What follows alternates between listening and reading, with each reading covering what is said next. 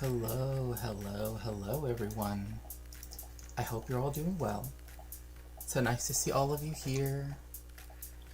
And I'm hoping that on YouTube that Nightbot will start showing up at some point. Because I am trying to get used to having that bot instead of Stream Elements' bot, I guess. So hello everyone. Hope that you're all doing well. Again, this is I'm Shakespeare or Shakespeare, whichever you prefer. And welcome in Q9 Trill. So for today, I wanted to finish Brahan Davis's video on Hindutva in the United States. I also wanted to talk about another one of these videos that's like, the United States is going to send, its special forces into Mexico. Hello, Philip. It's good to see you. Welcome in, right? And then I also wanted to go a little bit into Mexico's caste war, because as far as I know... Oh my goodness.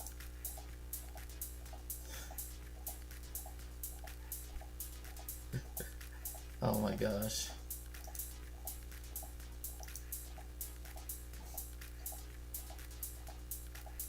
Sorry about that, Philip. I didn't mean I didn't mean for Nightbot to be so. You're totally fine. I don't know why Nightbot's being very weird about emotes, because I use a lot of emotes. But anyway, that's so weird. I apologize for that. Sorry. Like I was literally trying to start using it right as I was starting streaming, so I apologize if it's a little too sensitive right now. I don't know what exactly it has on there. Like, 4 emojis does not seem to me like spamming emojis, but again, so I was thinking we could start with the Mexico piece just because I think it's like entertaining to kind of watch it. I don't know. That's my own personal view. Right, because I think that there is a lot of content out there, but I do like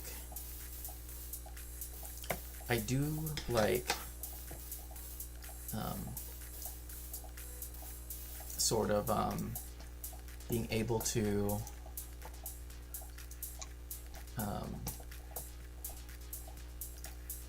let me see here. Sorry, there's a lot of stuff here that was going on. Ah, interesting. That is to say that the Germanic root would be that? Okay. So we're gonna start with the Mexico one. And apologies, I was trying to set up the bot before I got here, so. But it should be fine. It should be fine.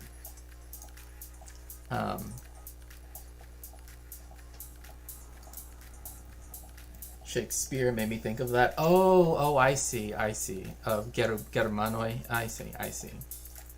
Okay, so we are going to begin, like I said, with the Mexico one, just because I think it's like, I don't know. I feel like there's so much content out there right now that is like talking about so many other things that kind of watching this is a little bit more entertaining in some sense, even though it's like Germany or Germania. Yeah, because one of the interesting things about Germany is that like that is to say the Germanic speaking peoples, right? Like now that it's used to describe a country as well, right? You can tell which groups, right, different countries came in contact with that were German speaking first, right? This kind of challenges this idea that there's like a united German, group, because if you go to like France and also in Portugal, Spain, they first encountered the Alemanni, right? Hence the French Allemagne. But in Italy, they say Tedesco, right, to mean Germany, which comes from the same word as Teuton, right? Teuton. So, and then you have Niemann on the Russian side, right? So they all have different names for the same place, but it's all dependent on which of the Germanic tribes, right? The Germanic-speaking peoples that they encountered. So whether it was the Alemanni, or the Teuton, or the, Tedeschi, or the Niemann. Yeah.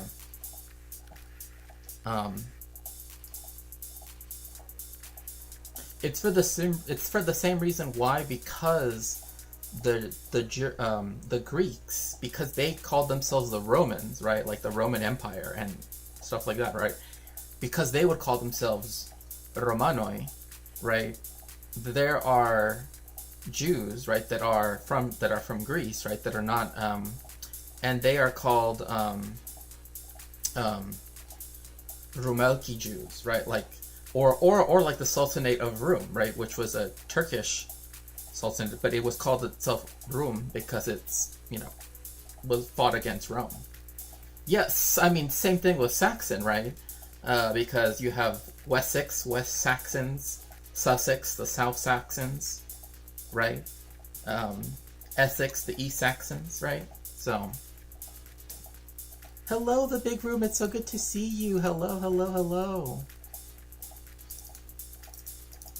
How are you doing? I hope all is well. So, yes, we are going to begin. Sorry, it's just I like etymology a lot. I think this has been established. Okay, so let's begin. For years, the most violent armed conflict taking place in the Western Hemisphere has been raging like an inferno across Mexico, consisting... Yeah, but why did it... Okay, so we're already starting off bad. Yes, this conflict. I don't know, I always find it weird when people want to call it a conflict, because it makes it feel like, oh, Earth map looks pretty without borders. Yeah, because they were never meant to be there, right?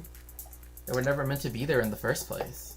And the animals there know this, right? It's like the border wall damages so much of the natural habitats of different species, causing them to essentially, some of them have gone pretty much extinct because of the borders. But regardless, yeah, like, saying this is actually kind of strange to me, because saying that it's like it is a conflict, right? The whole Greco-Roman self-reference can be just about impossible to understand. The Greeks called themselves Roman, the Romans called themselves Greeks. Yeah, they co-appropriated cultures, right? And then also, like, it also depends what part of, like, the Italian peninsula you are, because then you had Magna Graecia, right? Like in the southern part, and there's some places where they still speak etymology. Yes. Oh yeah, no, it's just, me. I've always liked teaching the history of language, because to me it's a very fascinating way to teach cultural history, right? Like how things have changed over time and how they've remained the same, etc., etc. Like before, the word stool, right? Stol in Old English or Anglo-Saxon, right, used to mean a throne, right? But now it's a stool, right? Like, oh, like a bar stool, right? But we still kept the idea that stool is somewhere you sit down, right? Like, it's somewhere you sit down, right? It's just that it went from being where the king sat to where everybody sits, right? Particularly if they were all playing the narrative games. Yeah, it's the same thing. It's the same thing, right? Same thing. But one thing that's interesting too is that some of the like sons, particularly of the cartels, I guess, they often will like to give them Roman names, right? Because they like to kind of play with that. Because, like, they kind of like to give them these, like, oh, because, like, one of El Chapo's sons, his name is Ovidio in Spanish, right? And so, like, on one hand, it could just be named after someone, but also a lot of times you'll see like, politicians, particularly if they're more white, often have names like Aristoteles, Epifanio, like all of these like Latinate names, or Grecian names. Of various different cartel factions all vying against one another for power, influence, and the control of lucrative narcotics trade routes and markets in the United. Okay, but see, this is still not looking at the origin of everything, right? This is just overlaying. Like, look, right here, he's literally just like drawing these borders as if though they actually represent something. Yeah, Ovid, like the poet. Yeah. Um, like this teal right here literally is just the borders of an entire state. Like, are you telling me that local groups in this one state just have it all completely under their control? Like, but, and also over here too, like this state over here, Quintana Roo, like it's essentially demarcated also by its political boundary. So it also doesn't really make sense to me to draw it like that, because again, it's like they don't really follow borders like this. But yeah, like again, when I lived in Tijuana, which is here, like most north and the most western. Well, technically, the most northern is over here, somewhere over Mexicali, but a lot of times they would say like the most northwesterly point or the most western point in all of Latin America. Is that again that this isn't actually looking at kind of the origin of this. In fact, it's purposefully avoiding it. Oh, thank you so much for lurking the big room. I appreciate that. Right? Instead, it's like saying, "Oh yeah, there is violence. So let's actually lay on these different colors and act like it's warring factions, like as though it was like medieval Italy or something." Right? And it's like, no, they're ingrained with both sides of the border, right, with their governments. I never pictured cartel leaders reading ancient Roman history. I wonder what poems he likes so much he named his son for Ovid. I mean, again, like, this is, like, some of it is, they do know the stuff, right? And again, like, it's interesting you say that, because that's another thing, too, right? Like, in the United States, you're sort of not supposed to, you're sort of almost taught, I guess is a better way to put it, to view people, particularly in the global south, especially if they are tied to criminality, as somehow being like uneducated, right? And that's that's like looking at them in this lumpen proletarian way, but also kind of in a way that also diminishes them, right? In that same facet. But yeah, let me move this just slightly over here. Because yeah, so the gold color, or let's say the marigold color, right? This color here, the Sinaloa cartel, this used to be the most powerful one. But how it came to be this way is very different, because the DEA and the Mexican government essentially, and I know that Gila in particular, our wonderful mod, and also, who also always looks over the VOD, can correct me if there's any like minute detail that I might miss here, but from what I remember from my own reading, and also if you'd like to help my research, particularly on this topic when it comes to drug cartels, and to the sort of stuff that they've made the United States cause, or what the United States has caused that made the cartels, etc. If you would like to help in my research of this, as I'm sort of transitioning from one big project to another, you can do so by going to my throne and, helping sponsor a book. Particularly this book, Drug Cartels Do Not Exist by Osvaldo Zavala. So, what is it about this that kind of sticks out to me? The Sinaloa cartel was essentially given carte blanche by the United States because they were willing to let it grow in prominence and essentially become the largest criminal organization in the world if they would essentially work against their enemies, which of course they already are, but essentially that it was the United States government and the Mexican government as well that was hand in hand essentially going after their enemies. Now many people would say that this has changed.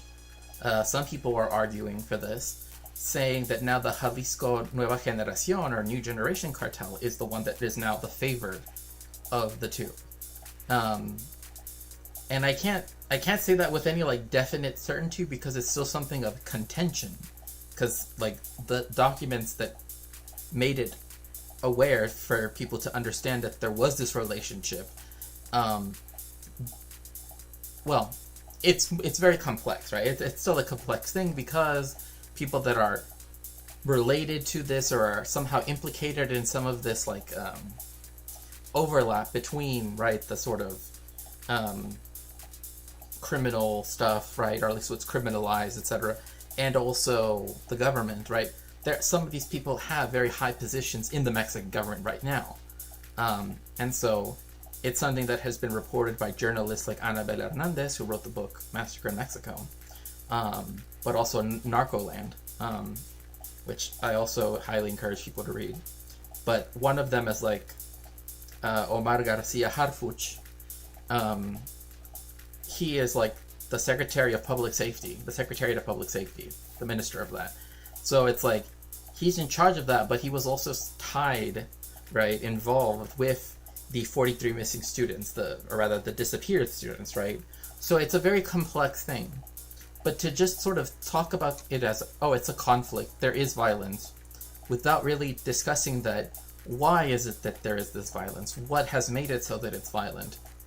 Sort of, I don't know, to me, it doesn't really, it makes this already so that it's, the onus is on, right, the Mexican people to somehow be the ones to have to deal with this, or the people in the global south that have to like somehow stop this thing that is completely dependent upon the United States, right?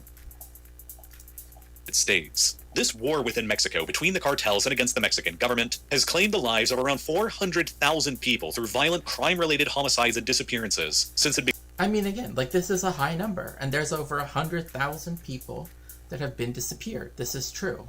This is true. In fact, one of the things from my research that I've been looking at that kind of made me sort of, that made me, now that I'm back in Mexico, sort of made me consider writing about this topic is because, like, I grew up during the, like, when the drug war was at its height in terms of, like, the Mexican army and the military being against them and, having battles between, so to speak, in, parts of Tijuana in particular, but also in other parts of the country. Yeah, crime-related homicide, right? See, this is why I'm saying, like, it's very difficult for me to hear that, right, Blair? Right, Philip? And to then say that, like, oh yeah, this is trying to think of a way to protect the Mexican people, because, like, he brings up this figure, right, since 2006, over 400,000 by crime-related homicides and disappearances. But it's then to justify U.S. imperialist violence in a country that already has suffered and is suffering from U.S. imperialism. Like those two things don't go together. Like that does not solve any problem. That makes the problem worse, right? So Began in 2006, while the fentanyl and methamphetamine that they've been smuggling across the border have been ravaging America's streets and fueling the U.S. opioid epidemic, where more than two... Hold up. See, look, again, it's all about the framing. Even El Mencho, who is the blue-colored, like the blue sort of colored cartel here, I guess, he didn't... It's not like he was in Mexico when he learned how to make synthetic drugs. He learned how to make meth in the United States. That's why when he was deported back, that's what made him become part of the cartel. Like, at first, actually, he was a cop, and then he became, leader of the cartel. But again, this is acting like Mexico was planning, like it decided to do this to the United States. Like, Mexico didn't fuel the U.S. opioid epidemic. It was already present. Sounds like an arsonist marketing themselves as a firefighter. Exactly. Like that is actually such a good way to put it, Philip. That's actually really a really good way to put it. Because, again, it was Big Pharma that kept pushing, right, Oxycontin and other such, opioids, right, that was being pushed onto people, right, making doctors prescribe it, getting people hooked onto these substances that caused the U.S. opioid crisis, right? And then these addictions being seen as criminal and not actually being treated as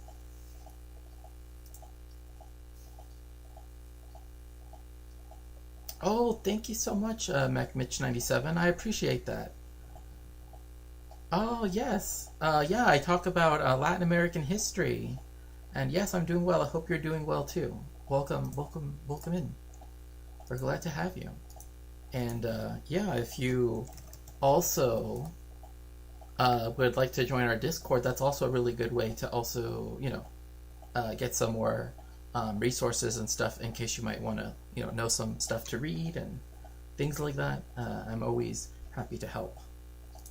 Um, so again, but again, thank you so much, and I'm really happy to hear that. Thank you. Um, so it's absolving all of the Philip Morris founded in 1847 Pfizer.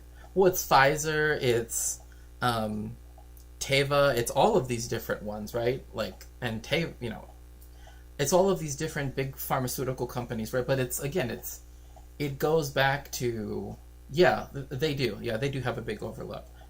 But one important thing to keep in mind as well is that is what precipitated the epidemic that we have, right? That we have in the world, right? And the reason why I say that we have in the world is because, again, he is involving my country, Mexico, and saying that we fueled this, when again it isn't Mexico that is the place where it's a distribution country. It's not a production country, right? So this is a huge problem in this sort of line of thinking, is that when marijuana and other such drugs that are usually tied to land, right, stuff that you have to grow, right, like heroin, like right, because then you have to grow poppies for heroin, right, like in Afghanistan, or you have to grow. Indeed, Wall Street is not in Mexico. Exactly. Pfizer, right, like all of the big pharmaceutical companies that, again, push prescribing Oxycontin and other such related opioids, right? They are the ones that created the epidemic. Mexico didn't fuel it, nor did it start it. The United States, it is because of U.S. demand that Mexico is even used as a distribution point, and even as a place where people will have laboratories to create these synthetic drugs. But as I said before, like supply chain wise, even when people say, oh, the stuff comes from China and goes to Mexico, again, remember, like, boats don't sail in a straight line across the ocean, right? They sail in an arc, right? Just like how planes do. So that means that typically ships will land in other ports, that is to say, ports that are to the north of Mexico, before they can even bring those materials to Mexico. So they will go to the port of Long Beach, the port of Los Angeles, the port of Seattle, the port of Vancouver, before they even make it to Mexico. Because the main port that ships do come to in Mexico is the port of Manzanillo, which is way down in the southern part of Mexico. So, again, then that is because there is fentanyl that is necessary for medical treatment, right? It is necessary for anesthesia, for topical anesthetics, etc., right? For pain relief, it's right after surgery. That is necessary. That is legal. But it's blaming, again, the fact that there is this immense demand in the United States as a result of the opioid crisis that was sparked by Big Pharma, that now they're trying to say, oh, well, since it comes across the border, or it's, because they want to play it as a kind of game that, oh, well, it's your fault because you make it, even though it's, like the demand is still there. It wouldn't matter if any country that bordered the United States that had a way to access. I mean, again, because there are people that even bring it through the Canadian border. It's just far less. And that has to do with a lot of other things. But, yeah, it's like, I don't know. It's just it's weird to bring up the 400,000 estimate, which I know it's higher. Like, we don't know how many people it is. I know it's higher just from, estimates are always, again, in terms of verifiable fatalities, is always low. So we know it's going to be more, and if there's 100,000 people that are disappeared, those numbers haven't been figured into it either. So that's another thing to keep in mind, and this will become important too when I bring up the Human Rights Report later. So 250,000 other people have died from fentanyl overdoses alone just since 2018. The numbers of fentanyl overdose deaths in the US have been rising almost every single year since 2012, to the point where they were 27 times higher in 2022 than a decade previously in 2012. Yeah, but like, this is what needs to be understood, right? Like, this means that there is a problem in the United States that has to be taken care of. And it wasn't taken care of in 2014, or definitely not after 2016. Why? Because instead, you don't have universal health care. You don't have social safety nets to help people when they lose their jobs, when they can't find a job. Because that's another thing too, is like, people, presidents and Congress people, etc., they can all say, oh, look, the unemployment rate has gone down, but how much of that is also people that have given up on trying to find a job? Because that also is not factored in, right? It's only the people who are actively looking for a job that are currently on unemployment insurance, right? So we don't know, right? Like, we know that life has become more precarious in the United States, particularly since 2016. I think people would generally agree with me that things have not exactly been great since 2016. But you see this huge spike in 2020 and afterwards, and I think we can sort of see another big issue that also caused, right, people to find ways to relieve their pain, or to alleviate whatever suffering they might have, right? I've read Cartels Aren't Real and read a lot about immigration, and I'm a recovered addict as well. Oh, that's good to hear. And I think blaming our friendly abuelas is just ignorant and dangerous. It serves capital for sure, but like, cartels are nuanced. Some serve security, some less. But to manufacture this fear is just serving the ruling class and oppressor karmas. Exactly, McMitch. Thank you so much. I appreciate that. Yes. Yeah, like for me, like, I mean, I've read on Throne I have this book here, which I want to get a copy of, because I have read it, but like, I like to take my notes and everything for what I'm writing, but I also have one of his other books that is talking about, like, the use of language, right? The use of language in order to construct, right, like, the criminality of the cartels. And you're right, exactly, like, they're trying to blame people. Also, welcome in, Keiki, and it's good to see you. It's blaming people who, again, like, they are... I will remind people again, right? Like, one of the things that, again, people, and I myself am critical of my own government here in Mexico, right? That's always going to be the case. There are many issues with the government, but it making the minimum wage rise 5 times, right, by 20% each time, and then, or 4 times, or 5, was it 5? Something like that. And then making it a rise in relationship every year in relationship to the rate of inflation. That was a positive step, right? I think that is good, right? That is a positive step forward. Before that, it was not since essentially 1992 to 1994 since the last time Mexico raised its minimum wage. So it had been set for almost 30 years. And so again, and that is only in the formal sector, right? Because most people in Mexico actually are not even employed within the formal sector, right? Most of them are employed in the informal economy, right? So again, the benefit, it does not even go to, again, technically the majority of workers, but it's still a positive step forward, because the hope is that, again, we will eventually see a time and a place where what gets defined as formal, right, is expanded, right? That's, what a progressive, thought process for this would be, right? But one of these things that this doesn't address is like one reason why they've been able to like hire like, university students to work making these things is because they have no other recourse, right?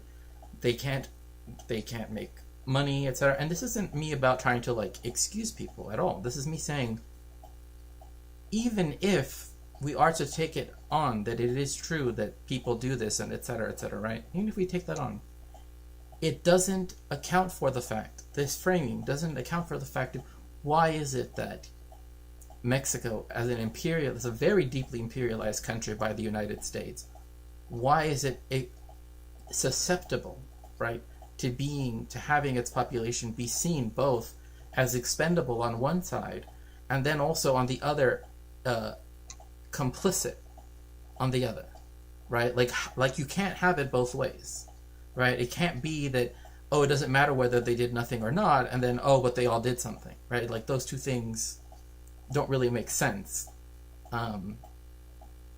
Most in Mexico are in the informal economy. Yeah, it's about 60% of people are in the informal economy. But again, like one of the things that caused that was going back in time, right? One of those things is going back in time, like I mentioned before, is when the United States, because they essentially, the IMF and etc., they first did the structural adjustments essentially on Mexico. From everything I've read, it's essentially consensus, more or less, that the first country they ever did structural adjustments to was Mexico, in terms of an IMF loan. But because, and I think I've explained this too quite a few times, because then Mexico had to open up its internal market, particularly when it came to, for example, like corn, right? And there are years, and you can view this yourself, where the United States has consistently overproduced corn for so many years. That's why one thing you got was the absolute decimation of the Mexican, agricultural economy, right? And also the creation of high fructose corn syrup. Those two things are both products of this same aspect, is that then local, right, in people that would otherwise have been able to compete, right, in the internal market of Mexico, now they had an open market to compete, having to compete with the United States. Yeah, industrial corn, exactly. They could not compete with industrial corn, as you're saying, right? So many people, right, lost their land, lost their livelihoods, right? And so they essentially had two options. They could either go to Mexico cities, right, and work in the developing industries there, or in the service sector, or go to the United States. Those really were the only two options you had, right? And this is when you begin to see a swelling of already very large cities like Mexico City. Mexico City was already the largest city in the world. It only became more so, right, after this. But again, this is why you have many people coming from particular states of Mexico, to the point where now there were more Zacatecanos, right, people from the state of Zacatecas, which is known for its for having a lot of farming, ranching, etc., right? More Zacatecanos living in the United States than live within the borders of the state of Zacatecas. Like that's how great the imbalance became, right? So again, this isn't taking into account all of this stuff. It of course it won't. But that's again what leaves people susceptible to being used, right? And also to being put into precarious work, right? And the fact that the United States also, again, does not have universal health care, does not have social safety nets, does not have all of these things, adds up to why after 2020, during the COVID pandemic, you have it's almost, like it's going almost straight up. Like it's more, it's like it's not like it was between 2014 and 2016, right? It's more vertical than it ever was prior.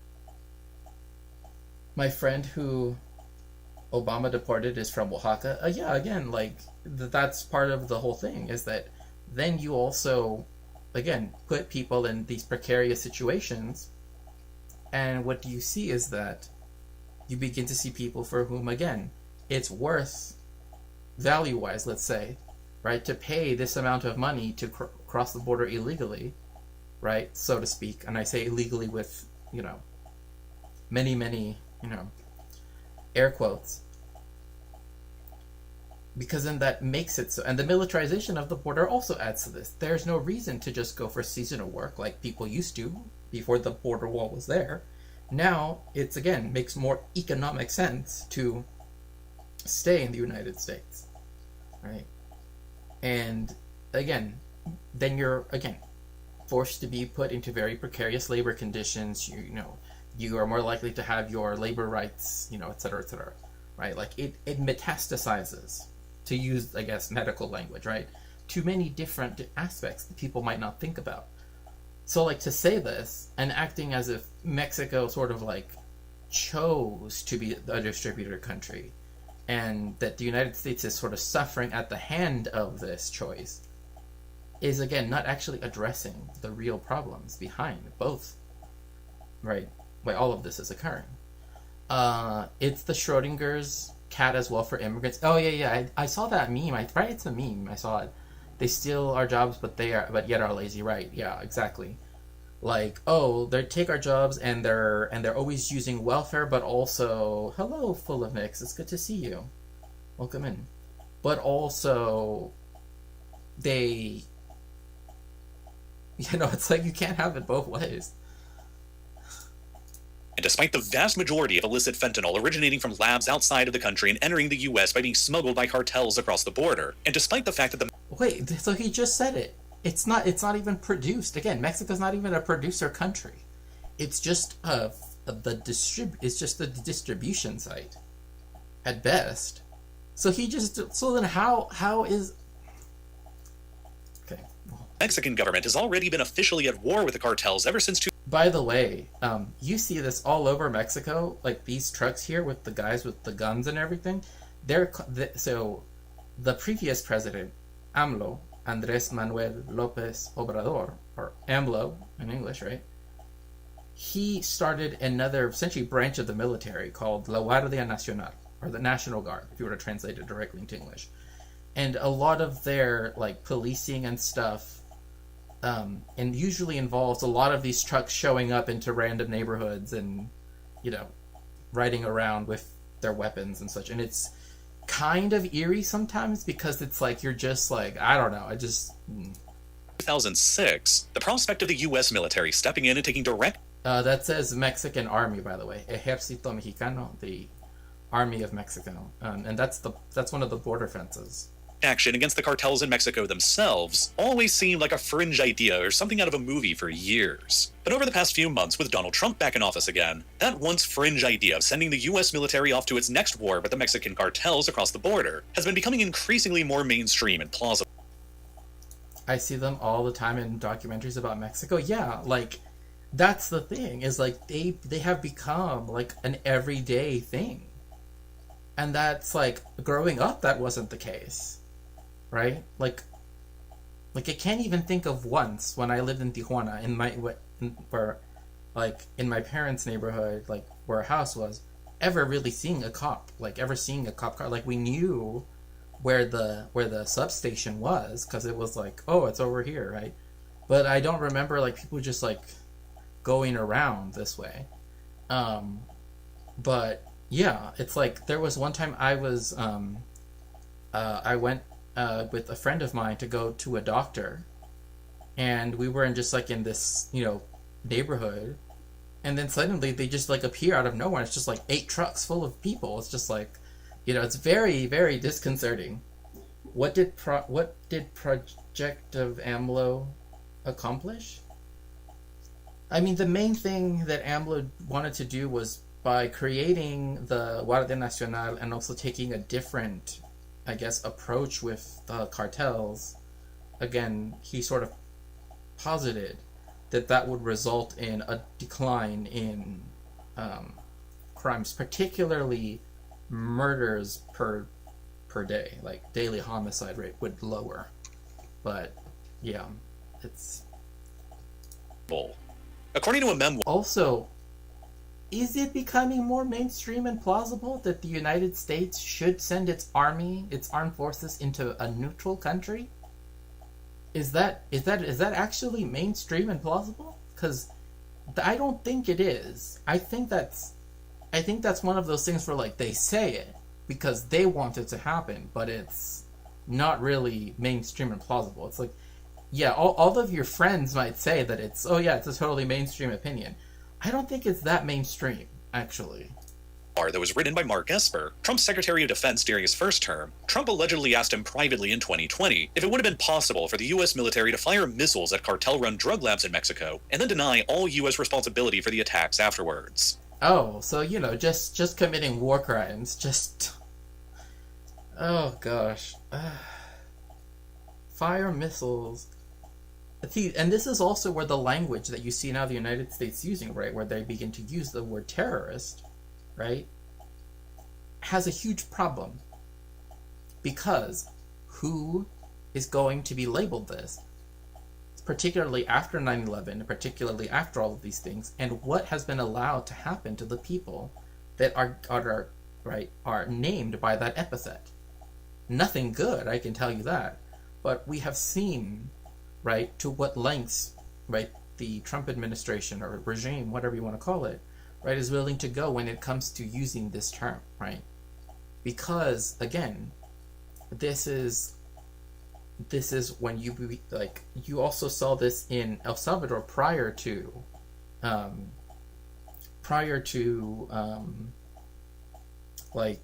the United States sending people to CCON, right? You saw Bukele saying narco-terrorist, right? Putting those two things together. But it doesn't make any sense even within the context of the amount of people that have been imprisoned. How did Trump get the idea to fire missiles and then deny it? Where was this being done? I wonder too.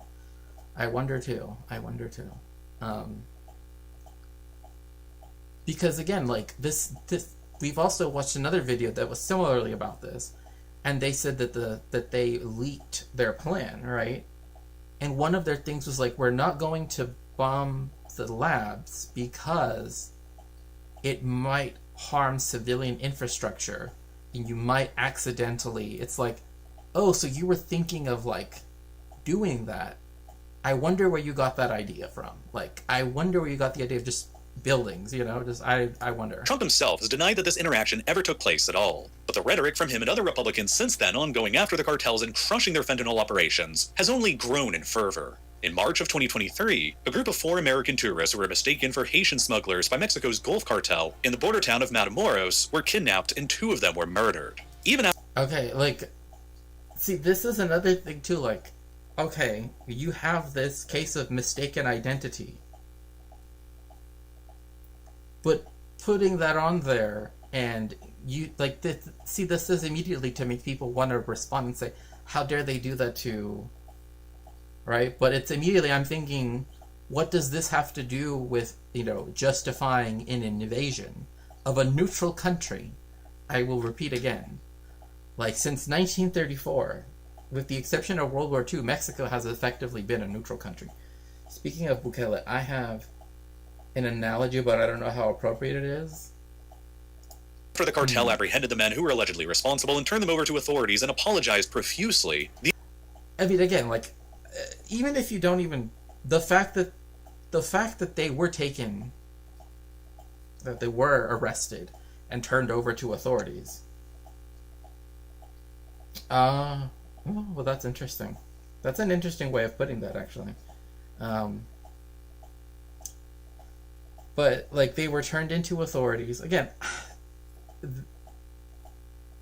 the fact that they're even using this case to try to sort of say, like, oh, look at the things that have happened. That would be holding the Mexican state hostage and the civilians hostage to the fact that there are these, groups that they're against, right? But it doesn't solve the problem. You still have... It's still lucrative, right? See, this is the issue. It's still lucrative, right, to distribute to use Mexico as a distribution point for drugs. That doesn't change the dynamic at all, right? The whole thing is about trying to change the balance of what it is, right? And the only way you can ameliorate the situation is by taking care of the people inside the United States who are addicted, right? Only, and doing it to relieve the demand, right? You can't go after the supply, because if you relieve the demand, then the supply was no longer needed. The incident sparked an uproar in the United States and led to Republican Senator Lindsey Graham saying that he would introduce legislation to lay the groundwork for the Biden administration to deploy U.S. military force against the Mexican cartels, something that Mexico's then president, Andrés Manuel López Obrador, better known by his initials as AMLO, rejected on the basis that it would have been a violation of Mexico's sovereignty. But since AMLO left office in Mexico, I think it's interesting how they the way how it's being said here, right? It's almost like, oh well, AMLO just said that, right? Like, that was just his opinion. I don't know, maybe it's me, but it almost sounds like that's what this is saying. Well, that was just like his opinion, you know?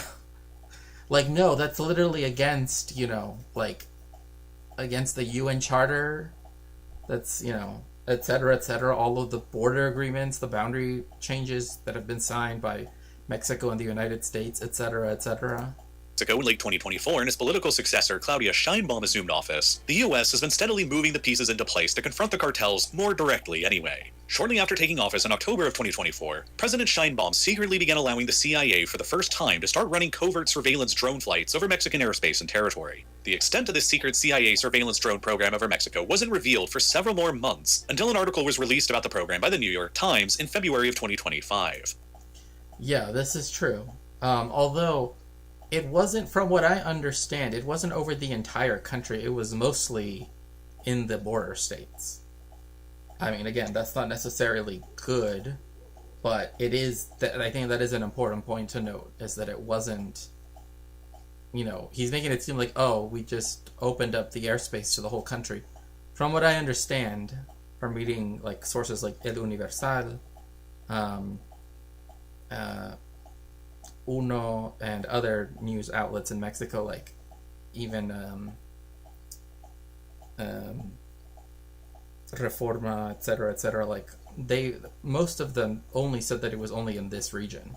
Again, how much of that is true, I don't know, but while not given any authorization to use lethal force, at least for now, the CIA drones have been busy hunting for cartel-run fentanyl labs across Mexican territory instead, whose intelligence is then passed on to Mexican authorities and likely kept by the U.S. for potential future operations. Since returning back to office again, Trump has ordered an Yeah, see, look, like, these are their flight patterns. Like, you could see that it's very, I don't know, limited?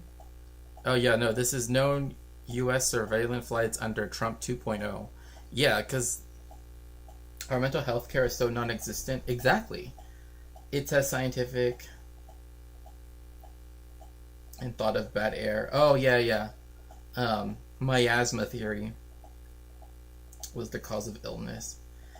I mean, yeah, no, I mean, like, that's a huge problem, right? It's like, if you don't have things like universal health care, if you don't have things like a robust, you know,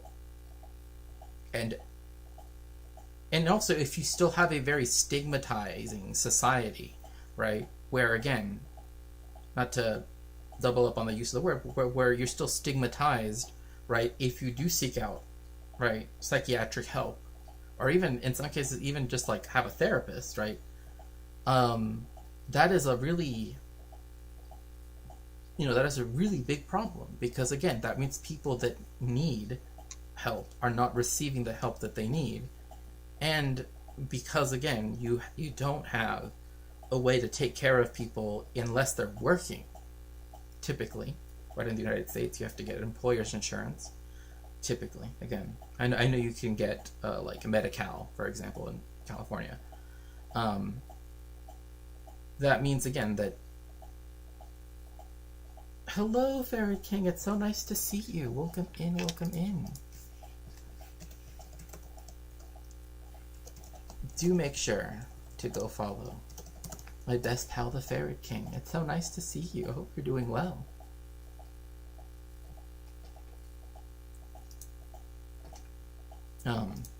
increase in the numbers of these CIA reconnaissance drone flights that are taking place over Mexico, while he's also ordered the U.S. military to step up its own separate surveillance flights along the southern border and along Mexico's Pacific coast. Unlike the CIA, the U.S. military does not yet have formal permission to utilize Mexican airspace, but that hasn't stopped. Oh, you just moved house? Oh my goodness. I can imagine it must have been very busy. Very busy. Moving is always such a, I mean, oh gosh, you know, you never realize how difficult moving is until you actually have to move and then have to like take stuff down and then put stuff up all over again, right? Like it's just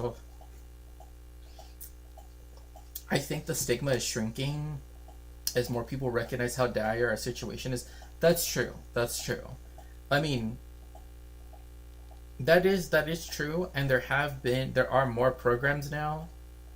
It's just like now, like for example, Philip, and this is an issue that is that now there are a lot of people that would have otherwise have benefited from it, right?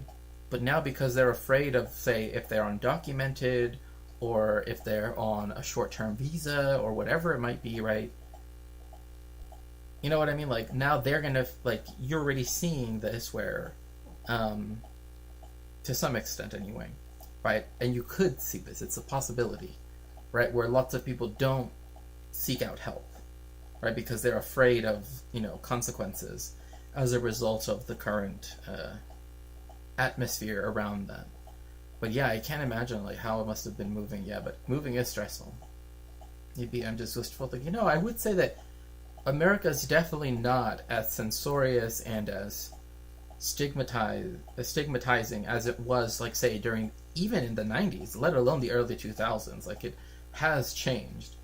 It's just the access is still not there, right? Like, people, I don't think that it's consistent enough to where I could say that, oh, everybody that needs help gets help, right? And I think that's something that shows. And there's another thing too where they will often collapse, right? Collapse into different things, right? Addiction and mental health into one, right? They can be interrelated, but when they just make it all into one, right? And just because this is the thing I noticed in California, they would just put people in the same facilities, right? And it's like you require different treatment plans and everything, depending on what you're working with, right? But that's also another problem too. The Trump administration from using the military to acquire intelligence on the cartels anyway. Since Trump returned to office, the U.S. military has conducted more than 24 known surveillance flights along the southern border, using a variety of spy planes and drones. Well, in early February, a U.S. Air Force RC-135V rivet joint reconnaissance aircraft carefully threaded the needle of international waters and airspace to fly deep within the Gulf of California, directly by the Mexican state of Sinaloa, home to one of Mexico's largest and most influential cartels, the Sinaloa cartel. These increased surveillance flights under the Trump administration appear to be gathering intelligence and acquiring targets for potential future attacks. While the Trump Like, why? I just don't understand. Why would you want to? Okay, look. It just doesn't make sense to me to be like, we're gonna like go right in the middle of this, like, right in the Gulf, in the Sea of Cortez or Gulf of California, right? And like go like right where it's still international waters and it's like, you know, very narrow, right? Just so then that way we can run military reconnaissance. Had a very close friend who was studying to become a psychology therapist in Germany. She was afraid to get, I see. Yeah, no, I mean, again, like, that's another thing, right, is that you still have, right, other stigmas, right, that other things that are stigma, you know, that people are stigmatized for so many different things that, yeah, like, again, that's why we have to consider an intersectional approach to these things, right? Like, it's why having things collapse into one big pile, right? Like when it comes to, say, getting medical treatment, right, and putting people in the same medical facilities is not a good idea when you have two very different things that you're trying to work with. Hello, Scribble Hearts. It's so nice to see you. It's always lovely to see you as well.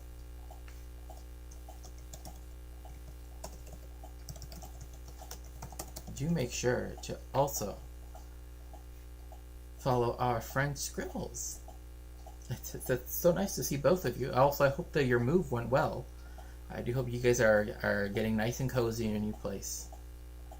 I've been good, thank you. You know, I am enjoying it now a little bit in Mexico because the weather is nice right now. But yeah, it's been good. Yeah, I'm so glad. It's funny because at first I was thinking, oh, you know, it's Saturday, should I stream? But I was like, I need to stream. Administration has also been further laying groundwork for attacks in other ways as well. Let me see here. It did, thank you. I experienced my first cockroach and shoe today. Oh my goodness gracious. Oh yeah, that's right. That's right. And yeah, like, that is one thing. Like, if you live in places like where it's more dry, like in California, like the desert, like the biggest desert around is like the Mojave Desert. It's really dry, so all of the bugs tend to be a lot smaller.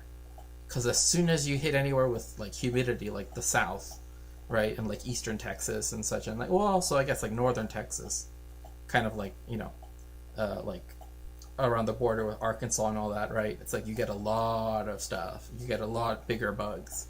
Because I remember like when I was in the Philippines, yeah, like over there it was just a completely different story to what I had gotten used to, like in LA or even here in Mexico City. So we are so petrified over small tiny bugs in the UK. It's actually hilarious.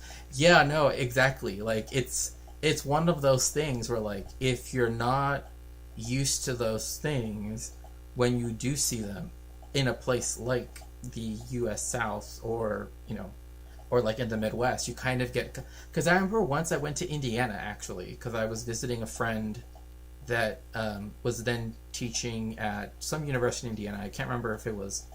I think it was U of I, in Bloomington, I think. And I just remember that, like, at some point, like, during the day, there would just be, like, you know those, like, really bright green, like, almost, like, neon lime-colored green, right? Grasshoppers. And they would just be, like, all over the place. It's just like, oh, yes, it's, like, after it rains, there's just... I'm just like, they're literally everywhere. Everywhere. I just can't. It was very disconcerting because, you know, like, oh, you open the door and suddenly there's things like, you know, it's like, so it was a little bit disconcerting for me, a little bit disconcerting. Might help to give people more control over what is readily available. Yeah, I mean, like, again, like, this is why, like, a lot of, like, there are a lot of things vis-a-vis disclosure, right? For sure. Like in the United States in particular, right?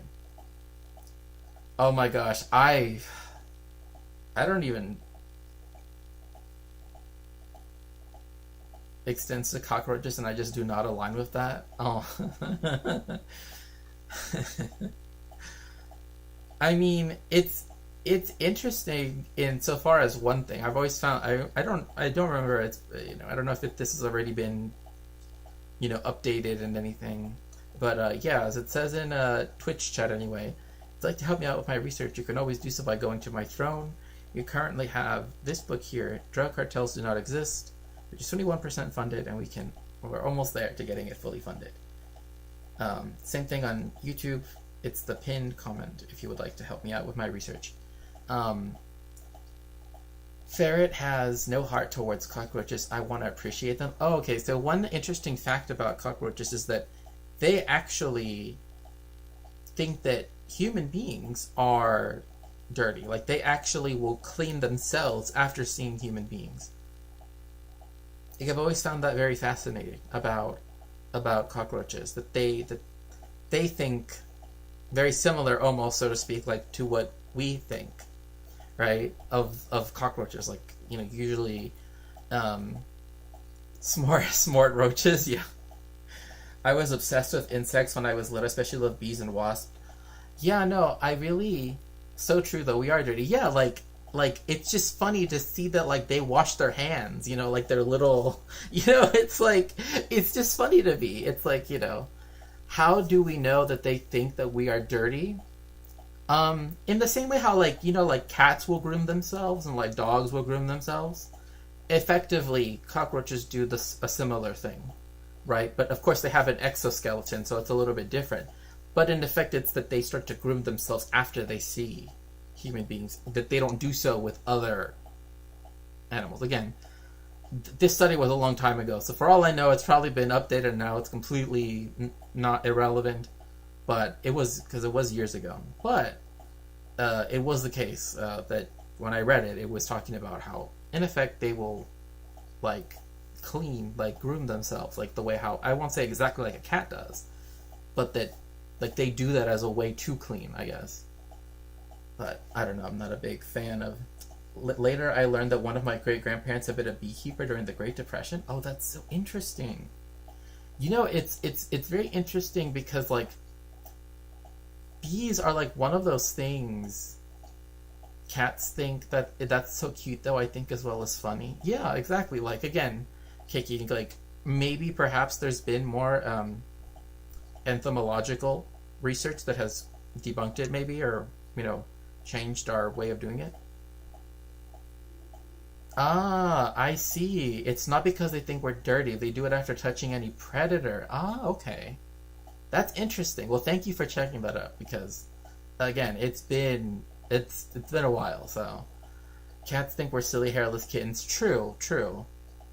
And my puppies, I don't know. Like, I think they think that I'm just like one of them, so they just like always just want to be around me. Because, like, if I were to sit on my sofa, like, they're literally just here, here, here. Like, they just want to be right here, like, just going to sleep.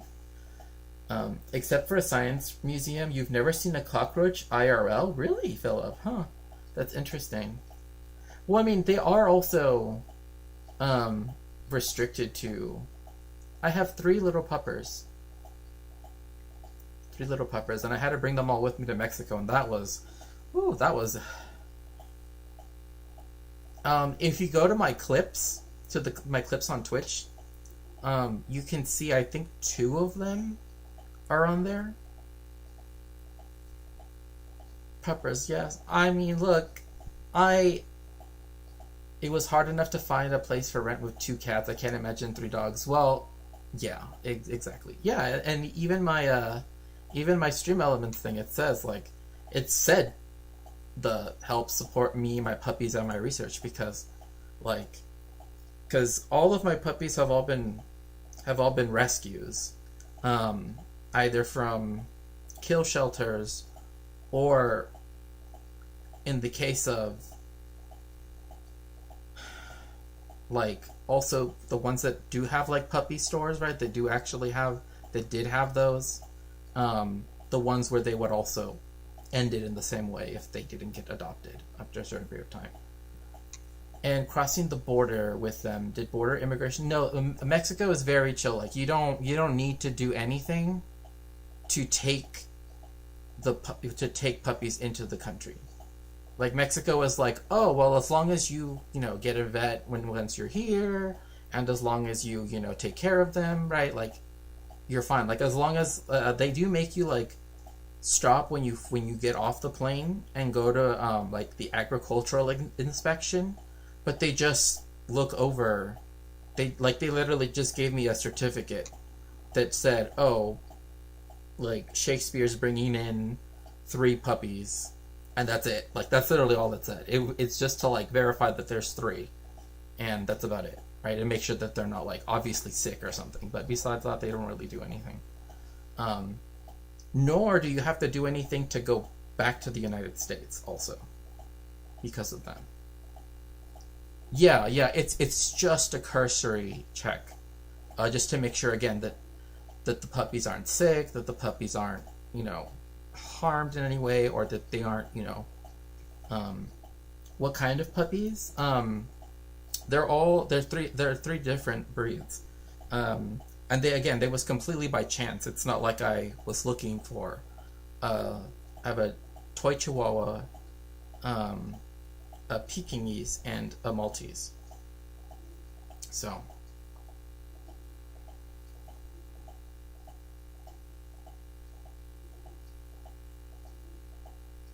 Yeah, no, again, it was because when I found out that this shelter that was going to close down, or wasn't going to close down at the time, it later was going to close down. But at the time when I found it was a kill shelter,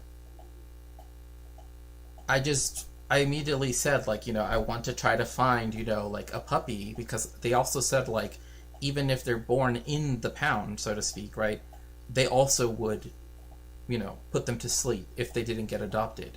And so I was like, oh, if there's a puppy that's like, that is about to turn a month old and hasn't been adopted yet, I don't want that puppy to be put down, right? So that's why I, adopted the puppy I did, because I didn't want that to happen. I thought, this puppy's never seen the outside of this place, I just couldn't. It just, because I've always been very much against kill shelters, and also the stores that also put down dogs as well, again, for similar reasons, right? Because there's already the issue of puppy mills on one hand, let alone a for-profit puppy store, right? And also the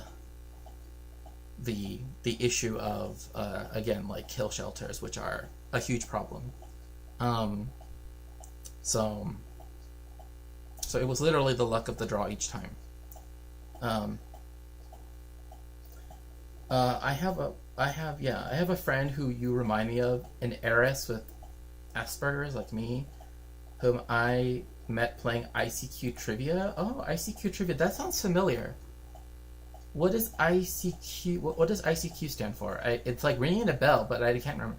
She was passionate about education reform, wants best quality education for everybody. Yeah, no, I mean, in that sense, yes, I am completely for that. Regardless of family wealth, education to all levels, like it should be exactly like. Again, I'm not going to say, this isn't to say anything about, the particular government they have in Cuba, but the way how it works in Cuba, where up to a PhD, it's all, anybody can go get it. I think, to me, that should be the standard. Like, all education should be, because it's a good in it of itself, right? Like, education demonstrably is always, right, worthwhile, right? Nor have I ever met anyone that was ever opposed to the idea that they wanted to keep learning. It was more so that they were often, again, to bring up the word stigmatized because, again, if they didn't, say, have a good high school GPA when they graduated, or they had to leave high school, they had to drop out to start working, because, again, the places I've lived have always been places that usually had a lot of undocumented people, had a lot of people that, again, lived in very different, economic conditions, right? But particularly were very proletarian, very, working of the different working classes, etc. There were a lot of stories like this, right? Where people had to leave school, or they came from Mexico or other countries in Latin America or other parts of the world, and they had to work from when they were a teenager, or etc. And so they were stigmatized because they didn't have the high school diploma or the GED, right? This piece of paper. And so them approaching education was what made them not want to get it, was they were afraid of being stigmatized because of their lack of, right, of being undocumented, or of not speaking English well, or etc., right? But it never was education or learning itself that they had an issue with. In fact, quite the opposite. It's that they were afraid of being stigmatized, or of being marginalized, or being, being forced to reveal their undocumented status, right? Like you do if you want to go to attend community college or something, right? That was often the fear. It was never wanting to learn in and of itself, right? That has never been an issue. So, ICQ. I see. Yeah, pet stores are... My mom... Yeah, no, I did not. So adorable, I adore them, yeah. My mom has had purebred cats before, but always rescuing adoptions. Yeah, again, it was the luck of the draw. One of the puppies, my Pekingese, literally, I kid you not, was literally pulled out of a bag, like literally pulled out of a, like, because there was two puppies that were that they had up for adoption, and they were sisters, twin sisters, I guess. And so I was like, oh, I guess I can't adopt any. And then they literally pulled her out of a bag because they had her like a little satchel, right? And it was all warm and cozy. And then they took her around. They're like, no, her sister's right here. So she, they're all very special to me, like all of them. But yeah, like again, it's something that even in Mexico, like when it comes to pets and stuff, like also trying to,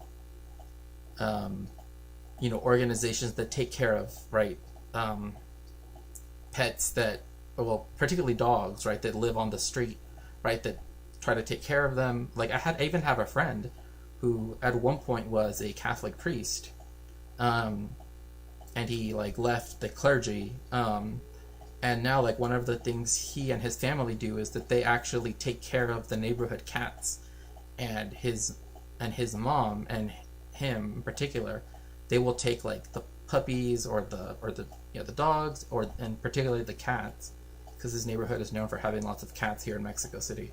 Well, I don't know if in Mexico City as in writ large, but definitely in this area. And they will get the cats neutered or spayed, right? So that way they won't be, but also feeding them, attending to them, making sure that, and stuff like that. So it's done out of, again, trying to help as much as one can.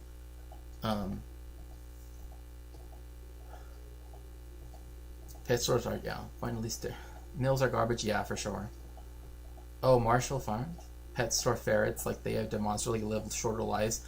Yes, which is why, like, when I saw that there were, so here in Mexico City, and in Mexico, like, generally, like, but particularly Mexico City area, ferrets are actually something that a lot of people have been starting to get as pets.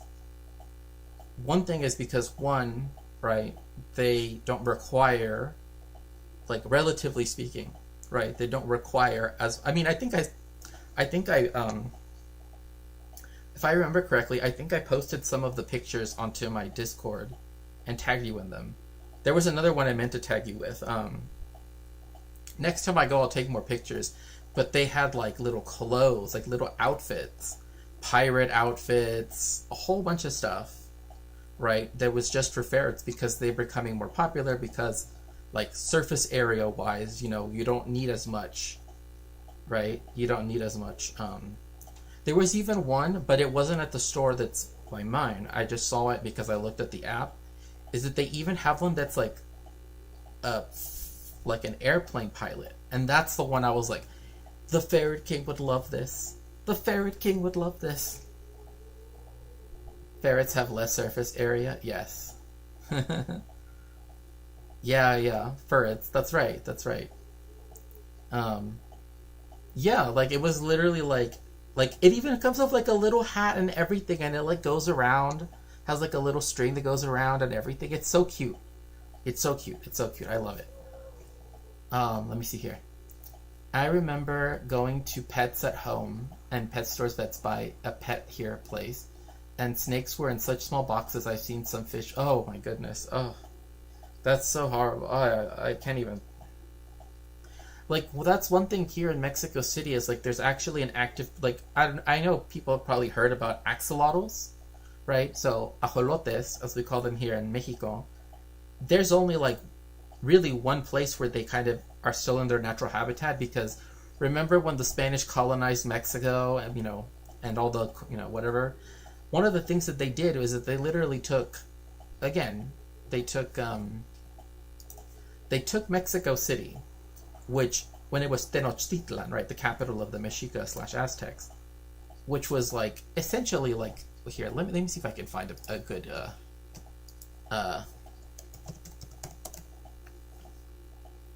because I'm always like, why would you do this? Like, this was always a horrible idea, but,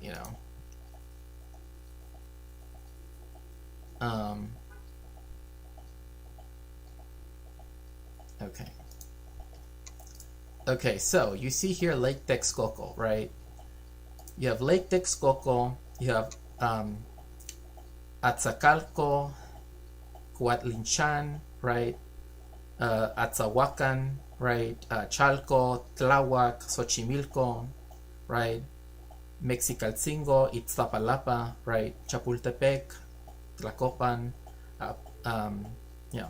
Um, but one thing you also notice is the fact that it used to be divided up into these different lakes, right? And it had these sort of what are they called? Not thoroughfares. Why am I thinking of this? Causeways. They had causeways, right? And the people that lived at the Mexica, right? They lived in chinampas, right? They had chinampas, which are these plots of land, right? And essentially, they were able to make the best out of the situation they were given, because when the Mexica first entered into, let me go up a little bit. So this is what Tenochtitlan looked all of those years ago, right? Like when the Spanish first would have seen it. And the axolotls, or the ajolotes, they had a larger area where they could live in, right? But now it's been reduced because the Spanish got rid of all of this. All of this is gone, right? And they essentially built an entire city over what used to be a huge lake. So you see here Ciudad de Mexico, right? Interlomas, Nacualpan, Tlalnepantla, etc., right? So Mexico City, like the old city, is here. So this all used to be part of this lake, right? Lake Texcoco. And right here was more or less where you have the island that the Zocalo is part of. Because like if you go to Mexico City, you'll see the Zocalo, which now is just a big like asphalt, blacktop type of thing, right? It used to have like a monument. It used to have, other stuff. Now it just has the blacktop. But you go there, and in essence, what you're standing in, sort of in a way, is like the outline almost of a part of an island, right? Like if you were to move around. And so again, the Spanish drained all of this. There still is parts of Lake Texcoco. There are canals of Xochimilco, but there's nothing quite like what used to exist, because again, the Spaniards drained all of this. The Europeans drained all of it. And so the axolotls used to have essentially very large domain where they could, live. And now they're essentially resigned to essentially where it says Lake Xochimilco, and the area that says Xochimilco, the city, right, is pretty much the only area where you can actually see axolotls in their native habitat. So, some Mexico City history. I'm from a very poverty, working class, white areas. Immigrants exist, and they're white too in the area. Right? Yeah, exactly. That's one thing. Oftentimes, people in the United States often don't, because of, there's issues. There's a lot of issues in America. Put it like that. It's wild how they're discriminated and stigmatized for being Polish. Ah, yes. It's, what's interesting is like there's a movie that's actually made for the American consumer, right? Like the American moviegoer, that actually does depict Polish people even being discriminated against. And it's Under the Tuscan Sun, right? Because it shows this American from San Francisco, divorcee, right? She buys a villa in Tuscany, and the only company that she can get that's cheap enough is a Polish, right? It's like it has all of these different Polish people, Polish men, and one of them is used to be a university professor, et cetera, right? But it's because they don't understand in many ways in the United States how it is that in England and in Italy, in the rest of the Western European countries, very often that Polish people have been seen as, again, working menial labor, not being seen as one of the, not seen as being part of the nation, etc., stuff like that. It almost doesn't make sense unless you've experienced it, or that is to say that you're aware of it. So a lot of Americans don't actually see it as that. They actually see it as, oh, it's quirky. Again, I'm not going to say that this is all American, But a lot of people that I've seen the film with ever since I became aware of this, right, they often don't see the fact that there is discrimination happening against the Polish people in the film by the Italians, because they see it in a way that's like, oh, well, they're all Europeans, right? They're all white people. Right? Like, they don't see... so again, I can't say, it's just, this is just anecdotal, so I can't, generalize this. I can only use this in my specific circumstances. So that's been my experience with watching it with other people. Turns out a guy, let's see here.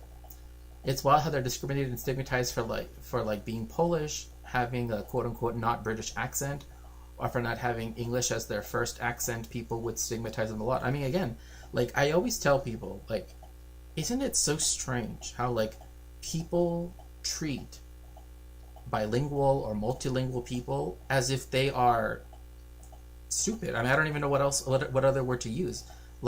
They will use that term in its derogatory sense, right? This person speaks two languages, and because they don't say everything perfect, you see them as lesser than, or because English isn't their primary language, you see them as lesser than. And it's this person speaks two languages, right? And it's just, I don't even know. Or they speak with a slight accent, but they can say everything correctly. But it's that accent that, because it's different, right? In fact, I remember there was a friend of mine, who also teaches actually in the United States, anyway, it doesn't matter where, but, and she noted that she found it weird that people that kept their regional accents of the United States when they had already lived in another region of the United States, for example, someone that's from Brooklyn that moves to Southern California is not expected to lose his Brooklyn accent, right? But someone from Mexico, right, that moves to Southern California is expected to lose their accent. You know what I mean? It's this really weird thing where it's you would think that moving to Southern California means everybody would have to speak like a Southern Californian, but that isn't the case, right? I was once going out of a game shop in my hometown because I heard a commotion outside. Some guy was incredibly aggressive and xenophobic. Turns out a guy was screaming at this guy, telling him to get out of the country. Ugh.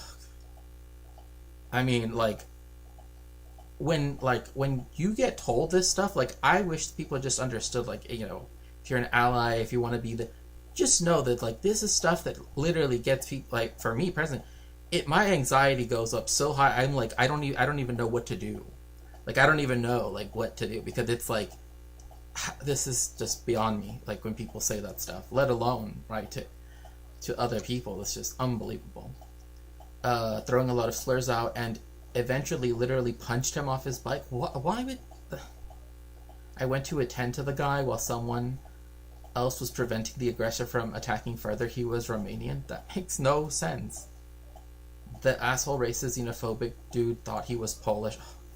That reminds me of the story that I've brought up, right, of a rabbi that I know who's a Sephardic rabbi, that he got assaulted in Beverly Hills by, anti-Semites, by white supremacists, right? And they were going to count it as a hate crime.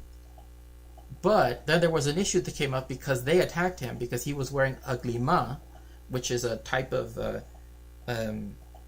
again, Sephardic Jewish people, because a lot of us come from also the Near East or Swana-Mena region, right? The Swana-Mena region.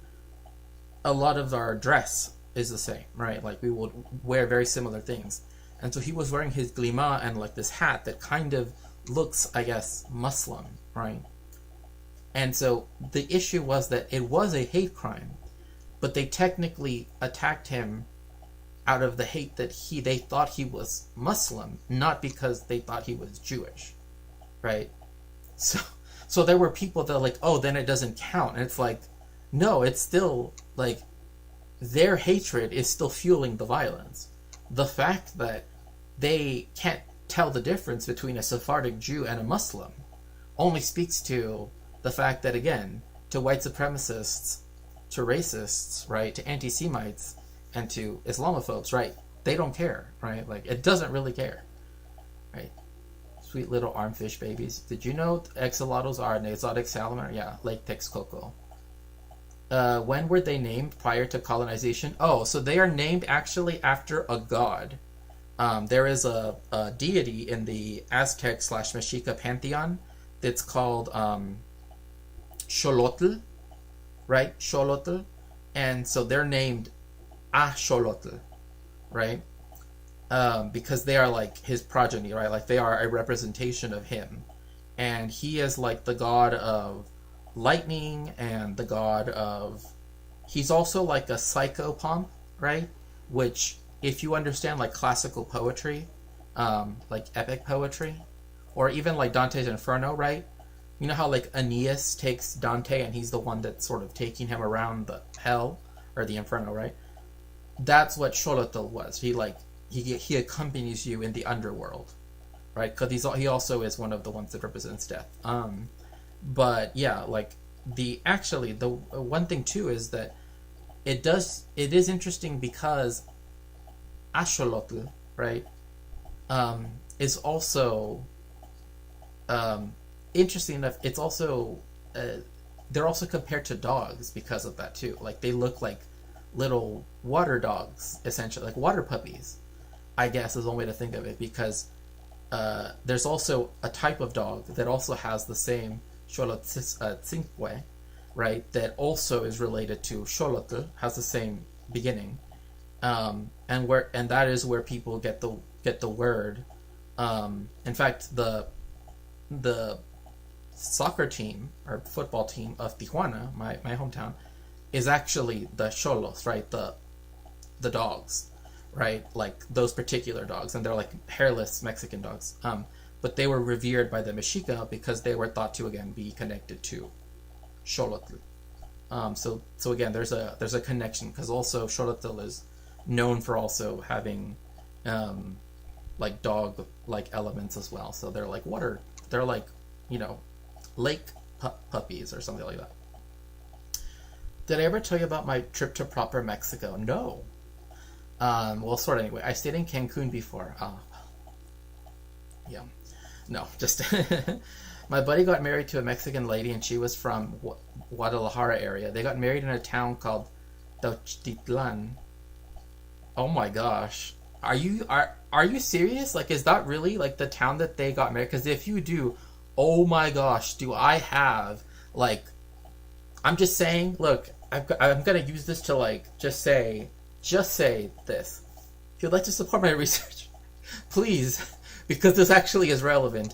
Tenochtitlan, right, which I think is the town you're talking about, is where something really horrific happened recently. Like, it got discovered in, like, February, and it's really just out there. And so the fact that you literally brought up Tenochtitlan and the round pyramids, or the circular conical pyramids, is like, I know exactly what you're talking about.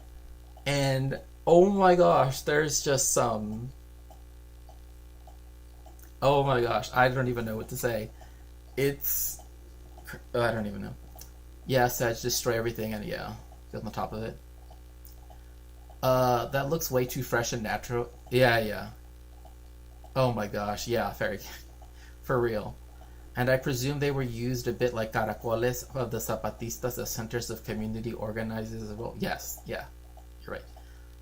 I can only imagine the amount of damage caused to life in the area and the ecosystem. I mean, yeah, I mean, like, axolotls are perhaps the one of the most well-known examples, but again, now Mexico City has a water problem.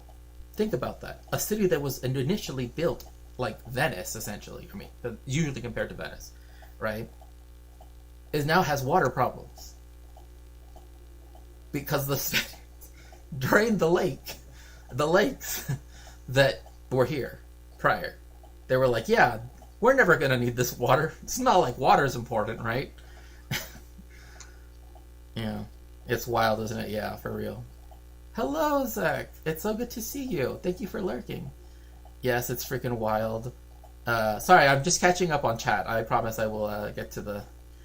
Because people have a foreign accent, people assume that they aren't smart, which is ironic because those comment such things only know one language. True. Low tier hate crime. I know, it's Psychopomp. P-O-M-P. Psychopomp. That's so cool that they're named after the gods. Yeah, it's so pretty. We stayed in a bougie hotel that was a converted castle or something. Yeah. Oh no, Huachi Montones. Ah, that's where I went. Oh my gosh. Wait. Oh my gosh, I swear. Let me... Oh my gosh. You've got to be... Are you... No way. Oh my gosh. Are you serious, Ferret King? Are you really serious? Like, yeah, did you really go here?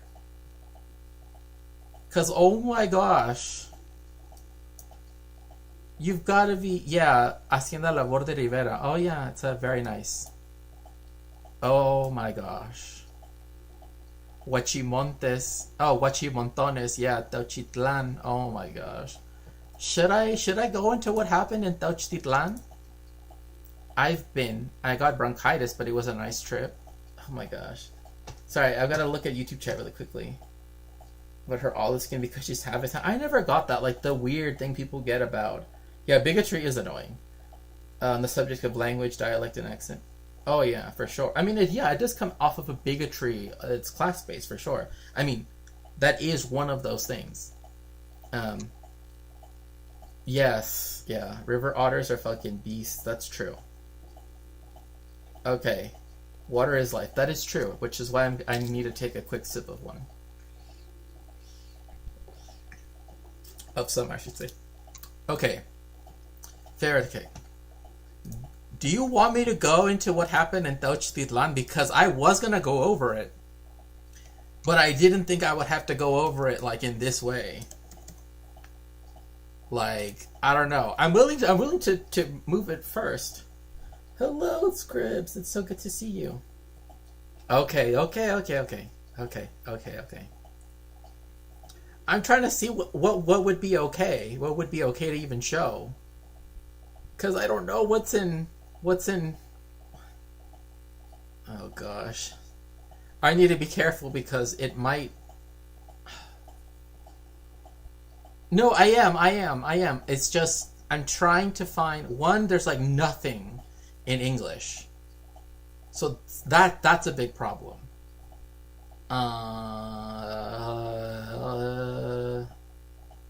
So I might have to translate everything, which is fine. It's just it's a thing.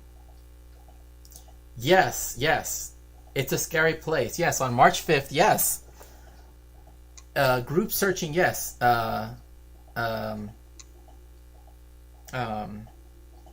Buscadores de Mexico, de Jalisco, found an extermination site. Yeah, essentially the way how they say it in Spanish is that it was an extermination camp. So that's why I'm a little bit like, yeah, I do want to go. I do want to talk about it, but it's also really hard to talk about because it's that, you know. So that's why I'm trying to find one that's like, I don't know, maybe. Okay, I don't know. We'll cover it a little bit anyway. Yeah, it was So it says let me see if I can if I can have it. No wait.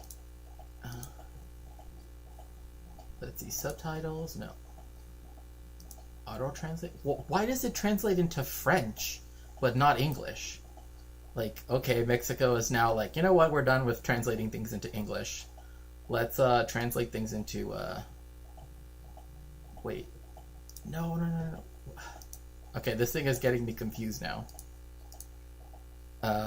Subtitles. No. Auto translate for English. We'll go with that. Okay. Es el horror lo que se vio en un rancho en Tehuichan, Jalisco, donde. So, this is part of what was. Is that where? Oh, I am so sorry, Philip. I don't. I don't know why. I don't know why it's like 4 emojis. It's like, it's, I guess 3 emojis is the limit. I don't know why it's being that way. Is that where they found piles and piles of shoes? Yeah, of shoes. I always some new dark piece of history when I visit your stream. I'm sorry. I know. Now I feel bad. I'm sorry. I didn't mean to like be this way. You had a positive experience. Here I am like, oh my gosh, this is horrible thing that happened. Now I feel bad.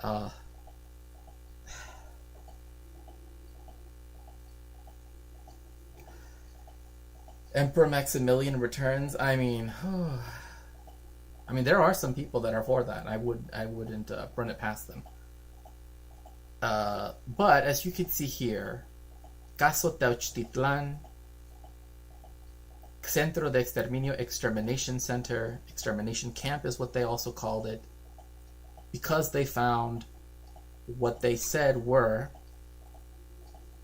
crematoria and all of this and all of this clothing, because what they would do is the cartel, and this actually ties into what we were talking about just before, Cartel Jalisco Nueva Generación owned that ranch. They stole it from the original property owner, and they used it by enticing young people, to come to Guadalajara and go to the Central Camionera, right, or the Central de Autobuses. Oh, well, I'll get to that in just one quick second, Orange Hue. By promising them that they would give them, that they had jobs for them. So again, young people who, again, this goes again to what people are willing to work for, right, all of these different circumstances in the informal economy, because there are simply not the jobs that pay well enough for people to live off of, right? Especially not in the informal economy, let alone in the formal one. So they would put out fake job ads, and they still were. And when I was, when this was first coming out, and even to this day, they still have these ads out there telling people to go to the central bus station of Guadalajara. Then, people go with their clothes, people go with, all their stuff, because they're moving, right? They're moving. And they're going to Guadalajara.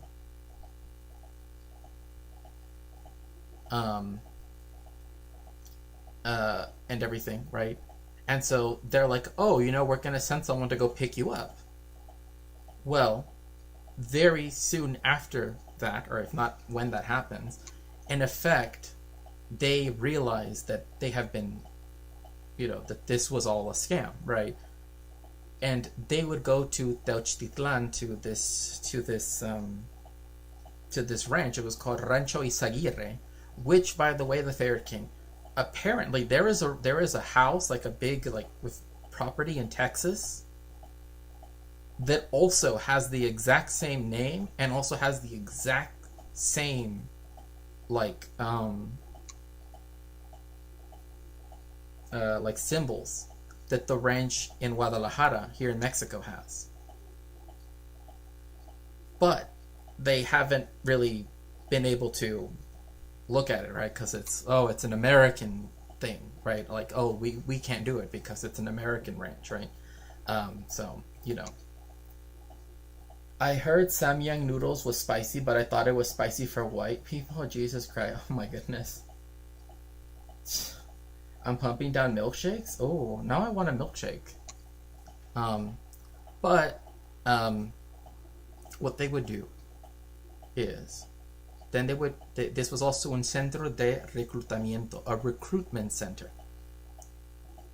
They would force people in this ranch to stay in, let me see if it shows it. Se aniquiló cerca, ¿sabe cuántas personas? 200 personas, donde se formaron sicarios, donde se construyeron explosivos. Es un recordatorio no solo de la crueldad y la violencia. So again, this is where they trained, right, their hitmen.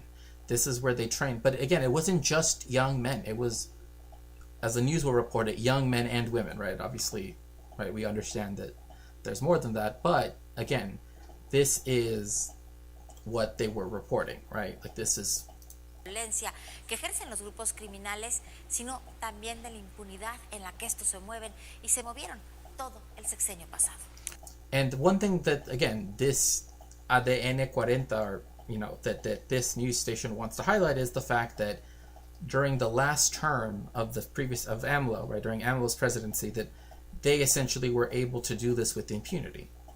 So again, it's what they would scam people by saying that, oh, we're going to give you a job that pays you well, right? Obviously, it wasn't like overly extravagant, but it was like a decent wage, more than they would make in whatever state they might be coming from. They would go to Guadalajara on the bus, go to Central Bus Station, then on their way, either when they realized that they essentially were now caught, then they were forced to live in this huge outbuilding that is like a big garage, but is essentially open to the elements. And I remember from one of the testimonies of the people in the early days when this came out, he described them having to sleep a cucharitas, which is they had to sleep, which it's not the same thing as necessarily as spooning, but it is sort of, in that everybody had to like it's not out of people survived and later were able to escape because they would make them to stay warm, because it's essentially open to the elements. They didn't give them anything because they didn't care if you lived or if you passed, right? And they would also use them as the subjects for how to teach them to, take apart the body. I'll put it like that. So take apart the body, right? And what to do and blah, blah, blah, all of that stuff. So, and again, sounds like CCOT. I mean, this is the reason why there needs to be... I'm so sorry, the Fair King. If you want me to move on, I can move on. It's just... but yeah, I'm wondering why the cartel did this to them.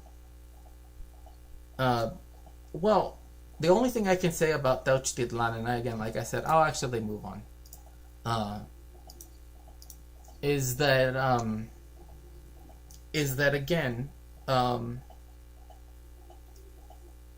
we know that there are others of these, and I wanted to tie this in with my research because it actually was this discovery that started me on a research path. I mean, again, right,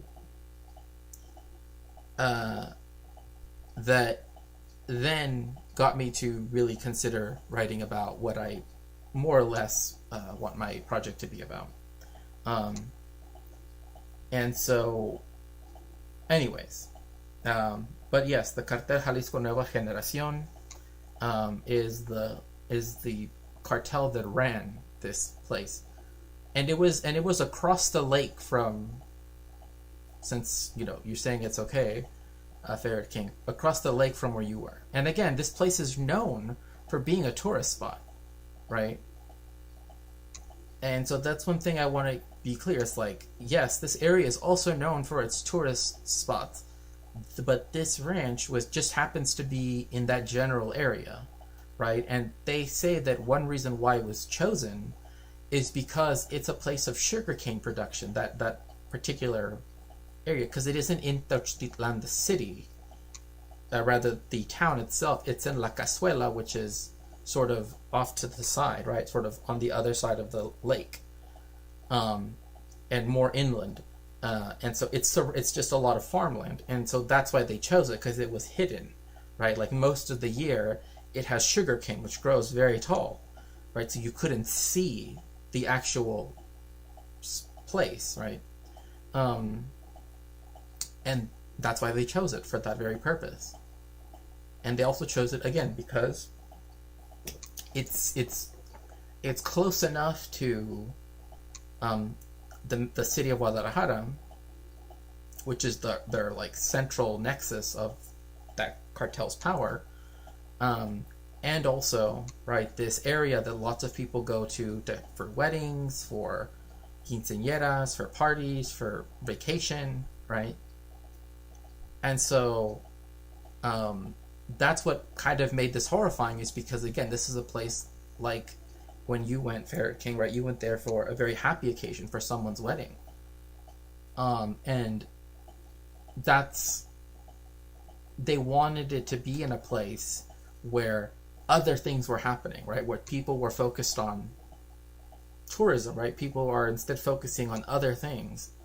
But there's still a lot of traffic nearby, right? So in that way, they could kind of hide, right, just under the nose of, right, the federal police, etc., right? And so that's why, again, when it was discovered to work this way, it caused such a shock, and started my own research into the subject, that because I realized that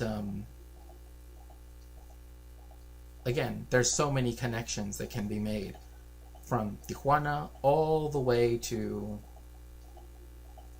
Guadalajara, to Tenochtitlan, to El Altiplano, right? Like all these places across Mexico, but that also have to be studied in relationship to the United States to understand it historically, right? It just happened to be the fact that, you mentioned Tenochtitlan, which again is a very beautiful town. I've been near it. I've never been to it, but I've been near it, and it's a very beautiful area. Because I've seen the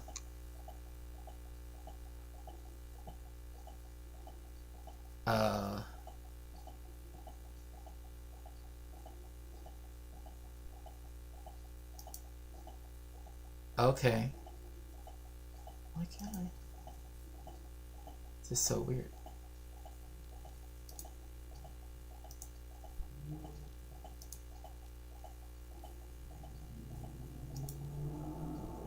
Okay.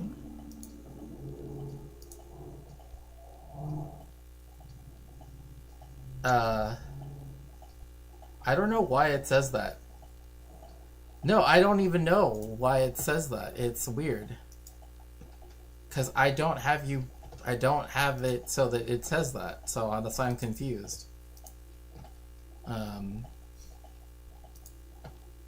I'm so confused right now. It's scary knowing such things when you're at a place that you think is full of fun and good vibes. Oh, no, yeah. No, don't. I don't want to make it actually do anything. I don't know why it's saying that. That's so weird.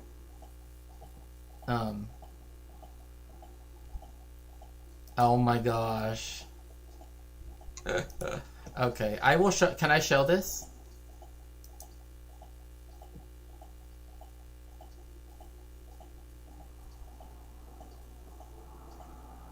It's amazing. I love it. And the tweet says, in an ongoing effort to insult the Marine Corps, I have now installed a gay anime art exhibit in my barracks room at Camp Pendleton. Wow.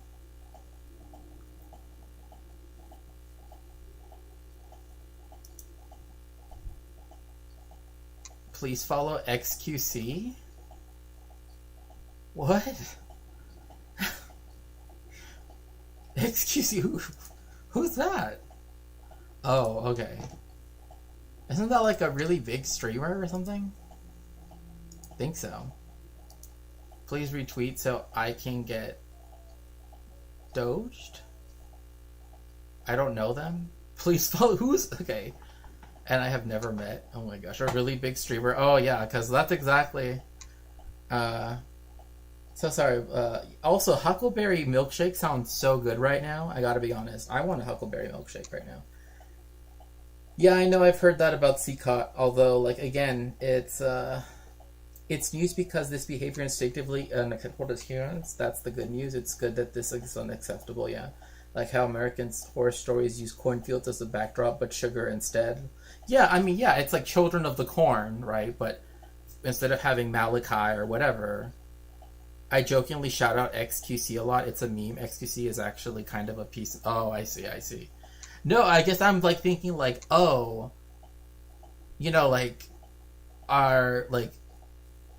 did this person talk? Like, I wasn't sure how to, like, interpret it at first. I was like, oh, did XQC like something?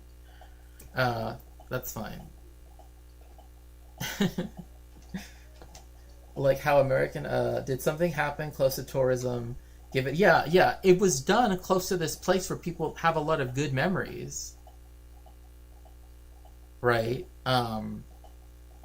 Like Tenochtitlan, right? Like where you went, Ferret King, precisely because they wanted to have the air of it can't happen here, right?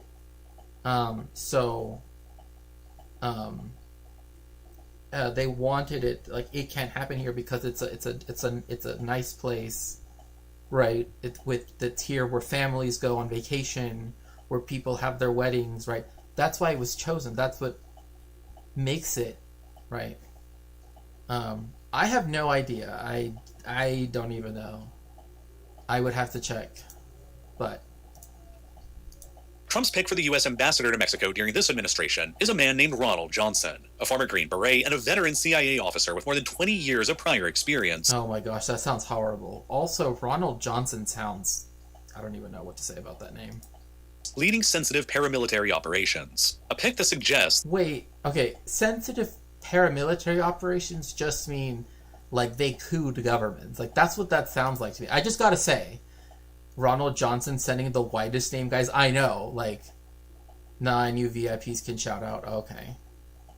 We couldn't find a Francisco? No, of course not. Of course not. They have to send a white guy to go represent the United States in Mexico. And they also have to give a guy that's a former Green Beret with over 20 years of CIA experience that has a lot of experience in sensitive paramilitary operations. I mean, just think about that. Like, think about the word paramilitary and the word sensitive, and just think about what they're trying to like, what that means. Like, really, just. The Trump administration's coming posture towards Mexico and the cartels. Between February and March of 2025, the Trump administration sent a detachment of the Green Berets to the Luis Carpizo Naval Facility in the Mexican state of Campeche to conduct joint training exercises with Mexico's elite naval Marine Corps. While on the 20th of February, the Trump administration took the unprecedented step of formally designating the 6 largest Mexican cartels as foreign terrorist organizations, or FT.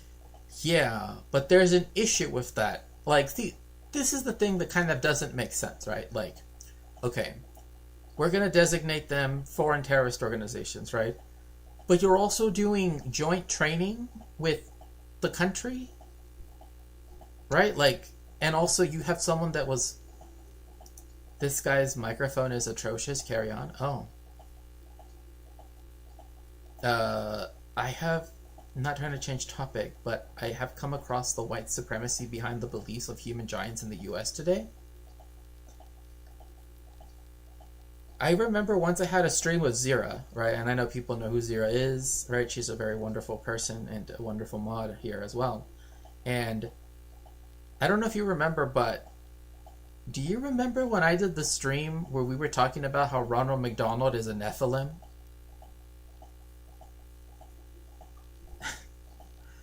Because that means that he's also a giant, too. So think about that. Think about that. Yeah, Ronald McDonald is a Nephilim, so, just keep that in mind.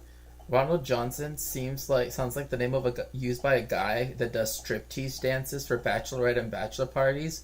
Ambassador Magic Mike. Oh my gosh, imagine. Yes, Ronald McDonald is a Nephilim because clowns are Nephilim, apparently. But I know, right, Scribbles? And again, if you'd like to help me out with my research, you can always do so by going to my throne. If you'd like to donate to me directly and help me out in a direct way, you can always do so by going to, either through the tip function on Twitch or, the other ways that are there by doing !dono. Again, if you'd like to help me with my research in particular, you can always do so by helping sponsor the book. Drug cartels do not exist. But yeah, it seems very weird to be doing, like, I don't know, like having a guy that's like ex-CIA, former Green Beret, feel comfortable enough to live just like, in Mexico City. And also do this type of joint training while also being like, we have to conduct military operations. right? I don't know. That just doesn't make any sense. POs. The Sinaloa Cartel, the Jalisco New Generation Cartel, the Northeast Cartel, La Nueva Familia, the Gulf Cartel, and the United Cartels. Now, historically and practically speaking, the Mexican cartels were never designated by the US government as terrorist organizations in the past because there's when you connect through DFW again, we have to connect. Okay. We met another Twitch friendo recently, and it was a lovely time. Only had enough time to meet in the terminal for a brief visit, but it was lovely. Oh, if I get a night layover. Oh, that's so sweet. That's so sweet of you. Both of you. That would be wonderful. Yeah. No, like that one time, I mean, I know that you remember, like, if it wasn't just like the timing, you know, like it's always an issue when like you're supposed to get more time, but then they switch your morning flight and now you only get like 40 minutes to such a Oh, thank you so much, Fairy King. That is so sweet of you. But yeah, like again, I'm not like by the way, Oxxo is like the Mexican 7-Eleven. It's like everywhere. But it's better. I'm just gonna say that it's better. I don't have to explain it. It is just better. It's Oxxo. Okay? That's just a fact. It's better. But one thing that you can definitely get there is, well, one thing I like about it too is like they sell books there sometimes, but they also sell really cool magazines, like the history magazines I like to get. They also let you pay like all of your bills there. Like you can literally pay all of your bills at Oxxo. It's like, we also have 7-Eleven in Mexico too. Japan has amazing 7-Elevens. Yeah, yes. Yeah, I think the 7-Eleven in Japan is like a separate entity, like legally speaking, like a different business entity, which is why it can run the way it does from the US one. But yeah, like the one that's by closest to my house, they will sell like novels, you know, but like, you know, like the kind of like the, I guess you could say airplane, right? Like novels. But they're usually like classics, I guess is the stuff that they have. Like, oh, this is, you know, Pride and Prejudice. I just Googled 7-Eleven originated from Dallas. That actually makes a lot of sense if you think about it. But do you want to know what did not originate from Texas? The Texas Roadhouse. The Texas Roadhouse is originally from Louisville, Kentucky. But it's always done the whole Texas thing. It just first did it in Louisville. So yeah, Whataburgers from Corpus Christi. That reminds me, like someone was telling me that like they want to build Whataburgers in LA now, and I'm like, wow, that's like a huge change. I've like never even heard of Whataburgers in LA, because like to me to me there's this distance geographically, right? Like between California and Texas that is so vast that it's just like there is no need for the stuff to make its way over to California, because there's just like this vast gulf of, you know. No, I mean, again, like, yeah, like my parents are not big fans of Whataburger either, but it's just like one of those things where it's like, oh yeah, I love In-N-Out. I love In-N-Out. Like that's, In-N-Out is my jam. Like, trust me. Like, one thing I do think it's interesting though is like Whataburger. Oh, pardon me, not Whataburger, because Whataburger has that one burger, the one where they put like the green chilies on, the roasted green chilies on top. It wasn't good. I just got to be honest. Like, look, I've had a lot of roasted chiles on, you know, even in tortas, right? Like Mexican sandwiches. That didn't taste good. Okay, it tasted like nothing. Like, I don't even know how to describe it. Like, it tasted like I was eating like a completely devoid of flavor pickle. Like, that's how the texture was. It was horrific. Pay your bills like banking. Yeah, you can go. Not exactly banking, although you can, in a way. But like, if I were to take my phone, like, say I wanted to pay like my phone bill, I could also pay like my light bill too. I could pay my light bill, I could pay my phone bill, I could pay my water bill, I could pay all of them at Oxxo. right? So ask no comment chick about 7-Eleven in Thailand. She's been showing stuff from them on stream. Yeah, no, like, see, one of the things is like BDS. It's interesting because like in Mexico, because so much of our stuff is usually independent of the larger company, the BDS stuff usually does not include like Mexican Coke, right? Like as opposed to like Coca-Cola, the company, right? In America, but here it's different and it doesn't follow the same supply chain and the same investments. But it's interesting too because also like a lot of our, because Mexico in this way is kind of like Europe in that we don't charge water, like we don't charge for water, right? Like when you buy a bottle of water, you don't buy the water. You can't commodify water. That doesn't make any sense, right? In Europe, they don't charge for water. In Mexico, they don't charge for water. You're paying for the plastic, effectively. So that's like one thing that, you know. But yeah, like that's one of the things too. Like in Thailand, like I remember that Irene, right, or no comment chick, right? She was looking for water companies, right, that she could get that were not on the BDS list, right? Yeah, Texas Roadhouse, like the Patrick Swayze movie. I think so. If I'm thinking of the right one. Hello, hello, hello. I'm so not on board with the Cali is better all the time, but In-N-Out is fucking quality and affordable for fast food. And they still, like, look, the only thing I will say is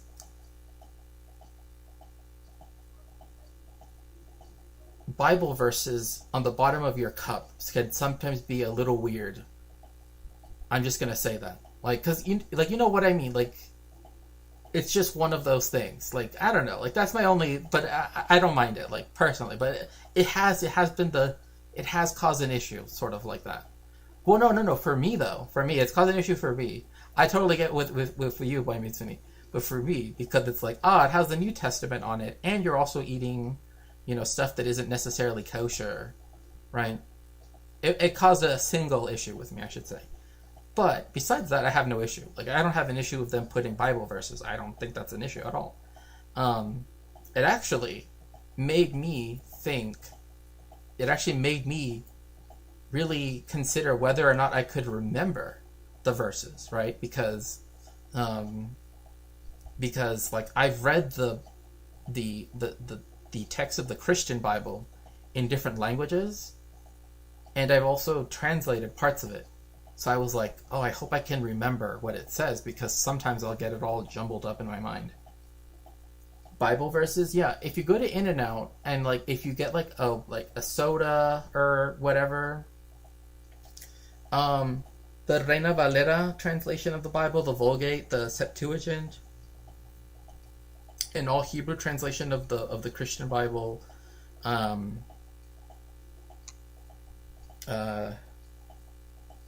what's the other one? An early Anglo-Saxon or Old English, right? Like 1,000 years ago, parts. Also, I want to say that it was also Martin Luther's translation of the Bible. Yeah. But the like the one that they use, it just says Bible verses, like chapter verse. It doesn't say like the words of them. But again, the one issue that ever arose was that someone was like, "Oh, it's weird. Like, you know, the thing you have has like a Christian Bible thing on it." That was the only thing it really caused, was like kind of confusion. And I was like, "Oh yeah, it's this company that, you know," because some rabbis would say that. Some people would say that because it has Christian verses, right, that then you, like, people that are observant shouldn't go there, right? I mean, they already can't go there technically, because it technically wouldn't count as like kosher, like glatt kosher and everything. But yeah, like, I know some people that, again, are even conservative, or maybe not necessarily, right, that are a bit more open to people, but are a bit more hesitant on that. And that's kind of the thing that happened with me. My mom, so we didn't have a lot of fast food growing up. Our bodies are more sensitive to food. Oh, interesting. in local Bible Belt regions of the U.S. and Canada, there's many more than people realize. Bible horses can be a great tool for self-defense. Huh. I never thought of it like that. No, I don't observe kosher like I used to. That's for sure. No, definitely not. Like, trust me, back when I was Hasidic and I had everything, that's when I kept kosher. I don't really do that anymore. You know. Also, it's a lot more difficult to keep kosher if you're in Mexico. I'll just say that because, like, in America, almost everything has a hechsher, right? The little kosher symbols, right? They're almost non-existent. I mean, literally, there's like only one major kosher certifying agency in Mexico, and the main place where they do have it is only in Mexico City. Like, as soon as you leave the Mexico City area, it's like the amount of things that have kosher that have the kosher symbols just drops precipitously.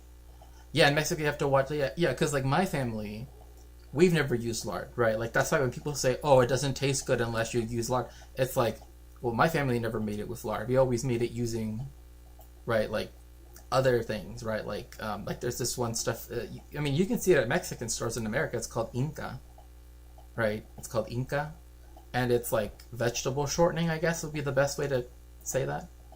But yeah, and my family has also used beef tallow. You can use other things too, so it just depends on what your preference is.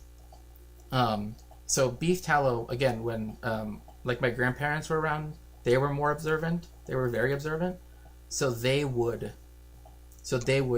be very cognizant of, oh, we made these beans using an animal source, so now they're meat, so now we can't have them with cheese, right? Because tacos de frijoles, right, and you put some cheese on it. I could only do that if the beans were made with Inca, or if they were made with vegetable shortening, not with like beef tallow or something. Isn't there in the Sermon on the Mount at the very beginning, opening Gospel of Matthew, consistent in the old? Philip, I have to be quite honest. Off the top of my head, there are a lot of elements that are things that are said in the prophets, like Yirmiyahu, or Jeremiah, Isaiah, right? That are also echoed in the Beatitudes or in the Gospel of Matthew, etc., and also the Gospel of Luke too. So, we have a kosher shop on the corner of our neighborhood, and I'm so afraid to go in there because they're going to be. Oh well, yeah. I mean, that's always one of the things too.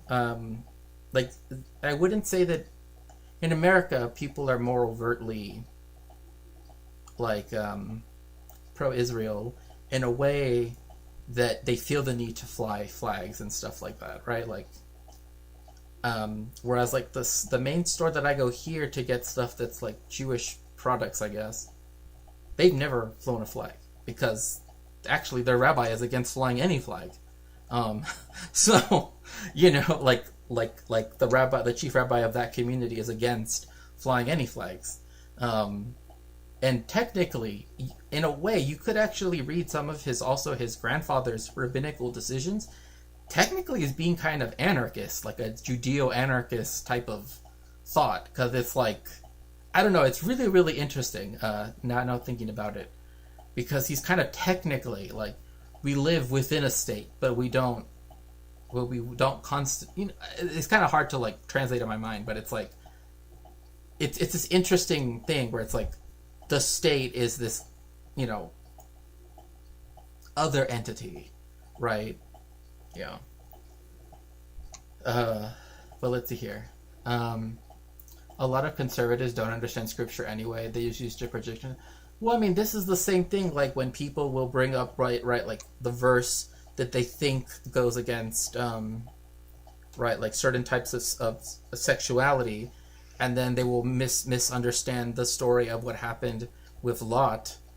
And even though, like, later on in the Bible, I think it's in Ezekiel, where they explicitly say what the sin of Sodom was, for example, right? So, but maybe not, I shouldn't prejudge, but we're in the South and I don't have high hopes. Yeah, I mean, do you feel bad when needing to eat non-kosher food?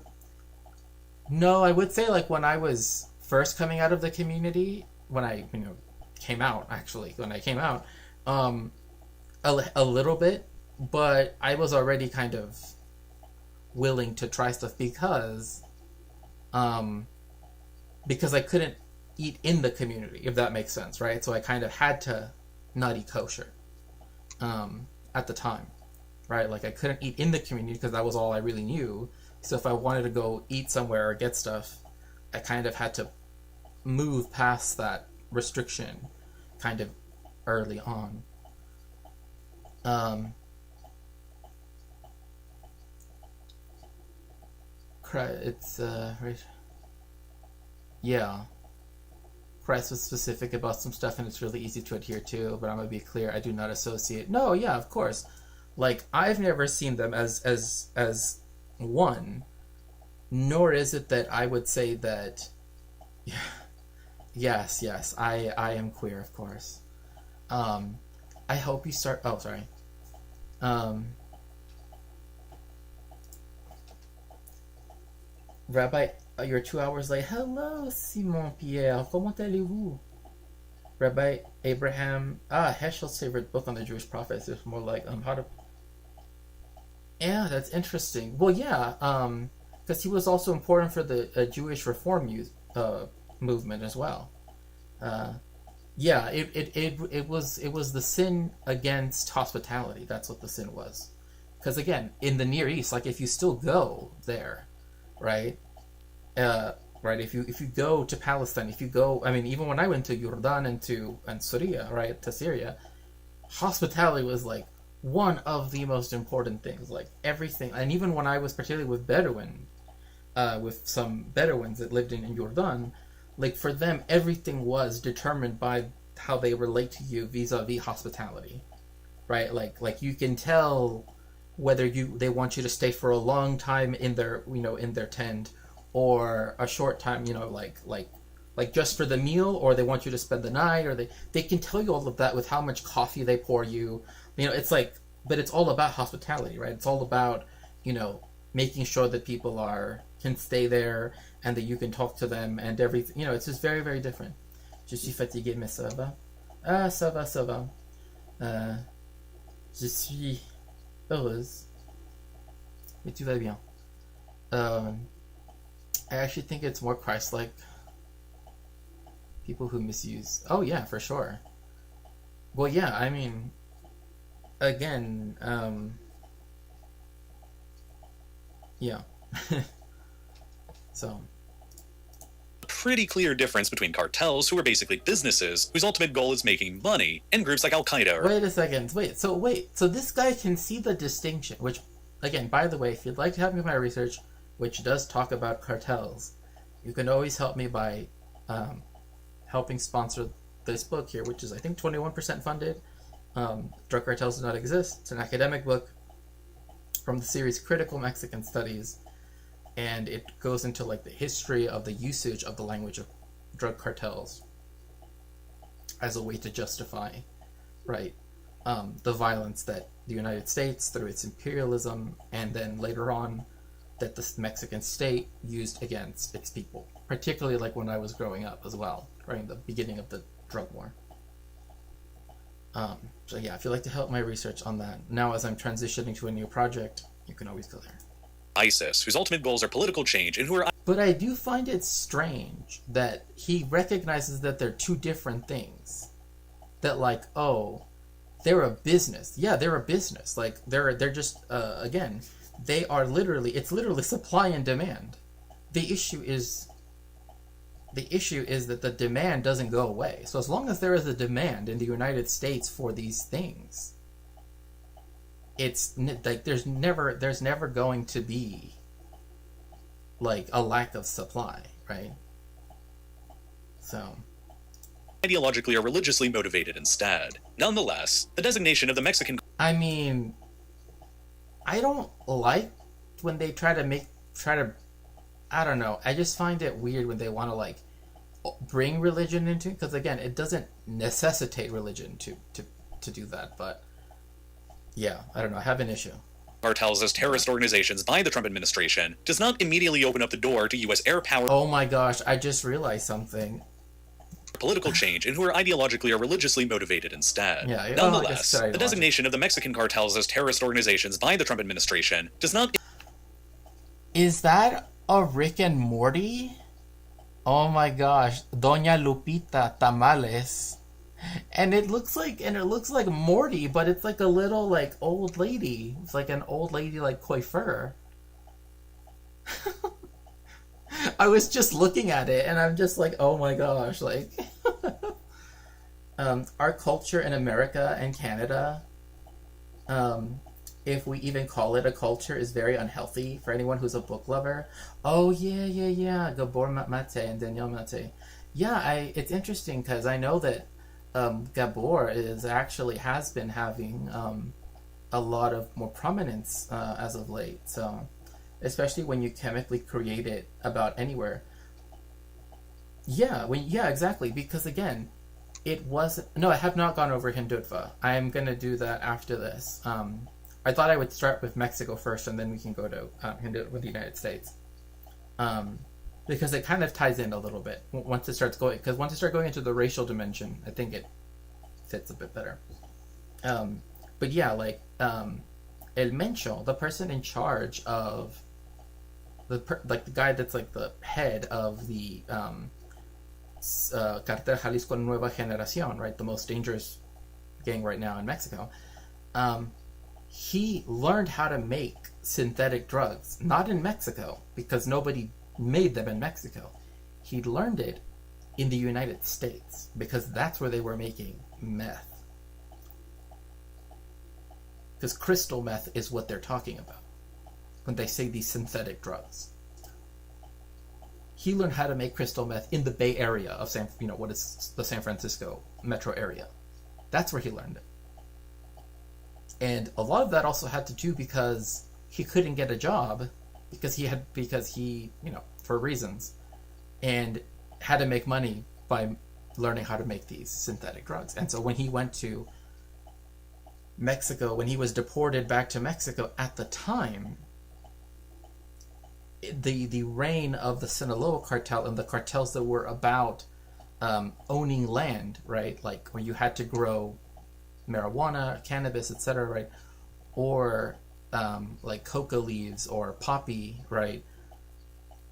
That required a different type of relationship with the people, right? Because you had to have people willing to farm those things, right? To grow poppy, right? To grow marijuana, right?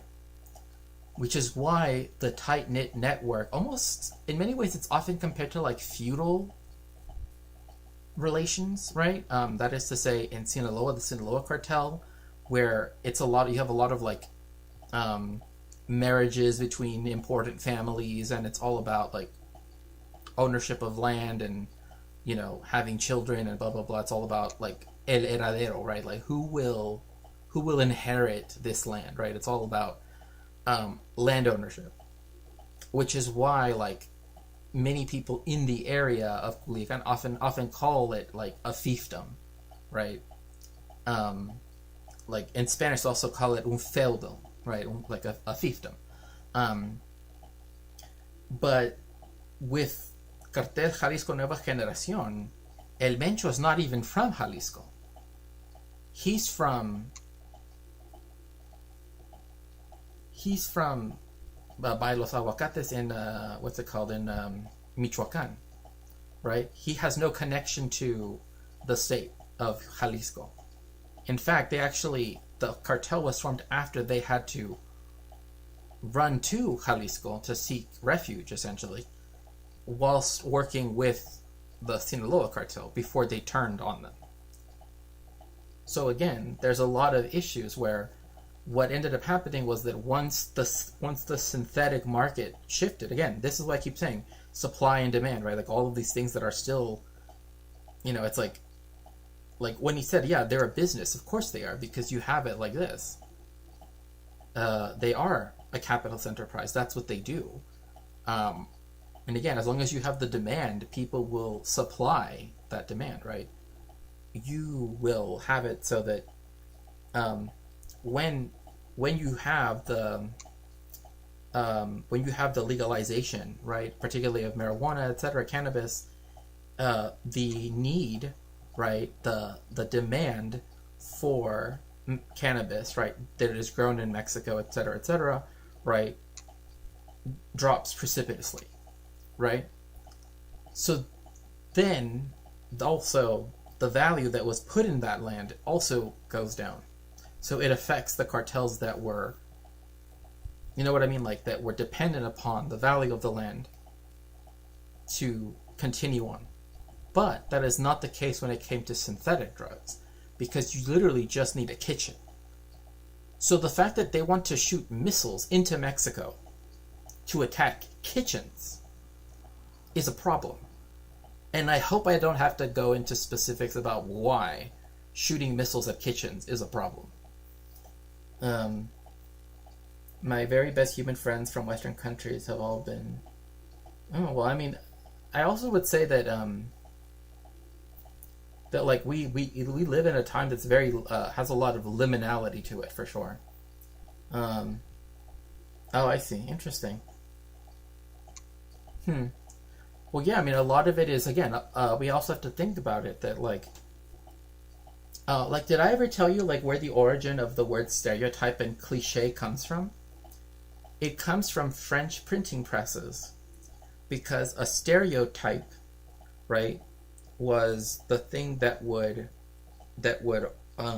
hold the type into place, right? So it would hold it in place, and then it would print the same thing over and over and over again, right?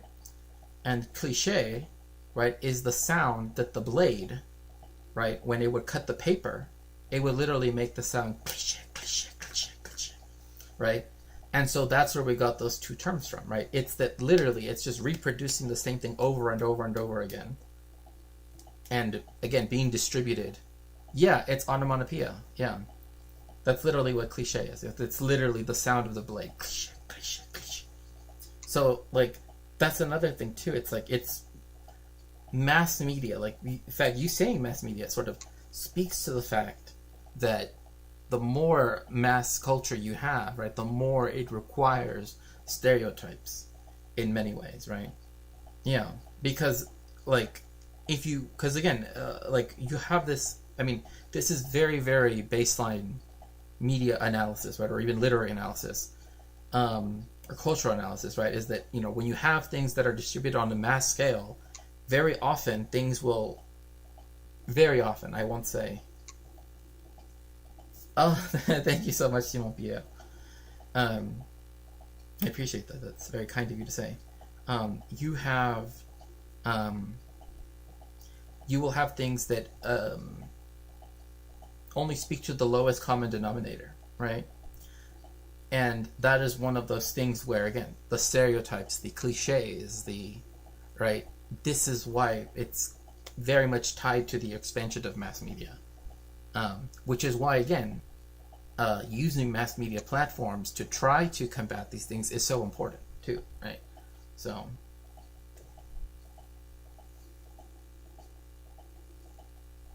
yeah, you can ask.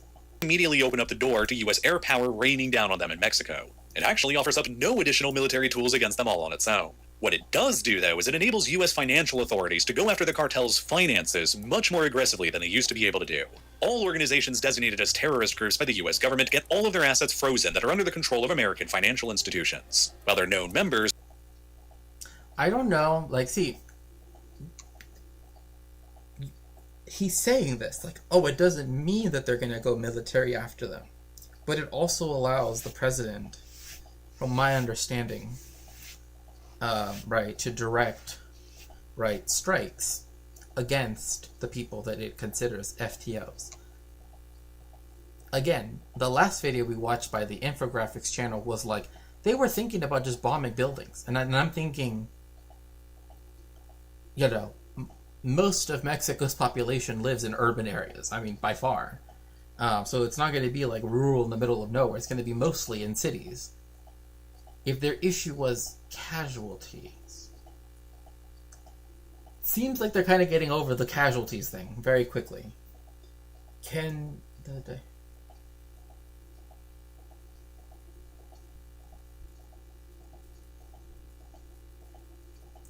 I think so. I think so, Philip. That's why, like, someone reached out to me recently, for like queer affirming Jewish organizations, and almost always the ones that are spaces that are queer, usually, and again, I'm not saying this is 100% the case, but usually, in my experience, tend to have a more tend to have a very, at least a very skeptical view of Zionism, particularly because, well, it doesn't really matter its particulars, but one of the things is because Zionism is very much like the birthright church, right? It's there to set heteronormative couples up, right? It's there to produce more, right? It functions on a cis heteronormative logic, right? So there's already this kind of sort of suspicion, kind of critique of that already can make that distance. It doesn't happen in all cases, but again, a lot of the more queer affirming, like the queer yeshiva that comes to mind, they specifically have been, have come out as being, supportive of Palestine, right? Of Palestine's liberation, and not being Zionist, right? Chabad. Yeah, well, I mean, again, it's one of those things where,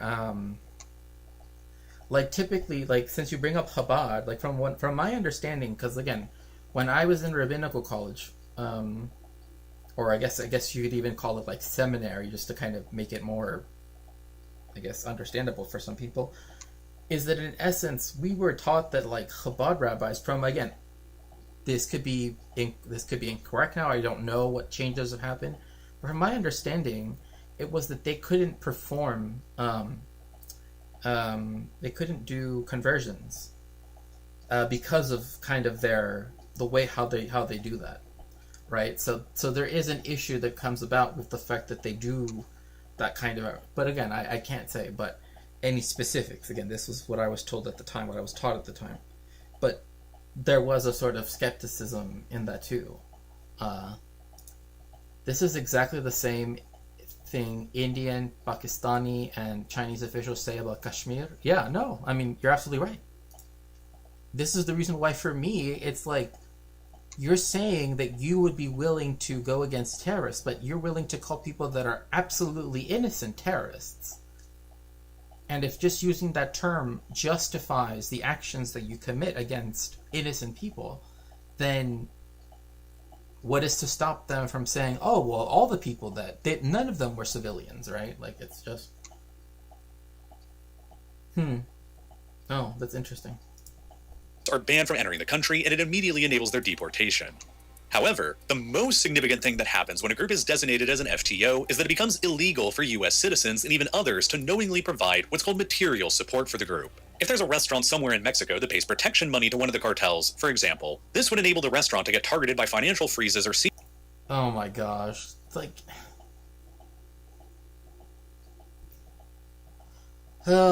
see, like, this is one of, like, even this, like, I can understand why some people would say, oh, well, there are some, like, some of these groups have fronts, right?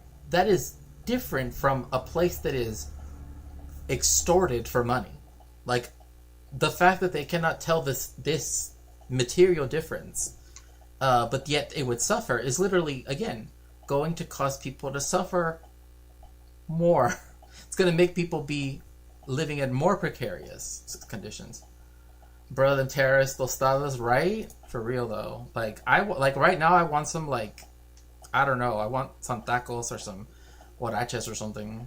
Seizures due to the financial transfers with the cartel. The designation can also come with great unintended financial and economic consequences as well, though. Because of how deeply embedded many of the cartels are within Mexican society, there are countless Mexican businesses that are connected to one in some way or another. I mean, exactly. That's the whole point. Oh yeah, this is a butcher shop, and he's putting out a specific. They make these sausages. They're like a chorizo or like longaniza, if you've ever had those. But they're like well, I mean, you can see they're like round, right? They're like spheres. But they make some that are like really spicy. They have a lot of flavor. But anyway, what was I gonna say? Again, but why is it that they're so embedded in Mexican society? Like, it's not because of Mexican society. They became embedded in Mexican society because of Western imperialism. Because we already know, right, that according to different metrics, Mexican people as a whole, right, they work many hours, and again, our minimum wage was not raised for about 30 years since the 1990s, up until very recently. So they've had all of that time, let's say, right? Let's say from 1992 or 1994, from to now. Let's just say to 2024. Let's just call it an even 30 years to embed themselves within Mexican society, but it was not Mexican society that was like inviting them in, because he literally just described an extortion situation. You know what I mean? Like they're paying protection money. That's not like, oh, I want to materially support this group. Like, I don't know. It's just this weird framing that makes it seem like it allows for people to then project, I guess, in some sense, guilt onto all of these innocent people that, again, would not want to pay extortion money, right? They don't want to pay this. They don't want to have to pay for protection. But they have a state that, again, serves the interest of capital, not the interest of the people. For example, for years, even before Hamas... No, oh my god, this went so bad so quick. Oh my gosh, you gotta be... Oh my gosh, you gotta be joking. Oh my gosh. Of course, yes. Of course, yeah. Yeah,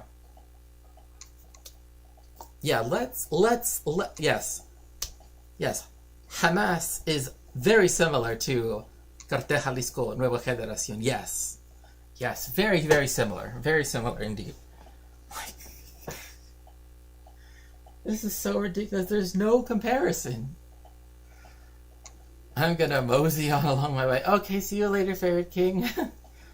Fair minimum wage raises every year for England, but poverty affects 20% of the people. Yes, thank you so much. Thank you.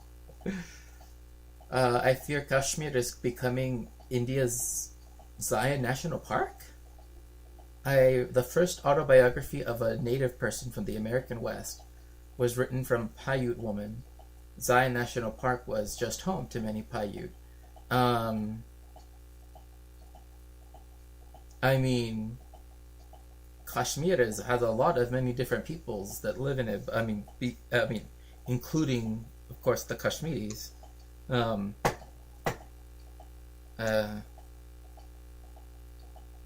But yeah, I mean, there have been, this is something that comes after years and years of the Indian government,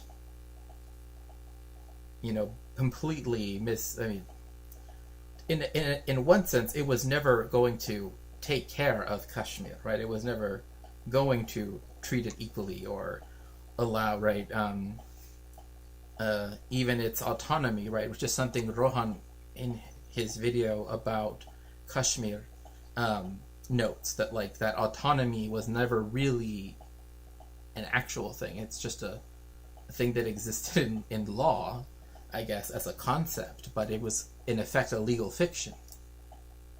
But I'm still just shocked at the fact that he's comparing this to Hamas, because there is no comparison to Hamas. I'm sorry, His attack on Israel on October 7th, 2023, American financial companies like Pay... Okay. There has never been anything on the scale... Okay, you know what? I can't even. This is just cursed. PayPal simply refused to conduct any business... Like, this is just what? How are these two things similar? Like, what are you talking about? Like, the card...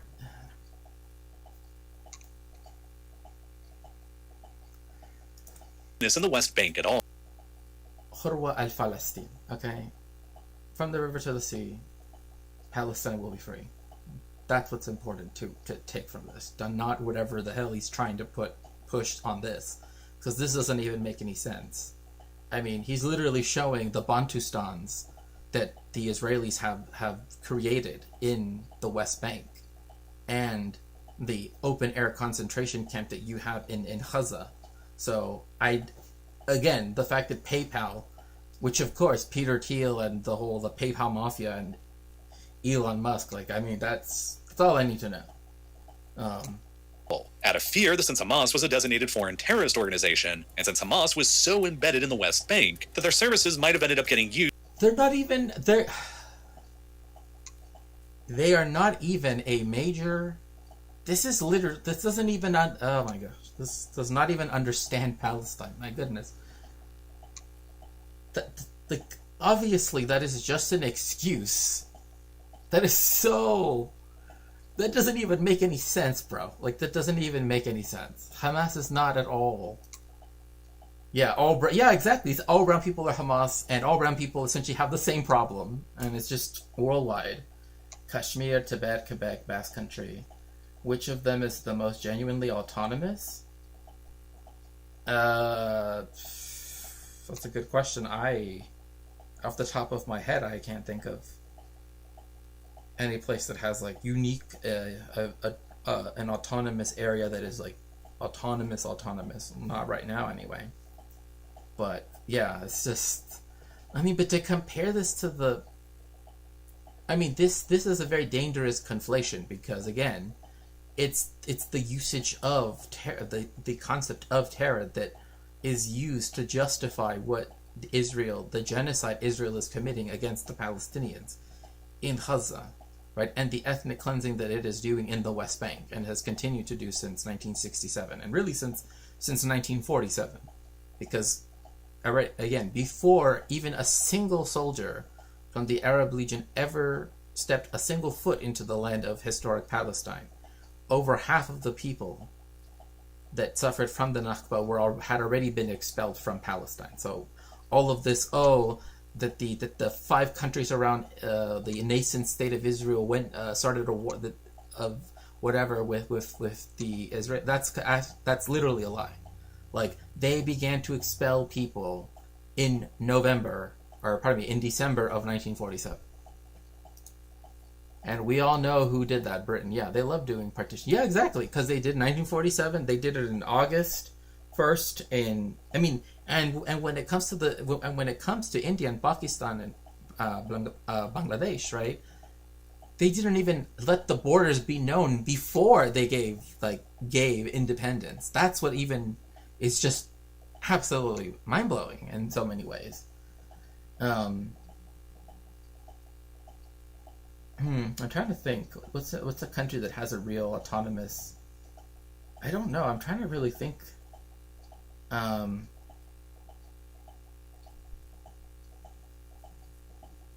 Because Quebec is still very deeply embedded with it, Canadian everything. Tibet is I don't know. The Basque Country, I guess that's somewhat autonomous, but I mean, it's only given autonomy on the Spanish side, though. It's not given autonomy on the French side. So when Netanyahu sent briefcases full of cash, was this because he couldn't use PayPal? Oh gosh. Yeah, I mean, probably. Used by someone linked to Hamas, and then they would get come after by U.S. financial authorities. A similar dilemma can now arise in Mexico, with the 6 major cartels. Just the fact that he's comparing this and using the same justification that PayPal had for not allowing for PayPal to be used in the occupied West Bank and in Gaza really just tells you all you need to know here. Like, oh, well, we can justify not allowing people to use U.S. financial institutions like the ones that imperialistically, like Citibank, for example, which actually led to the economic issues in the 1980s and 1982 that caused the devaluation of the Mexican peso and caused a financial crisis, for example.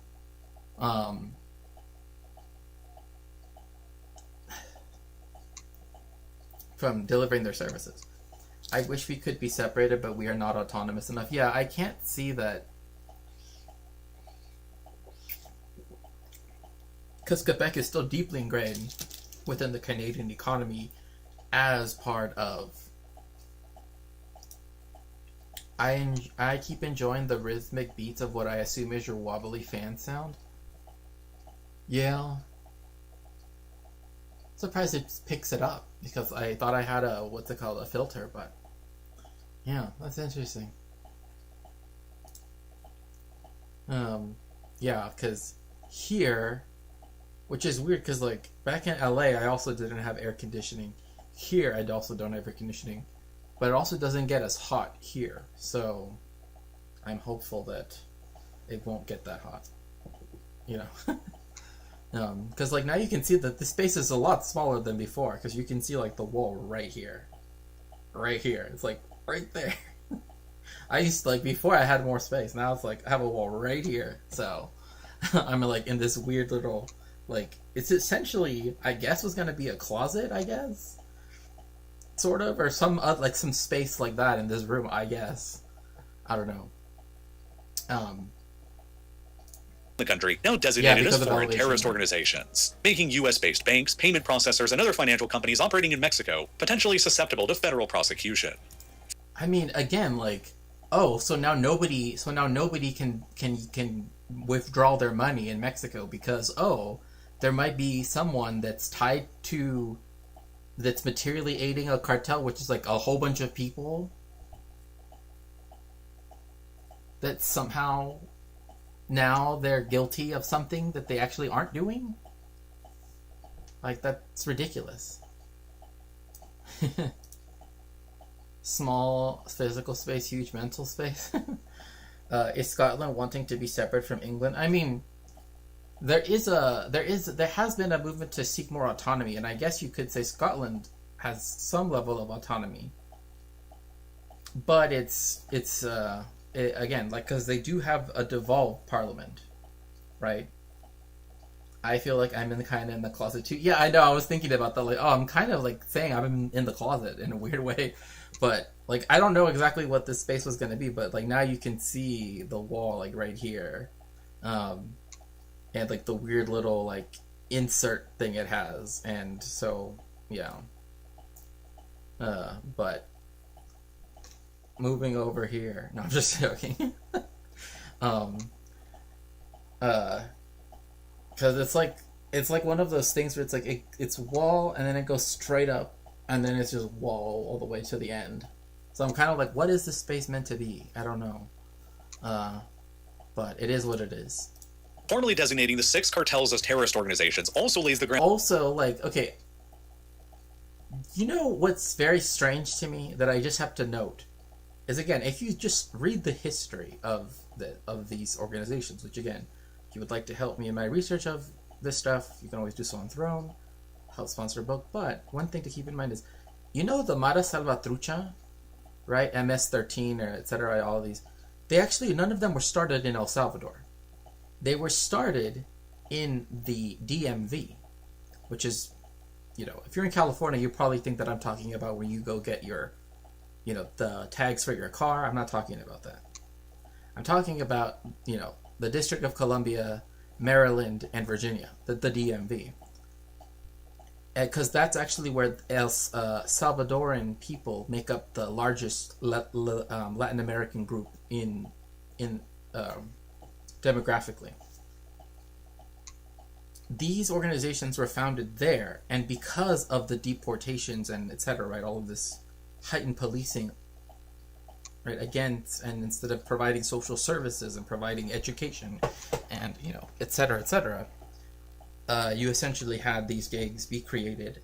And now you have it where, because they just deported first and asked questions later, as the United States still does, but in a far harsher way, many would say, you now have it where they have started to also operate in El Salvador, which again was never the environment that these things existed in.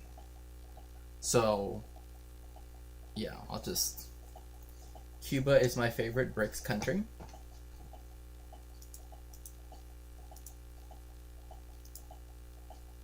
I wonder why. It's like very strange to me that, like, for some things, yeah, like there is a movement to have Scotland be, because it has its own parliament. It has devolved government, where it has like the Scottish Parliament, there's the Welsh Parliament, but there's a desire to be granted more and more and more autonomy. Some people want there to be independence, especially after Brexit. There were people that they wanted to have Scotland become independent so that then it could rejoin the European Union. But now, because of all of the stuff that's happening because of Trump, you actually have it where now the UK is now going to enter into an economic agreement with the European Union again.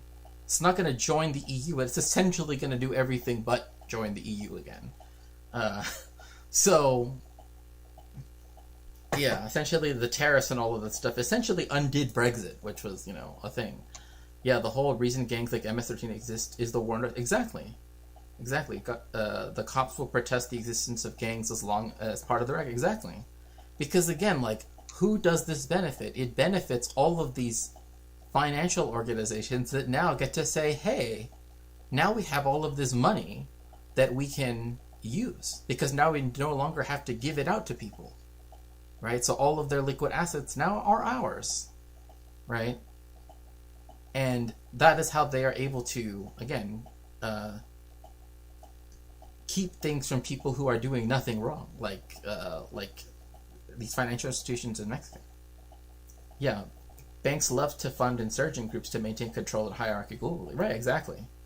And that's exactly what this is. Wells Fargo has been known to fund Boko Haram. Right, and I remember that, I think it was Citibank, actually, but I could be misremembering. Citibank was also known for, I think it was the FARC, if I remember correctly. But anyway, that's a whole different point. But still, like, the point being that, again, it's when it's beneficial to capital and to Western imperialism, it's okay. But now innocent people that, again, as he said earlier, are being forced to pay for protection. So it's literally extortion. Like, they are the victims of a crime. But the action that they have to do as a result of that, is now being criminalized against them. So it's like it's kind of like this. It's very similar to this belief that also you will see Western like imperialists say, like, oh, if we can immiserate the people, eventually they will rise up against their government or whatever, and then overthrow it and have a U.S. friendly government instead.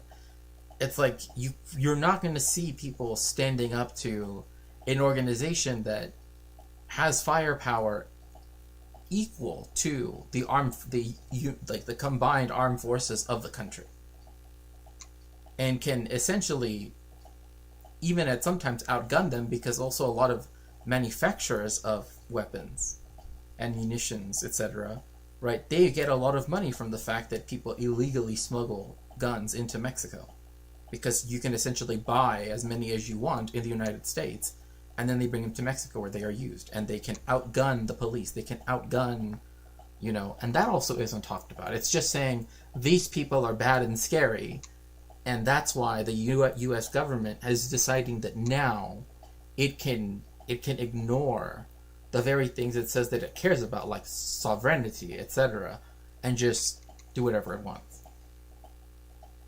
They want to run their own healthcare and education and criminal justice systems in Scotland. See, yeah. Oh yeah, Etonian. As backwards and cold-hearted, foolish, and short-sighted greed. Well, yeah. All capitalists are short-sighted. Work in America for justifying an intervention against the declared terrorists later. Very shortly after their designation was made, Elon Musk, one of Trump's top advisors, took to... Oh my gosh, Elon Musk, I swear. This dude. I mean, yes, however, he is technically correct. This means that, yes, the president has the discretion, because of all of the legislation and stuff that happened after 9/11 that authorized the United States under Bush, under Obama, under Trump the first time, under Biden, and now under Trump again, where they could do drone strikes at the behest of the president being the commander-in-chief, right? Like, again, this is also what happened literally when the last time that Trump was president, when I was in Syria, because he's the one that changed the policy where before they wouldn't attack the Syrian capital of Damascus, which is why I thought I would be safe going to Damascus to visit. And instead, when I went there, he had changed the policy where now they're like, we actually are going to attack Damascus. And he did. And it happened, as I've said before, you know, I don't want to get too much into it, but it happened like right in front of me. So like, you know, it's one of those things where it's like, you know, this is twice now. Sounds like when Netanyahu talks about people of Iran overthrowing their government and becoming pro-Zionist. Well, it's what's interesting because you see the U.S. the CIA, and this is something they have said.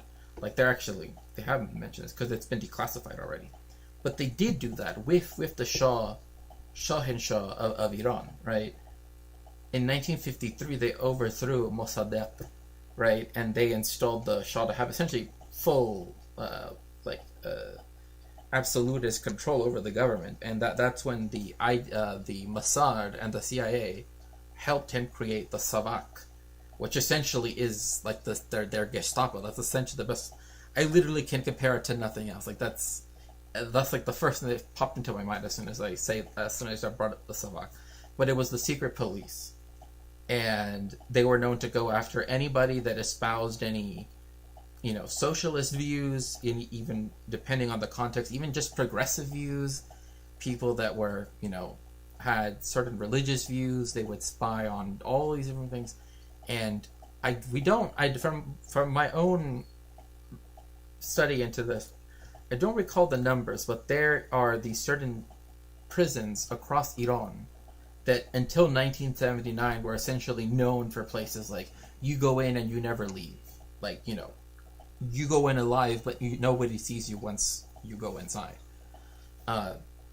And again, these were things that were taught to them by the United States and by the State of Israel, which themselves, I mean, the United States learned a lot of its techniques from its experiences fighting a counterinsurgency, or fighting as counterinsurgency in Vietnam, and the Mossad got a lot of its training from the British and also the French in their wars against, well, particularly with the French, it was, and with some Algerian Jewish people, it was against the Algerian independence movement.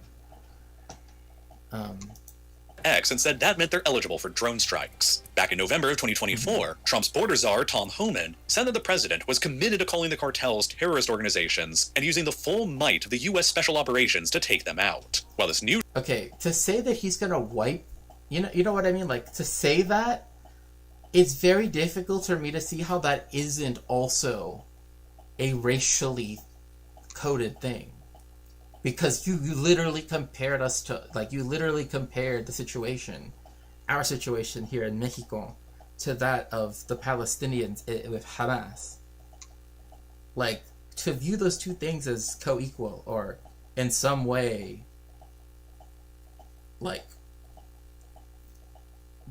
being analogous to one another, means that you are saying that the actions that are taken against one of these could also be done against the other, and we would have to view it in the same way. Like in the US, like in the pro-US view, like, oh, we're just there because they want to make sure that they get rid of the element, the criminal element, but we know that that's impossible. So locals around the world prefer to interact with soldiers from Wales or Scotland, right? Not the... You know what's interesting is, the women and children first rule when it comes to like sinking ships. You know that the English were actually the least likely. You were actually the least likely to survive if you drowned, or pardon me, if there was a sinking ship. It was better to be on a continental ship than to be on an English ship, because they would literally just let people go. Like, they wouldn't care. Like, that is something that, like, they add into the whole Titanic movie, but that actually wasn't a thing that the English did. They actually were very much in the, like, oh, we're gonna run off with our own, lifeboat and just leave you there. It was actually like the French and the Spanish and the Italians. They actually would, oh, women and children and blah blah blah. They actually would do that on more of a scale than the English ever did. We're run by mad kings, aren't we? I mean, also, can I just say, like, look, pocket squares, whatever, right? Like, if you want to wear a pocket square, fine. But an American flag pocket square? Just gotta say. Yeah, it's one of those things that, it's something that I there's a historian where he like, that was one of his things, one of his chapters. I think it was initially his dissertation, and then he made it into his first book. But he actually looked into that, right? Because people assume, like, oh, the Royal Navy, it's, blah, blah, blah, it's the best Navy in the world, historically, etc., etc., etc. But a lot of that is, like, stuff that was said after the fact, right? Like, a lot of the stuff about the Royal Navy and the Spanish Armada, or the Royal Navy and Napoleon, again, was said after it was over, right? Not during, right? So... Trump administration Secretary of Defense Pete Hegseth has also repeatedly refused to rule out the option of drone strikes and other U.S. military actions against the Mexican cartels when pressed about it. Even without the express... Didn't this guy on Fox News say that he's never washed his hands for the past 10 years?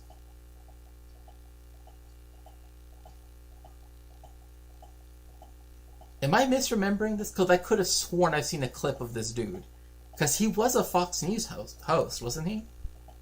He said that he's never washed his hands in like 10 years. Sorry, just because he has his hand out like that. Like, I'm just thinking, like, oh my gosh, that hand, it should be like, I don't know, like, it should have, like, caution, toxic or something, which reminds me of George Carlin joke about the different words mass media use for Palestinian fighters versus Israeli fighters, calling one terrorist and the other commandos. Right. I mean, again, like, this is again, it's the same thing that we're told about this deference to veterans that people are supposed to do in the United States, right? Like, people are almost supposed to feel bad if they don't defer to the military, to the veterans, as if the military itself even cares about its veterans, right? But it's part of this overarching structure that is to, again, allow the military to do whatever it wants to do, right? That's part of what that's there for, to kind of already creating your mind this view that, like, oh, well, they're out there doing something for me, right? And so I respect them for that thing, quote unquote, and that's a huge problem. I just watched a documentary about the Titanic. I didn't know it sunk due to being scraped against the iceberg. It may have survived and stayed afloat if it charged head on. A man of true faith in hurting me? Truly, truly. Like, I'm sorry, like, imagine everybody that's shaken his hand after he made that public. I would be like, I don't know, like, I would have to go through, like, all sorts of cleaning procedures, because I don't trust this man. You know what's one thing we know that the Titanic didn't have? Iceberg lettuce. And you know why? Because they weren't invented yet. Consent to the Mexican government. During a visit to the southwestern border in February, Hegseth publicly refused. For a second there, I thought this was Alex Jones. This dude on the right, like, from a distance, he looked like Alex Jones to me. The globalists, they're out there trying to make us not look at the border all the time. But they don't know that I have my eyes on the border. To rule out launching cross-border raids into Mexico to pursue the cartels, and said that all options remained on the table. That's so... Whether the military is now permitted to strike... What is this man called, sorry? Pete Hegseth?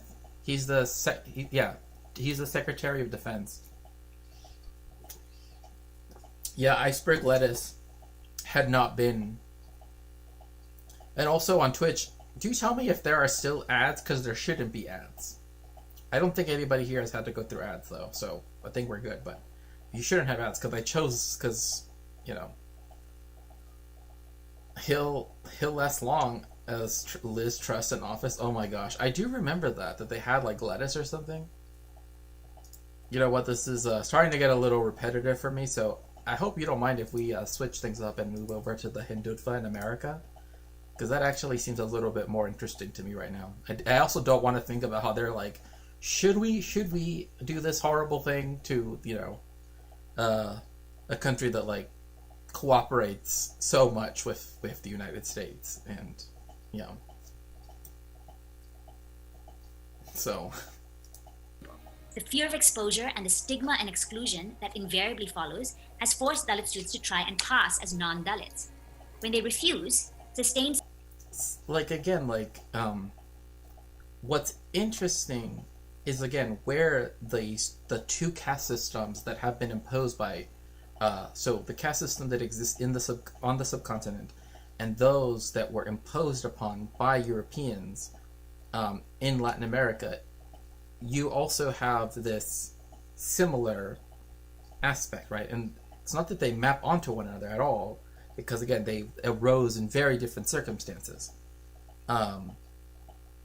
But hearing this, it's like this is something that even historically, in my own research, you know, going back to the colonial era, and even to now, you have people trying to deny their indigeneity, etc., or certain aspects of, you know, their heritage, because they don't want to be on what is still what would be the lowest rung, or the lower rungs, right? The lowest caste for the racial caste system that, again, was in place for 400 years or however long, 300 something years in the Americas, because its afterlives still exist, right? Like people still refer to themselves using these terms, right? So again, it's like it's one of those things where it's interesting where we have these convergences that still are understandable to some extent. scapegoating has sometimes led to tragic suicides, as happened with Rohit Vemula at the University of Hyderabad. What is particularly perverse is that the very upper caste who try to expose the identities of those they suspect of being lower caste are also convinced of their own castelessness. Oh my gosh, that's horrible. Like this is okay. This actually relates to the United States a bit more, but it's like the most racist people are exactly the people that say, "Oh, I don't see race. We live in a race, in a post-racial society, right?" Like, and this comes from the fact that ethnicity, right? The ethnicity sort of hypothesis is what became the dominant strain of discussing racial thought in the United States, has been the dominant narrative that has been taught and sort of understood, and it became a reactionary one very quickly, particularly after the Second World War, because again it looked at revolutionary movements that sought rights, if they rock the boat too much, as being, again, oh no, we they don't actually want liberation, quote unquote, right? Which is again why you have that. Yeah, it's the whole general category. Oh yeah. Well, see, it's interesting because like that is something that the highest castes, right, in the sistema de las castas, right? So talking about the Americas, that is precisely what the two highest castes, right, the two white ones, would in a weird way, right? And this is why I'm saying like they're not analogous insofar as like, oh, we can directly say this is like this, but it is interesting where you do have some kind of convergence or some similarity, such as the following, where the white castes, right, the highest castes, they would call the other castes literally castas. They would say, oh, that person, he's a casta, he's a caste. We're not a caste, they are, right? Like they wouldn't include themselves in this, even though by definition they were the highest caste, right? They would only call people that were lower in the racial caste system, right, castas. So it's interesting to also hear that is a similar thing to, yes, Ramanujan, one of the, yes,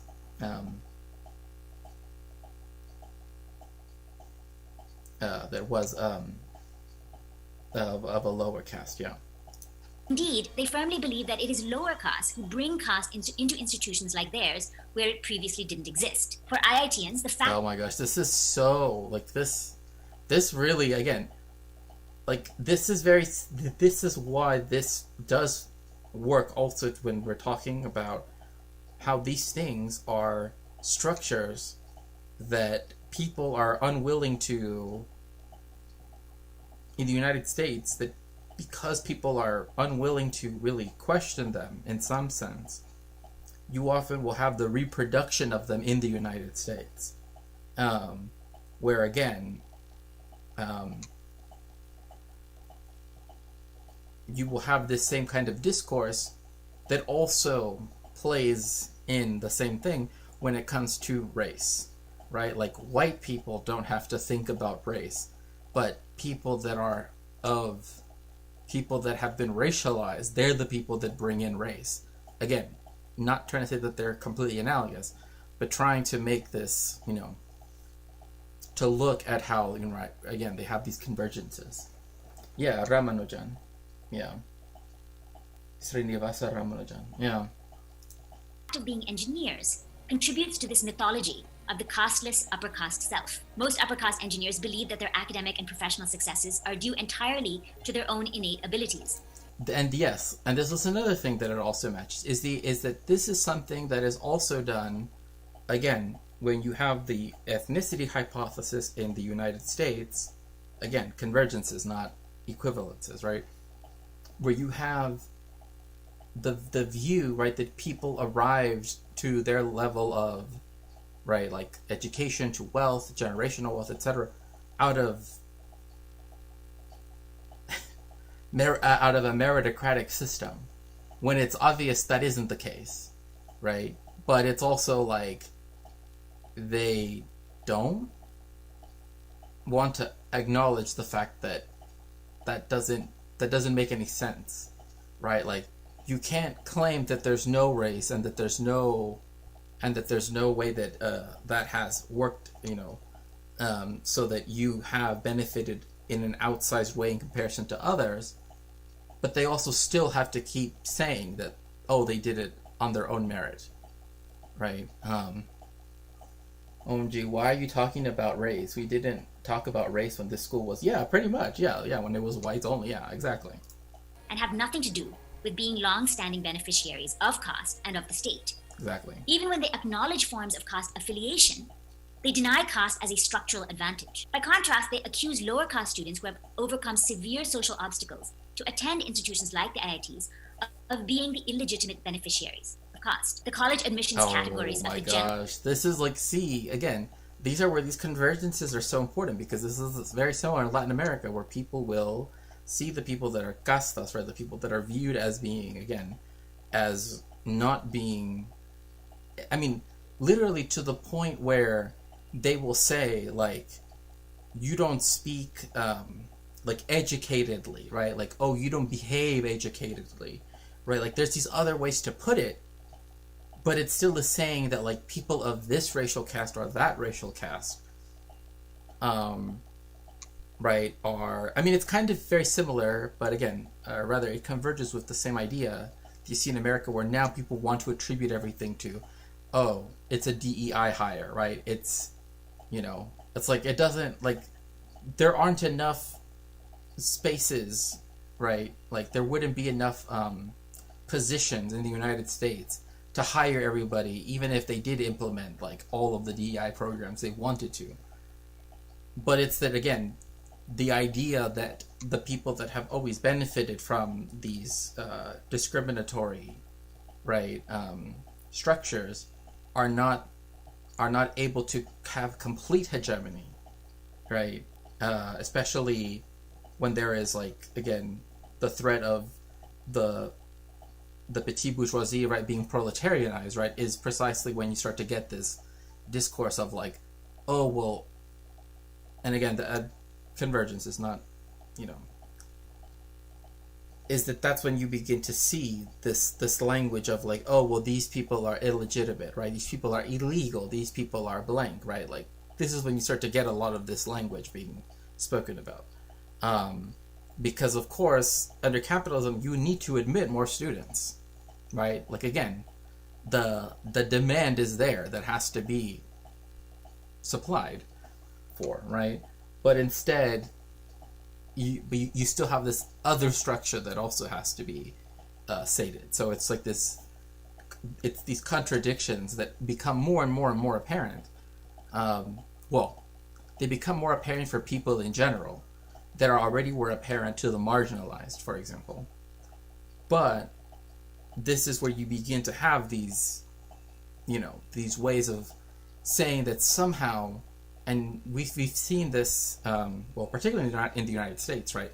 But also in England, I would say, or the English-speaking world in general, where you have this view that oh, if you have more categories of oppression, quote unquote, right, that somehow gives you more points to advance in society, when that is not true. That we know that's not true. They know that's not true. But again, it feeds into that, oh, well, I didn't need those things, quote unquote, right? I didn't need the points. I was able to do, you know, I was able to lift myself on my own bootstraps, which, by the way, that phrase, you know, was literally was a way of saying this is an impossible thing to do. So when people do use the bootstraps thing, just know that the whole bootstraps is actually a way to say it's impossible to do. That's what it was meant to do. Vivek Ramaswamy is running for governor of Ohio and talking about cracking down to truancy, along with putting armed guards in schools. Oh, that's not. That's not a good idea. I've heard from. Yeah. Oh well, yeah. I mean, again, it's hilarious when you hear privileged upper caste people say bootstraps. Exactly like when I hear like the people that are the most privileged. Again, in Mexico, they all you can also hear it in. I mean, one way of also knowing is because they want to preserve their surnames, right? Their surnames that are, you know, they have streets named after them, so to speak, right? And so, or towns or whatever, right? It's like they want to keep their difference from everybody else, right? And it's funny to hear them say, "Oh, well, you know, I worked really hard to become,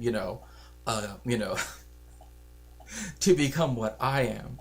I picked myself up by my bootstraps." It's the irony, yes, it's physically impossible, right? Exactly. But it's fun. It's weird when people actually say it, right? Like when people that are like pro-capitalism and everything do say the actual phrase, and they mean it, and like they think they're saying that they did something positive, and it's like, no, you just said something that is absolutely. Vivek apparently does not understand rudimentary evidence-based pedagogical science. Knowledge that is acquired under compulsion obtains no hold on the mind. 2,500 years ago, Plato debunked.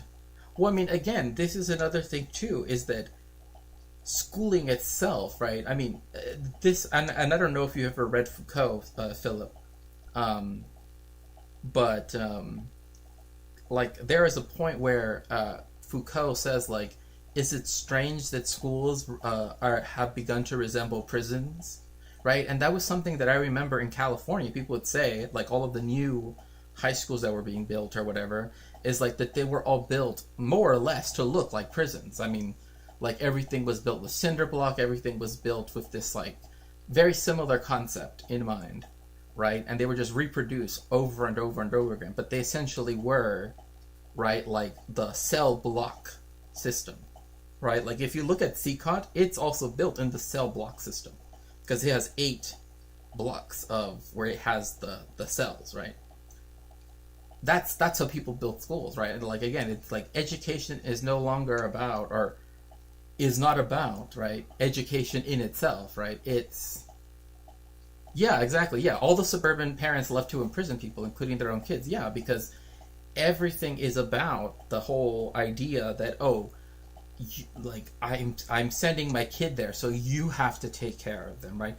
This is very often what people would try to do when they're like, even though there's supposed to be a difference when someone goes to university, they still try to exercise that same type of way of thinking about their children, even when they're in university, right? Where they want to know all of their grades, they want to always be, like they want their kid to live in a panopticon, right? And they will, essentially want you to, break the privacy, like the federal privacy laws that say you can't actually, talk to parents because they actually can't do that. But it's part of this viewing. In fact, there actually was a really good book. I'm trying to remember what it was. Forget if it was The Agony of Eros or if it was... Well, it's a book by Byung-Chul Han. I think it's actually The Burnout Society, where he talks about, like, the language that people have when it comes to talking about, like, again, with, like, burnout, right? It's like, he talks about it in the sense of, like, we are now a depressive society, etc., etc. I mean, he goes into many different things, but one thing he talks about is that the language of, like, expiation, right? Of contrition and expiation, right? Of sin, right? That now we don't have that. Now we have a society where you have the concept of... I forget exactly what the term was, but I do remember that he said, like, default, right? Is like now people default on their loans and then they have to forever suffer from those things, right? It's like now we view those things very differently, like, in a kind of epistemic way. And I think it is in the Burnout Society. And it's very interesting, too, because, again, that goes to your point about suburban people. It's like, yeah, like, I remember going to certain parts of, like San Marino, California, or certain parts of, like, Azusa, California, or whatever, right? Like, very suburban LA. And like, the neighborhoods would be dead quiet. Dead quiet. Like, nobody was outside during the day. And then when the kids did come home from school, it's like, go right inside. It's like, literally, they just go from one indoor space to another. And it was such a weird thing to me. I'm like, they literally don't even go outside, right? It's like they have these beautifully manicured lawns, right? That, that the gardeners come every single week to make sure that everything's trimmed up, but nobody goes outside. Even in India, the kids play outside, right? Like here in Mexico, like kids play outside, and like in my neighborhood back in LA, people played outside, but it was so weird being in like Azusa or, like in some parts of Pasadena or Irvine, oh, do I even need to bring up Irvine? Do I even need to say what's the whole thing about Irvine? I think boy meets me. I think you know what I'm going to say about Irvine. But Irvine, like, again, that's where I would see that. It's like, if they, like, everything was, they would go from one air-conditioned space to another. And it was very strange to me. I'm like, like, I don't know. It was just I like saying the client is always right when the quote is always right on taste. Yeah. Haven't read Foucault, that's very dystopian. Yeah, I mean, again, like, that's why I think, like, Discipline and Punish and The Birth of the Clinic might actually really interest you as text. Especially, I would say, those two books, The Birth of the Clinic and Discipline and Punish. But yeah, it was like this really weird thing when I went to visit one of my friends that, again, lived in one of these, in Orange County. And I just noticed that, like, it was very, like, quiet most of the time. Like, nobody ever went outside. Like, none of the neighbors ever talked to one another. And it was just, like, everybody had really nice homes, and they had a really nice home as well. But it felt so weird that nobody talked to anybody. And everybody also had, like, everybody had those, like, Ring doorbell cameras and had all of this, like, security stuff. And it's just, like, no, you don't even go outside. I joked earlier today that if Orange County was a person, it would be Trump's press secretary. Yeah, it would. I 100% back that. I endorse this statement, paid for by the Boy Meets Mini Pact for America. Is Irvine one of the suburbs without sidewalks? No, it had sidewalks. In California, they all usually suburbs stuff, because everything about LA is just centered around cars. But like usually like the places that will have no sidewalks will be like, oh, I actually can give you a city, an entire urban city, like an actual city. Oklahoma City, its downtown area has no sidewalks. None. Literally, it is literally built. It was literally made to be as hostile as possible to pedestrians. You cannot walk anywhere. Like, you literally have to cross asphalt or go across parking lots, because the parking lots there are huge. But there are no sidewalks in Oklahoma City, like in the city center, none. And you can look at this on Google Maps. Like, you can look around. There are no sidewalks. So, yeah. Yeah, it's very strange to me. Because, again, even in my neighborhood back in LA, where I used to live, it's like, even though we didn't have a lot of green space, people would still go to the park and play. People would play in other people's yards, etc. But there still were sidewalks. Like, you could still, because people would walk to, like, the corner store or whatever, right? To like, the liquor stores, people. I noticed in LA, like, in California, people would always call it the liquor store, even if it didn't sell liquor, technically, but, anyway.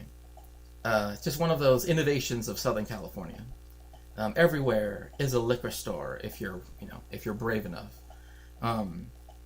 But yeah, like, if you go to parts of particularly the Midwest is where you will see suburbs without sidewalks. Also in Texas is where I've seen suburbs without sidewalks. Which, I don't know, Scribs maybe could corroborate that a bit more. Because I've been to, like, Abilene, Austin. I've not really been to Dallas, like, enough to know that well.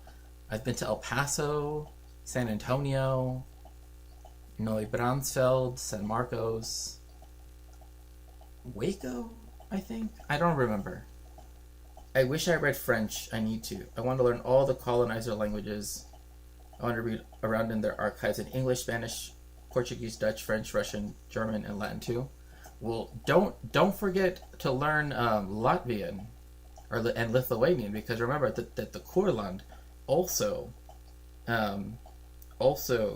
had their own, and also Danish as well, because the Danes, right? They also, the Swedish, they had New Sweden in what is now Delaware, and then up until 1917, the U.S. Virgin Islands were the Danish Virgin Islands as well. But anyway, and the reserved only reinforce this perception that caste is only present on one side of the equation. To put it bluntly once more, they are the gatekeepers who prop up the children of other privileged caste families.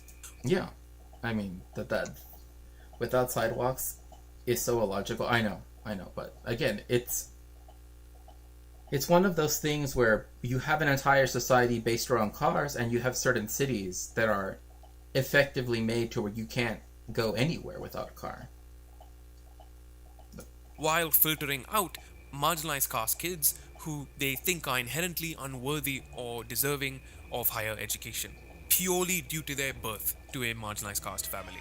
Faculty in top universities in India also tend to turn a blind eye to harassment and bullying, which... Yeah, I mean, this is also the same thing too. I mean, and I know that I'm probably sure that Rohan is going to say this as well, and that is that's because most of the faculty are high caste, and same thing with the caste system in the Americas. Most of the professors and the administration of all the universities in the Americas are mostly the two highest castes, criollos, whites born in the Americas, typically is the largest one, and then also people from Europe itself, right, or people from the United States, or people like white people, other white people, right, like those tend to make up the large, like disproportionate amount of the professoriate, right, even though most of the students are no longer white, but the administration and everything like that, all the power structures are still majority white. The cars are also expanding. Yeah.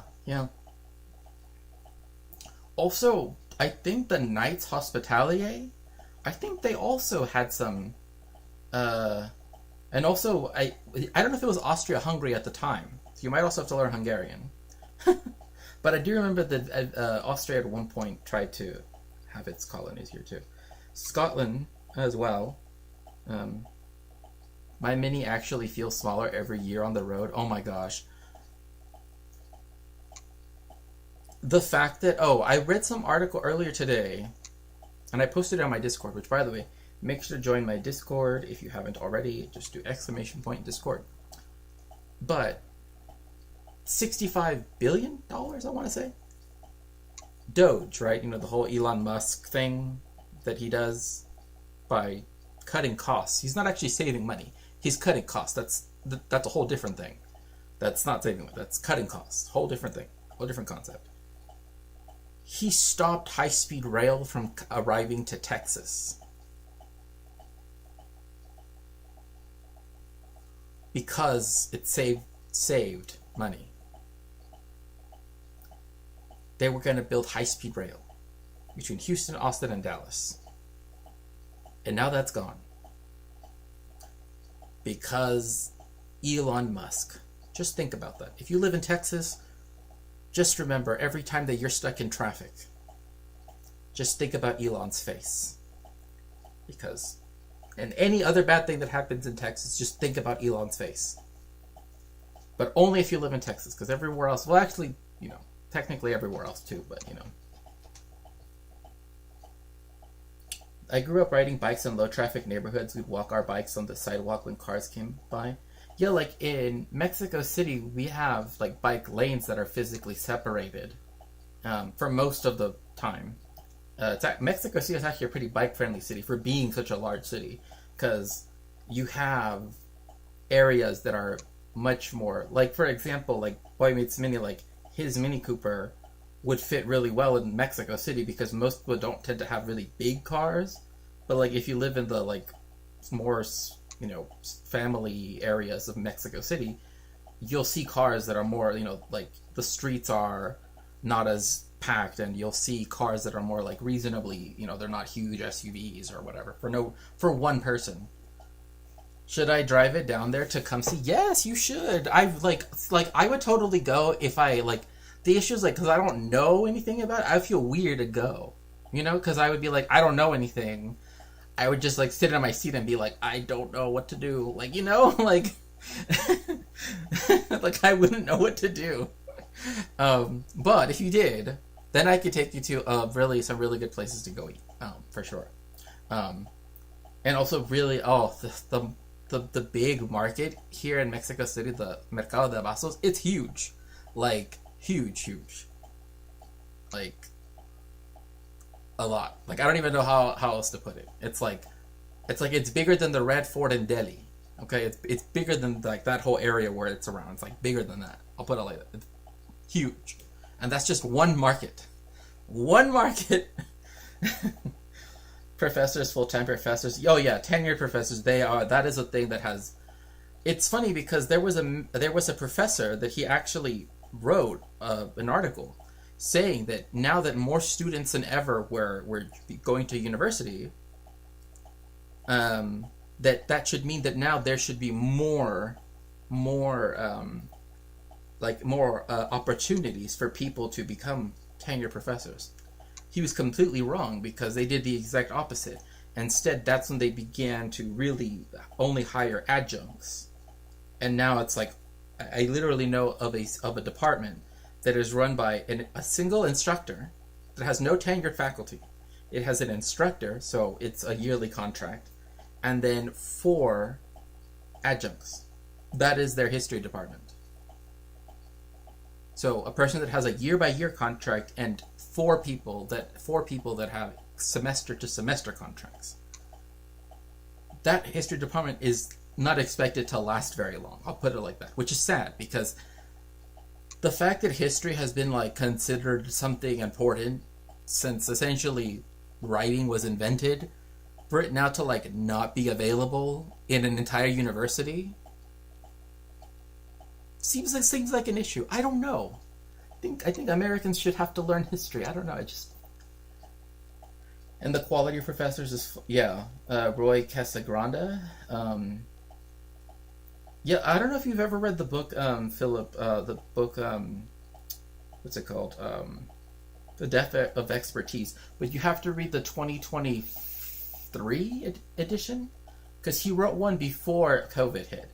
And then he actually is an interesting scholar because he published the first edition before COVID with a thesis saying that, oh, if there ever was a major emergency situation, people would turn back and actually care about expertise again. When he was proven wrong, he rewrote the book in light of the fact that he was wrong and said, I was wrong, so I'm going to research and figure out why I was wrong. Like, he did an actually academic thing. Like, he actually did what academics actually do, right? Like, oh, yes, this, my hypothesis or my, what my thesis said turned out to not be supported by the evidence. Then let me try to understand what exactly in my methodology or in my historiography or what is it that I got wrong, right? To add in more stuff, more historiography, more, I can't work with, and I'm trying to get the courage to go back to school now that there are more. That's true. There is more awareness. One thing I would say, Philip, is that if you are going to go back, make sure to get to fill the ADA form, right? Because I can tell you from my own personal experience that it's very hard to give you like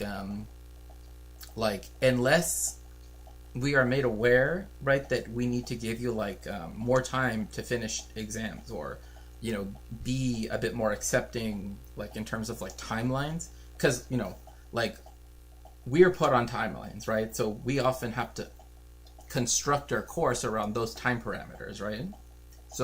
So that often happens, right? Yeah, I mean, again, I've written stuff that I've later on been like, hey, I need to look at this and see, oh, it doesn't look like, more scholarship came out, and now I need to, write more and research more because I like researching, right? That's what I like to do. I like to write, I like to read. And so for me, I don't see it as negative. I see it as I have an opportunity to learn more. And that has always been one of those things. There are earlier articles that I've written and papers that I've written that now I look at them and I'm like, oh, there's so much I didn't know, and now I can finally, add in all this information that now I do know, right? Where before my thesis would have been, incorrect or would have been, needed a lot of caveats, right? Now I can actually address all of these things, right? So, but yeah, that's what I would say to fill out. When you fill out the ADA form, then that's when they can make what are called accommodations, right? So if you need more time to do this, or if you need to work remotely sometimes, if you're, you know what I mean, different things like that, because remember, the professors are also on time constraints, let alone however many classes they're teaching, right? So that's another thing to keep in mind, right? So, but if you have that form filled out, then they can't deny you any of those things, right? They can't, because that's oftentimes what a lot of professors will be like, unless I see unless there's a letter, oftentimes, they don't want to give too many extensions or give too many. I mean, again, because there are some people that are adjuncts that teach 3 university courses here, 2 college courses there, 2 other college courses over here. So, for them, their time management is really, important. So that's why I always say fill out the ADA form and just remember, your professor's a human being, so just keep that in mind. Because I totally get what you mean, why you're apprehensive. I totally get that. I'm very sympathetic, and I would say even empathetic to that personally. So that's why I would say approach it again with also being willing to work with the professor. But the main thing is fill out the ADA form, because then there's nothing that the professor could not deny you, right? They would have to accept those parameters that you set.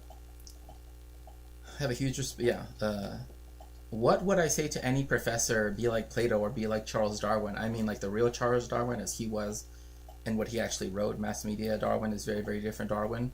Well, I mean, it's interesting you bring up Darwin, because one of the things about Darwin, right, is that he didn't publish his, on the origin of species right away, because he was aware he knew, right, what his research, what his work was, what issues it was going to cause, right? And that's something that like scholars usually know, right? Like we understand that, if we're going to talk about this aspect or that, it's like we have to be cognizant of those things because it isn't just another paper, it isn't just another article, it isn't just another book. It also exists in a greater context. So yeah, I totally get what you mean by that to actually be willing to, because yeah, Charles Darwin, when he went to Oxford, he went there for divinity, right? And I think when he was on the Beagle, he was the geologist, if I remember correctly. He wasn't even the yeah. So often leads to the suicide of many marginalized caste kids in India. This is intentionally done to ensure that the right kind of Indian, according to them, gets positions in government or gets to go work in the US, where, of course, those privileged caste CEOs will work hand in hand with other Americans and millionaires and billionaires to... Oh my gosh. Oh, okay. The network state? Is that something that he... Oh, yeah, it's something he wrote. The network state. Is that like a deep state thing? I don't know. I've never read that book. But I know about Vivek. I don't think I've ever really heard about Balaji. Peter Thiel. All I'm going to say is his family thought that apartheid South Africa was too woke. So they moved to what was formerly German Southwest Africa to live in Swamkomund, where only German and their German descendants lived. And that town is known for selling, I'll put it like this, World War II memorabilia. Okay, I'll just put it like that. World War II memorabilia. And being the town where the island just off the coast was literally where the Germans essentially did their first Auschwitz. Like literally their first death camp was Shark Island. Where now you can go camping. Because, yeah, sad.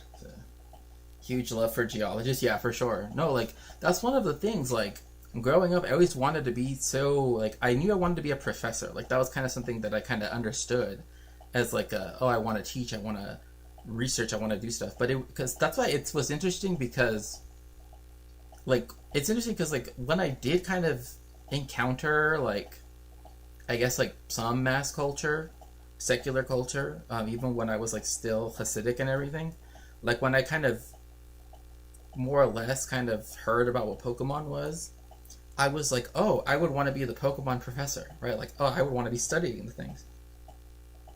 Because for me, like, I always wanted to be in a field. I mean, I didn't know this at the time when I was very little, but, like, I always thought, like, oh, I would do lots of different things, right? Like, I like the idea of being interdisciplinary. Because I like so many different subjects and so many different... All these people read the same stuff, basically. Balaji founded Coinbase. Oh. My favorite geology professor in the world that I didn't know of did fairly recently an interview with an OG geology hero who happens to be a trans woman. Oh, nice. Awesome. Assuming negative intentions when I'm late makes me feel erased and tells me they don't know of Darwin and Plato and Edison and Jane Goodall. I meant late to class, not late on assignments.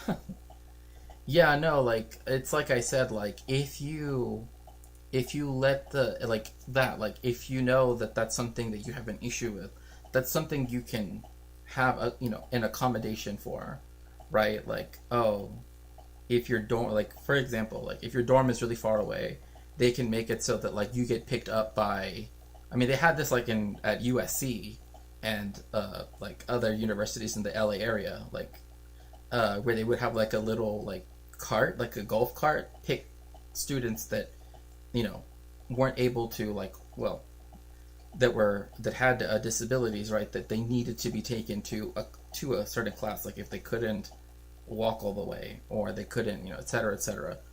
But there were also people that, again, who do not have as it were, a visible disability, right, that also would get that service as well, right?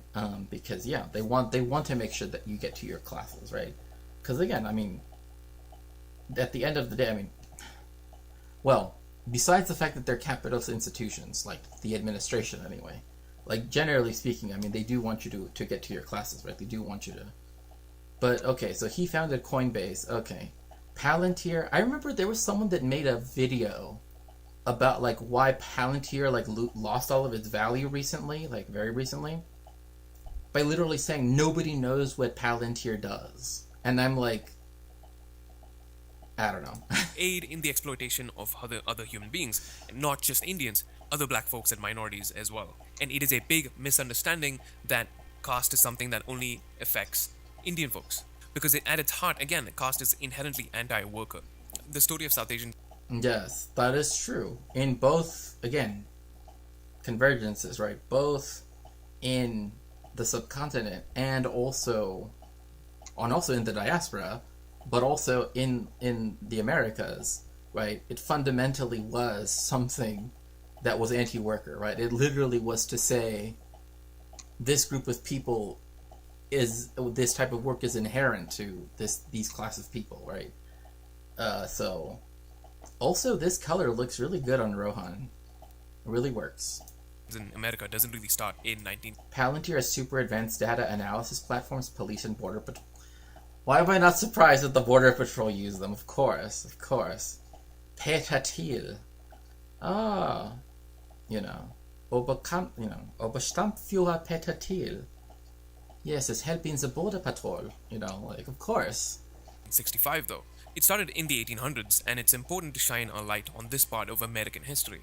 You won't hear about this from Hindu nationalist organizations either, because the first Indians to make it to the US were fleeing caste apartheid and British colonialism. They were... this is not talked about at all. In general, history that Americans learn about the subcontinent, if they even learn anything about it at all. Again, I remember once looking over, it was called, World History in Context, something like that. It was it was a textbook that they were oh, hey, for your intro classes, your intro to world history classes, right? You could use this textbook. And I can't remember the title off the top of my head. I don't even remember the publisher, so I'm not going to try to remember because I don't want to get it wrong. And I just remember I was flipping through it, and I noticed that when it talks about Latin America, and when it talked about, literally pretty much most of the Global South, it essentially was nothing happened, then suddenly there was colonial powers, and then once they left, nothing happened again. That is essentially the setup of, all of their world history. And it's a world history book. But literally, the history of the subcontinent was literally, yes, you have, ancient civilizations, right? The Indus River Valley civilization. Then you have a little bit of discussion about the Buddha and about Hinduism, in a very brief, 3 paragraphs max. Then suddenly it's nothing. Nothing had ever happened. Not even basic stuff. Not even people would never know that there was the Sikh Empire, there was and they barely touched on the Mughals.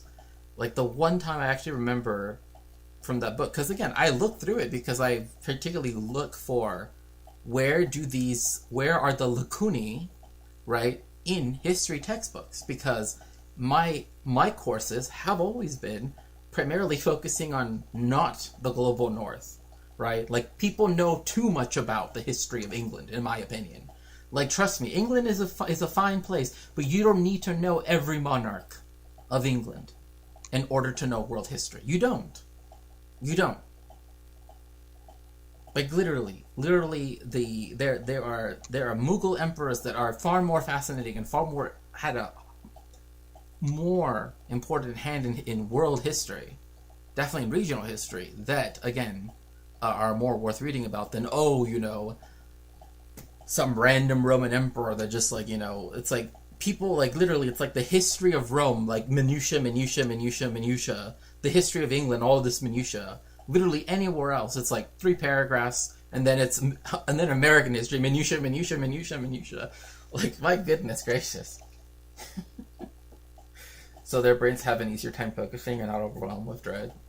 Yeah, exactly. Because again, it's there to help you. And then there's also the fact that you can also receive other help, services, etc. on campus too. But yeah, I wonder where these 1.5 billion people come from. Right, exactly. And imagine that multiplied to the entire world, except for England, France, Germany for a certain time in history, a little bit to talk about how Tsarism was somehow good, apparently, and then the evil Soviets, typical, and then rah Rasputin, and then and also the Spanish, right, and the Portuguese, how they discovered stuff that people already lived in, but they discovered it somehow, and all of that stuff, and then yes, the Europeans decided to cut up the world amongst themselves because that was totally normal. Like, I'm sorry, like, we're teaching this stuff and reading, having to look at these textbooks for years, like years upon years, has really just, has made me just have this really just like, okay, like, every time that we would have, like, I guess, like a book fair where they would have different publishers come up to us, or sometimes they would cold call, right, professors, and they would be like, oh, hey, Professor Shakespeare, can I interest you in a blah, blah, blah, like, and I would be like, sure, send me a desk copy, right, so I can look at it. Immediately, I would go look at the index and be like, how many times did they talk about Mexico? How many times did they talk about, the indigenous people? How many of the Americas? How much did they talk about, and there were certain places that I'm like, if they don't even mention this, how can you even call it a world history, right? Because I know it can't cover everything, right? But when, like, England is mentioned for, like, 5 pages, like, in the index, and then, like, Mexico is mentioned just 2 times, 2 entries, there's an issue. There's an issue. Because, again, you don't actually need to know every monarch that has ever ruled in the land now known as England. You don't need to know all of them. Trust me, you will do very well in history without knowing all of them. You don't need to know every George and every William and every this and every that. You'll be fine. Trust me. Every Mary and every Agnes and every whatever, they're fine. Fine. Every Athelstan and Whittlewolf and whatever the hell they used to be called, you'll be fine. Trust me. Because I swear, like, when they would come to talking about the indigenous people of the Americas, there was one textbook that, I kid you not, started with Squanto and Samoset. Do you realize why that's a problem? Because Squanto, that the Pilgrim Fathers, right, the people that started the Massachusetts, the Plymouth colony, right? Squanto had already... They make it sound like they just ran into Squanto, right? Because they don't teach this. Again, they don't teach this correctly. Squanto had already crossed the Atlantic 6 times by the time that the Pilgrim Fathers got to New England, got to Massachusetts, and he said, can I have some beer in perfect English to them? They never teach this. They don't talk about how he, at one point, was enslaved, escaped to Spain. Like, they never teach this. There's a problem if the first time you're going to talk about, and this actually was an American history book, actually, technically. When in American history book, the only time, like, they really only mention indigenous people is once white people encounter them. There's a problem with that. A big problem. And I'm just going to say that, as a history professor, that's a big problem. In my opinion. In my opinion, Agnes. I mean, I don't know, I want there to be academic literature that debunks harmful stereotypes against those of us whom... Yeah, well... I mean, Mussolini is an interesting choice, but I think I know. Yeah, I know what you mean. Predominantly Sikhs, Muslims, Dalits, and Adivasi. The definition of the word Hindu was also different. By the way, Adivasi and people that know more than I can definitely. Yeah, he had crossed the Atlantic 6 times, including once because it took him to Virginia, and he said it was too far to walk from Virginia all the way to what is now Massachusetts. Oh my goodness, Philip. I apologize. I don't even know why that happened. What? You only used one? Nightbot is being so weird. I apologize, Philip. Yeah, Adivasi means indigenous to South Asia, exactly. Yeah. Like, literally, because so much migration has come to the region, right, exactly. Yeah, like, there was already a colony that existed before the 1620s, right? Like, Virginia had already been founded in 1607, 1608, right? But by 1620, when you start the founding of the ones in New England, I mean, again, remember that the colonial history of the United States is very short. Like, I know 1776 from now seems like a long time ago. It's almost going to be 250 years.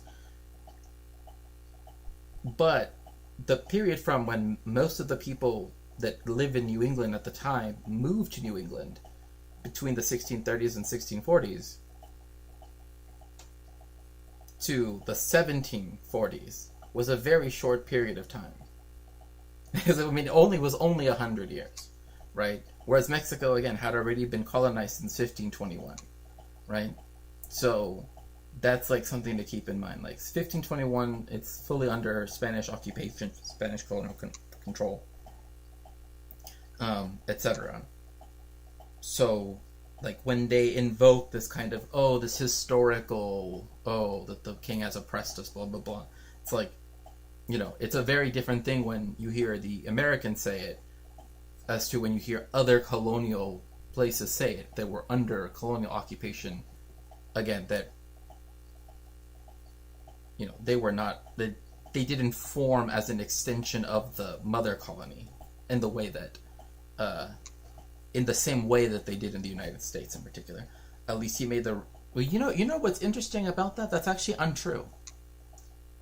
We only know that Mussolini only made one train run on time. One. And that was his train to get to Rome. When they finally decided that they were going to let him have power, he made sure his own train ran on time because he wanted to make it there. So that way he could assume power and actually have, Have you read the book about the Chinese treasure fleet? Maybe. Yeah, I have heard about that. Some people have said that, but the issue is that the evidence there's not very good evidence for that. I mean, again, it's one of those things where the issue is that the type of anchor that was used is something that was used, up until the 20th century. So, but yeah, I have heard it. But yes. Yeah, and also this is another thing too. Like I said this about Jewish people as well, right? Back in the 19th century, if you came from the Ottoman Empire, it didn't matter what religion you were. If you were Christian, they would call you a Turk because you were from the Ottoman Empire, right? Like, and this is even the case. Same thing too with Jewish people that moved to Argentina from Eastern Europe. If you lived in the Russian Empire, they call them all Rusos. They call them all Russians, even if they weren't from Russia, even if they were Polish Jews or Hungarian Jews or whatever. They just called them all Russian, right? So again, that's another thing to keep in mind. Like the word Hindu was not used to describe a religious category as such, especially not in the United States, because there wasn't really seen as a difference, right? That's why the term, some people have made the comparison or the analogy between Hindu and Jew, that is to say Judean, right, as describing people of a particular place. But that is too far-fetched, I would say, because of that. It was used as a racist term around the time of the Chinese Exclusion Act, right? Because the act wasn't just for Chinese people, right? And that's why they had to define what Asia was. Like that's why they had to have you ever thought, why is Asia such an enormous continent? Racism. Right? They wanted to make Asia into as big of a continent as possible because they wanted to, right, circumscribe who could come into the United States and who couldn't. For racist reasons. And so that's why Asia is this huge, immense continent to people in the, particularly to Western people. Because again, like, in the same way that, why is there a North and a South America? In Latin America, we just see it as one continent. Because there's seen to be a difference between North Americans and South Americans, right? So, yeah. At this time, it was not a religion. It was an exclusionary racial term, and I'm not going to rehash that again. I've done so in 2 of my previous videos. Go watch those after this if you'd like. But anyway, privileged caste folks didn't want to make the move to the US at this time because of the curse of Kalapani, the belief that you would lose your high caste status if you were to travel across the ocean. Privileged caste folks believed that the ocean was the resting place of the gods, and to travel across them would disturb them. Many of these early South Asians in the US worked manual labor jobs in places like Bellingham in Washington and parts of California. This was during a time when... Yeah, like, this is actually why if you go to... it's interesting as he said Bellingham, because also Bellflower in California was another place, but that's because of the company that's there, the telephone company, or the old telephone company. Also working in the railways, also working at the canneries, also like in Long Beach, etc. Like there's actually a lot. Like the people that, again, try to reduce the history of immigration and the peoples of the United States that have come here, well, to the United States I should say, not here, but you know what I mean. And the things that they have worked in, etc. Right? It's like they have always, like, you can see that. Yeah, we've been here, for a very long time. And one thing you can see, though, is that this is why you have some people that were from India at this time that were of lower castes willing to, like, if they were seen by white people as being Mexican, sometimes they would actually live their lives as Mexican. And there are people for whom, again, same thing if they, it's depending on whichever, but this is something that is recorded. There were people that did that because they felt that it was, preferable than to be subjected to, et cetera, right? So you do have this, mainly because, again, you have so many different communities intermingling with one another, but the two communities that were sort of defined as not white, that were not allowed to live in the city of Los Angeles, which didn't used to be all the area it is now, were Mexicans who could only live in East LA and Black Americans who could only live in South LA, right? Hence South Central, Compton, etc. The country was trying to define who gets to be an American citizen. Naturally, being the white supremacist settler state that it is, citizenship was initially granted to free white folks. The category of Asian was added much later, starting with the Chinese in 1870, Japanese in 1890, and much later, Koreans, Filipino, and Indian folk were added to the category of other. South Asian. It's the reason why Vivek says his parents came here the right way at the right time. They came in 1970s post-civil rights act, and according to him, pre-wokeness.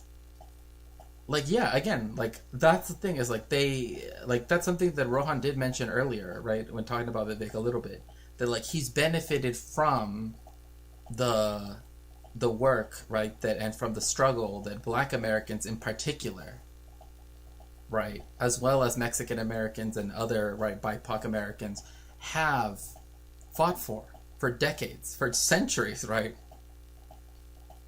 And he was a direct beneficiary of that, just for him to not just pull up the ladder, but to try to, swing the ladder at everybody else, right? Like, he doesn't care, right? So, I'm from Washington State. A Sikh man once came to my rescue. Well, apparently he wasn't supposed to smoke tobacco, but he did. Oh, interesting. He will literally shit talk H-1B visa holders. Yeah, like, the fact that, like, people that have H-1B visas or F-1 visas, etc., like, are, etc., now I'm confusing them all, but that have, the fact that, like, now they have to register if they're going to be here for more than, like, just think about the idea of you have to fill out, like, registration papers if you're going to be here over 30 days. Like, just think about that. Because that's precisely what people that are here on H-1B and other visas have to do. At least, I don't know if it's been stopped by a federal court yet, or was already. Doesn't affect him and his caste, so he doesn't care. Right, exactly. I mean, it's the same thing, right? Well, like, white Latinos, right, they are willing to vote for Trump. They don't care because they think, like Marco Rubio, like Ted Cruz, like Nick Fuentes, right, etc. They know that, or at least in their minds, right, they are like, that doesn't affect us because we're white, right? They know that as long as they're counted as white within America, they know that they're going after those of us that are not white. So it doesn't affect them. That's why when people try to say, oh, well, he has a Spanish name, I mean, there are lots of people with Spanish names. Again, like Ted Cruz, like Marco Rubio. It doesn't stop them from participating in Western imperialism or United States ethnic cleansing and other things, right? Because, like, again, you have the Cuban community, which has always been very right-wing, as well as other communities that have grown over time, like the Venezuelan community. You will see that those who are considered white, therefore, again, using the racial caste system in Latin America, have always had these privileges. For them, it doesn't matter, right? Because they know that they are not the people who would suffer from these things as well, right? So it's something that, yeah, because again, they have had privileges in the Latin American countries that they're from, right? Either historically up to their parents or grandparents, and now in America they also have they also benefit from even from all the quote unquote DEI and all of those things for the rights that people who were marginalized, who were etc., right, who fought really hard and were willing to sacrifice everything in order to gain equality or some form of equality in the United States, just for, again, them to say, oh, well, this was already for me, right? Yeah. Racist Raj owns the motel and gas station. Me, your favorite president, also hires. Right? Yeah, I mean, yeah, and like in LA, that's like a big thing, because again, a lot of, I mean, this is also a thing nationwide, but like particularly in LA, right? Like you will see a lot of the like motels and right are tend to be owned by people that are from the subcontinent. But again, like the ability to even be able to buy a motel, right, involves money. I'll put it like that. It involves you having capital in the first place, right? Like you can't just open a store. You can't just buy a motel, right? You can't just do those things. So that's another thing too. Like that's why when people try to say flatten old people like that are BIPOC, as though, oh, we are like, the problem is that it can come off also like you're also essentializing us and seeing us as we can only be impoverished, etc., right? Like that's also the problem with this view as well. But it's because people refuse to see the fact that internally there are these stratifications that still carry over once people come to the United States, right? Like people see that there is internal racism, right, within the Latino community, but people will say, oh, well, they're all alike, right? Like that's again how racists think. Oh, well, they're all the same, right? But that isn't how it actually works, right? We know that people that are more indigenous are less likely in the United States and in their home countries of being able to have the same rights and benefits and protections that a white person, even if they're a Latinx white person, would have otherwise. So again, it's like, oh, why does this family get to own a restaurant, or why does this family get to do that? Again, this is why you have to have an intersectional understanding to really be able to have a good frame of reference. We have 5 million plus unfilled STEM jobs. Is that right? And Vivek Ramaswamy thinks the only problem in our schools is attendance. Really? Did he say that? That is the weirdest thing. Tesla and Edison and Einstein were all neurodivergent. That's definitely what people can say after the fact. I don't know if I would. I'm not saying that we can't say that, but I definitely know that it's a bit, No, I mean, I understand that, Philip. I'm just saying I don't like to, like, I wouldn't want to, personally, I would not wish to, diagnose or prognosticate in that way, right? again, I'm not unwilling to see what you're saying. Like, I get what you're saying.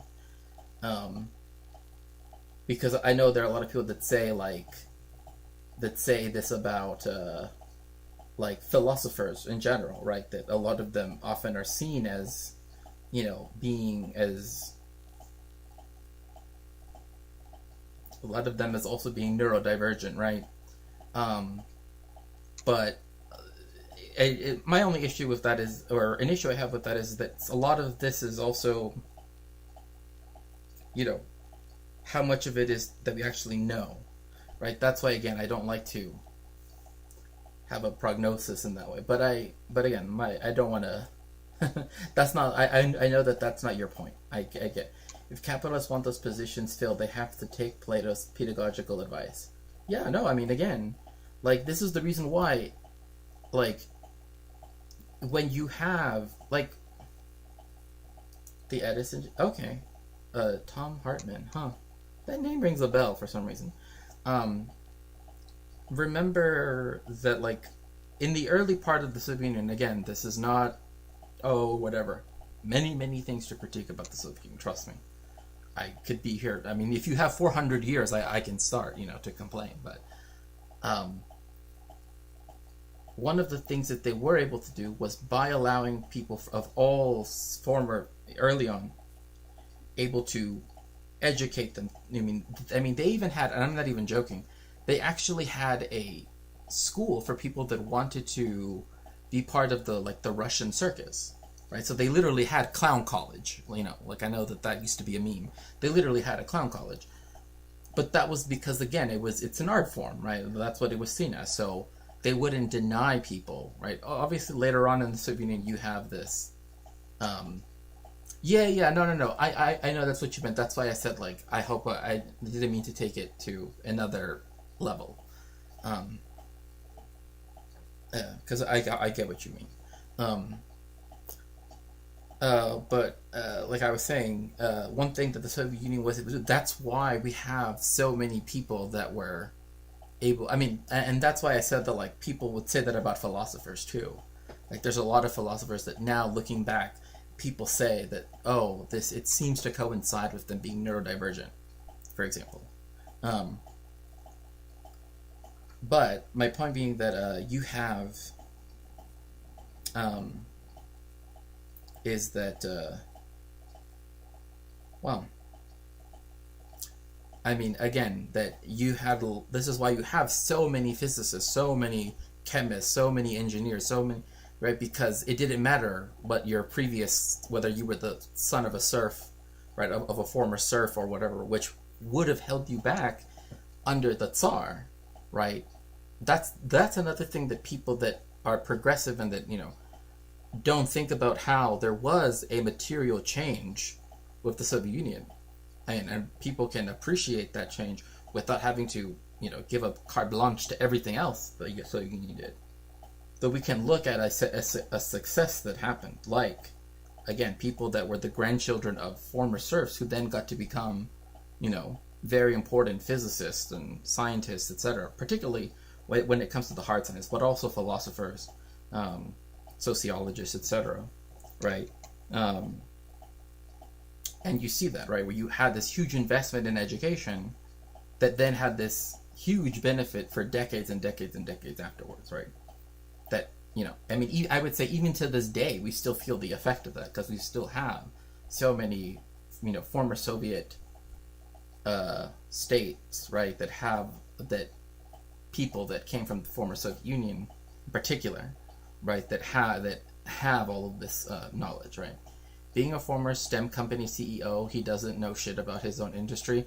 From what I understand, and maybe please do correct me if I just am complete do not know at all.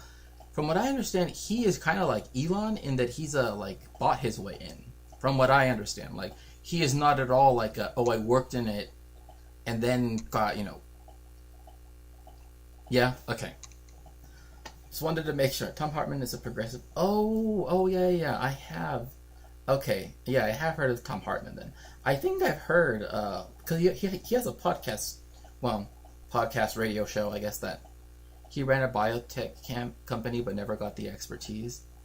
Oh, gosh. Flipping venture capitalist? Gosh, that's like... Okay, look. Being a venture capitalist or a vulture capitalist, whatever you want to call that. That's whatever. But, I mean, that's already horrible. But flipping? Oh, gosh. Oh, or sorry, I think you meant that as an expletive, not as a... as a descriptor. Yeah, but he is a venture capitalist. He's not he doesn't do flipping of companies as a venture capitalist. Never mind. Yep, my siblings and their partners and their partner siblings, almost all engineers, electrical engineers mostly. Yeah, expletive, yeah, sorry. I was all like, he does flipping as a VC? Like, oh gosh.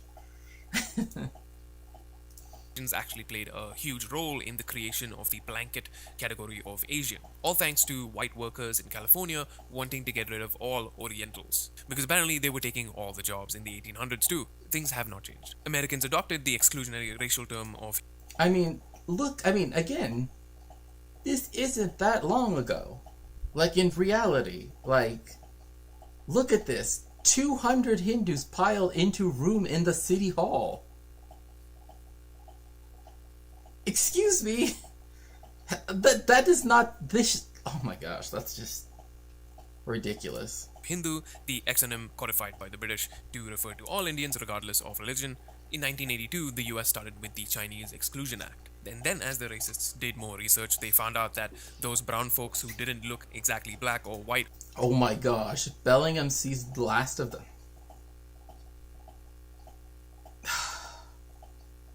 I mean, look... There are some of these, like, right-wing podcast people that they say this now, but about Mexicans and Salvadorans and blah, blah. Like, they essentially say this. Like, literally, like, if the Trump administration... And they will, at some point, essentially come out being like this. They would say this if they could. Same thing with this, driven out of city. I mean, they essentially do say it. They just couch it in saying terrorists or whatever now. But...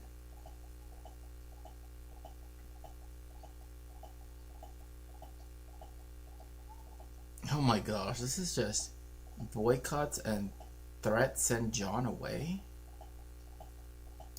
Or Chinese also came from Asia. So in 1907... Oh yeah, this is... Oh gosh. This is in Canada. This is in British Columbia. Vivek got wealthy through a patent on an Alzheimer's drug that they knew did not work. He did a pump and dump. Really? Oh gosh, that's horrible. Like, I do remember that it was like him just buying into something and then just like leaving and after he made all of the money, but They renamed it to the Asian Exclusion Act to include all Indians. By this time, immigrants from the Indian subcontinent were... Wow, that's good men and a good cause. Again, this is still, like, even this, for your children's sake. Like, again, if they could go back to having the first thing it says, a white Canada, they would, because that's essentially what they're saying. But the whole, for your children's sake, and good men and a good cause, they do say that now. Definitely in places like South Texas, and anywhere, like, anywhere on the counties, like, right along the border, where there's no, like, major city, that's definitely where you will see that, for sure. Viewed as a bigger threat than other Asian even if there is a major thanks city. to their active anti-colonial actions in India, which threatened the wealth of the British Empire. Not to mention the eventual formation of anti-colonial groups like the Ghadar Party in the US, led by Dalit leader Manguram Mugovalia. This was a group that sought to overthrow the British Raj by any means necessary. In 1907... Yeah, I mean, like, look at this. Astoria, Oregon. How much do you want to bet? By Meets Mini, how much do you want to bet that even though there's this plaque here, even in Oregon, most people never taught about this. Like, because trust me, I've seen plaques in California that say all sorts of things that are, positive, like, oh, this and this and this for bilingual education, etc., etc. And they are never brought up. Not even in the town that they occurred in. Right? Like, not even in their own town. Was 1885 after they finished building the railroad from Chicago to Seattle? You mean like the transcontinental? Yeah, the different transcontinental. Like, one of the reasons why they had to buy the Gadsden Purchase was because they wanted to build a railway that would go directly from the southern states all the way out to California, and that is now where the 10 freeway is at, and then the 90 freeway is what I think you're referring to. What about people who don't have racist children? I mean, I don't know.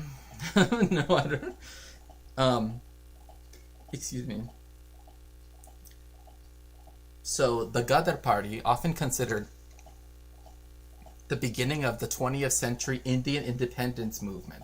Like, think about this. Like, think about these two things, right? The Ghadar Party, considered the beginning of the 20th century Indian independence movement, and then the fact that Mexico's, like, the first communist party started outside of Russia in 1917 was in Mexico, right? Roy is discussing Mexican history courses in universities as being a person who found, not always, but he is someone that you can find being mentioned. I have literally read American history stuff for teaching and everything. This is never mentioned. That the beginning of the 20th century Indian independence movement started in Astoria, Oregon. Never heard that. Crystallized in May 1913 at a meeting in Astoria's Finnish Socialist Hall. Look, back then socialists had halls. Like, now, you can't have a socialist anything in America. This revolutionary political movement was driven by the Sikhs, Hindus, and Muslims of the South Asian Indian community, spanning from British Columbia to California. Like, this is very important history. Like, again, often considered the beginning of the 20th century independence movement of India. I mean, the Great Northern Railway. Yeah, but it's, brother this ain't America. The globalists, they were over here planning to, they were over there at the Finnish Socialist Hall, but now it's, where what I was trying to say is that, like, the Southern Railroad, I was trying to think of it in my mind, because 53 was the southern one after the one that was built, the one where you have the first intercontinental. Then you have the 90, where the 90 freeway is now, which connects Chicago and goes all the way out to Seattle. That's where that one, the Great Northern Railroad. But yeah, like, I don't know. They wished to free India from British rule, and Ghadar became an international anti-colonial resistance movement. The ethnic persecution and mob violence they experienced fueled their movement for justice, as did their ideals of Western democracy.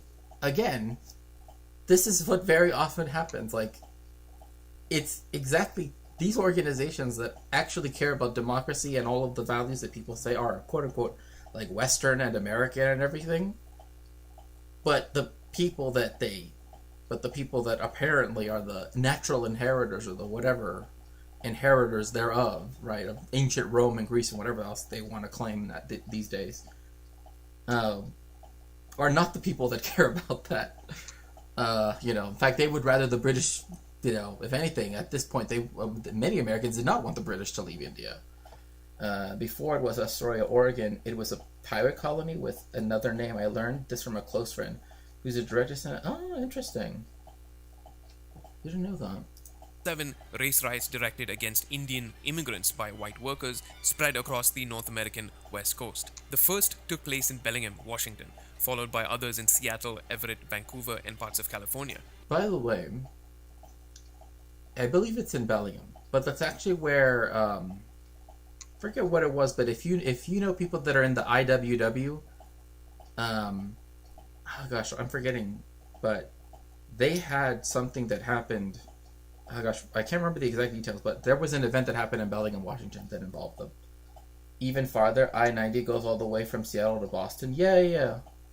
But Yeah, the Great Northern Railroad essentially follows that general, because they did that for the 10 freeway, where it runs more or less corresponds to the railway. I mean, not exactly, because the railway goes along mountains and such. Like, it can go off-road, so to speak. But, yeah. In 1910, a Senate commission declared Indians the least desirable race. A Senate commission? Okay, that's just... Oh my god, that's...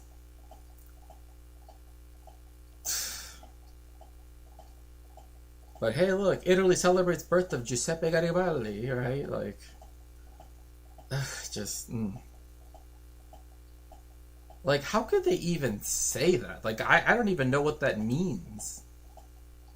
Like, I don't even... Like, what does that even... And white mobs would be after South Asians. You're right. I mean, like, that's what they were saying, that, like, there already had been some. But, I mean, even... Look at this here. Crowd numbering 500 drags from their homes. Like, look. Men escort sons of India in city limits. Excuse me?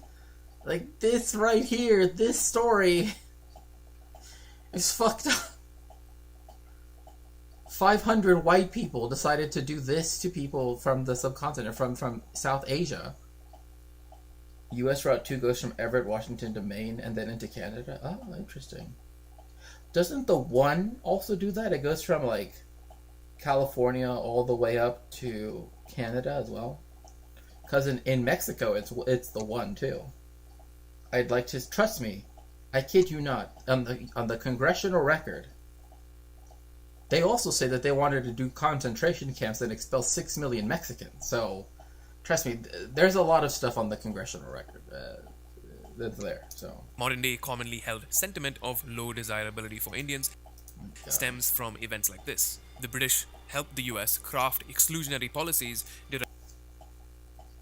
This is why I hate this whole thing that, like, America is, like, this fully free, fully whatever distinct thing, when it's like, no, it's like, whatever happened in the initial few years. I mean, it essentially just was working with one colonialist power over the one that founded the colonies that it was living, the settler colonies it lived in, right? But they were still, you know, like, this does not surprise me at all that of course the British helped them draft racist policies.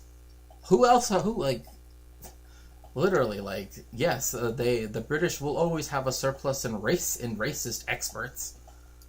Directed at British Indian subjects who as will the Americans, of course. In the US. A series of congressional hearings on quote-unquote Hindu immigration, because of course they included all religions, were held in 1914, and Denver S. Church, a congressman from California, suggested a bill. And you know, it's always these dudes. Like, that's the thing, is like, people like to focus on, like, Trump, and I get that. But it's always these dudes. Like, you just, like, they will always somehow, and there's a book that talks about bland, the bland reactionaries or something like that. But essentially, where, like, Democrats do this too, they just couch it in more verbose language. That's the only difference. Like, angry old racists never change. Yeah, like, the only thing is whether they're willing to be more overt about it or whether they're willing to couch it in liberal, like, jargon. Right? That's really a lot of the difference between a lot of Democrats, like boomer white Democrat people, like an older generation white Democrat people, and even younger ones too, to be quite honest, and the Republicans, right? Like, that's the only big difference between them, is how they're willing to discuss the topic, right? Defining Asia based on geography. Oh yeah, here we go. Yeah. To encapsulate all the different ethnicities. This is how they came up with the Asiatic Barred Zone. Oh my gosh, look at this. The Asiatic Barred Zone. What the hell is this? So Japan and the Barred Zone, I know. But the Philippines was an exception. Why? Because the United States had colonized the Philippines by this point. So they couldn't. So they had it where Filipinos could come to the United States in specific circumstances, because it was, again, an American territory, which is just the American way of saying colony. And it still is, because literally Guam is a colony. American Samoa is a colony. Puerto Rico is a colony. And the Philippines very much was an example of this, where, again, people going to the Philippines and buying up land was fine, and same thing with military bases, etc.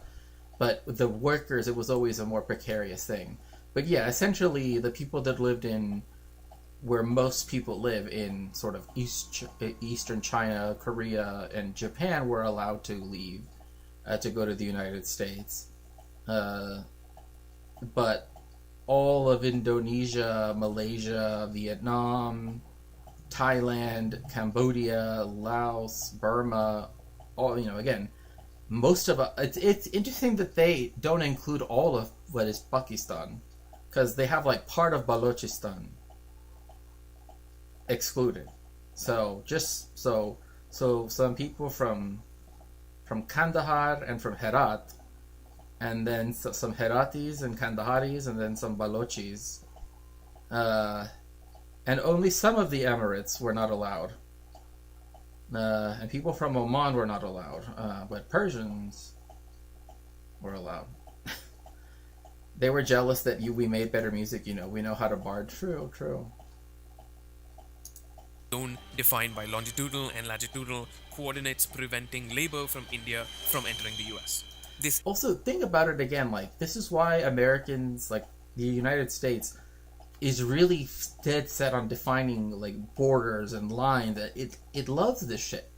Like, imagine they drew an invisible line in the ocean and said, people that live on this side of this invisible line can't move here, but people that live on this side of the invisible line are okay. Like, really think about that. Like, imagine dividing China in half and being like, well, this part of China we won't accept people from, but this part of China we will. Like, really think about the whole invisible line thing, because the Americans did that in the middle of the ocean as well. Like, it's like people, for some reason, they can rationalize it when it's on land, like, oh yes, borders, whatever, blah blah blah. But like, when it's in the middle of the sea, it's like, oh no, there makes no sense, right? Really think about this. They drew a racial line in the middle of the ocean. Like, really think about that. They defined Asian by lines in the ocean. Like, this would be an Asian fish, this wouldn't. Like, really, like, again, take it all the way to it, like, think about it. Think of it all the way to its logical conclusion. What does this mean? Right? What do these invisible lines mean? That this group is included, but not this group. What do these invisible lines tell you? One, that the invisible line between the United States and Mexico shouldn't be there, for one. And two, these people drew a racial line in the middle of the ocean. 2 oceans. This is ridiculous. Oh. I'm gonna have to change that after this stream for sure. Philip. I apologize. Bard Zone, yes, for real. heavily stymied the flow of immigrants from India while making travel for white British colonies much easier. Many Indians still try to move though. Many folks crossed a literal ocean to get away from caste apartheid. And many did it by seeking employment on ships. Once they got to the US, many folks would report their race as black or Hispanic. Vivek Bald has written an interesting book on this. Yeah, like this is something that was important. A lot of the people that did come to the United States, because again, they were able to pass, quote unquote, right, as being Hispanic, they actually felt that they would have a better chance of, having a more just life, just having an actual life and not having to be worried about being excluded, let alone being deported, etc., if they instead were to just work with the fact that to a lot of Americans, they can't tell the difference between anybody that's not, Alsatian and Burgundian, right? Because Americans can always tell the difference between a northern Burgundian and a southern Burgundian, but they can't tell the difference between someone that's from, anywhere that is not Europe, I guess. Uh,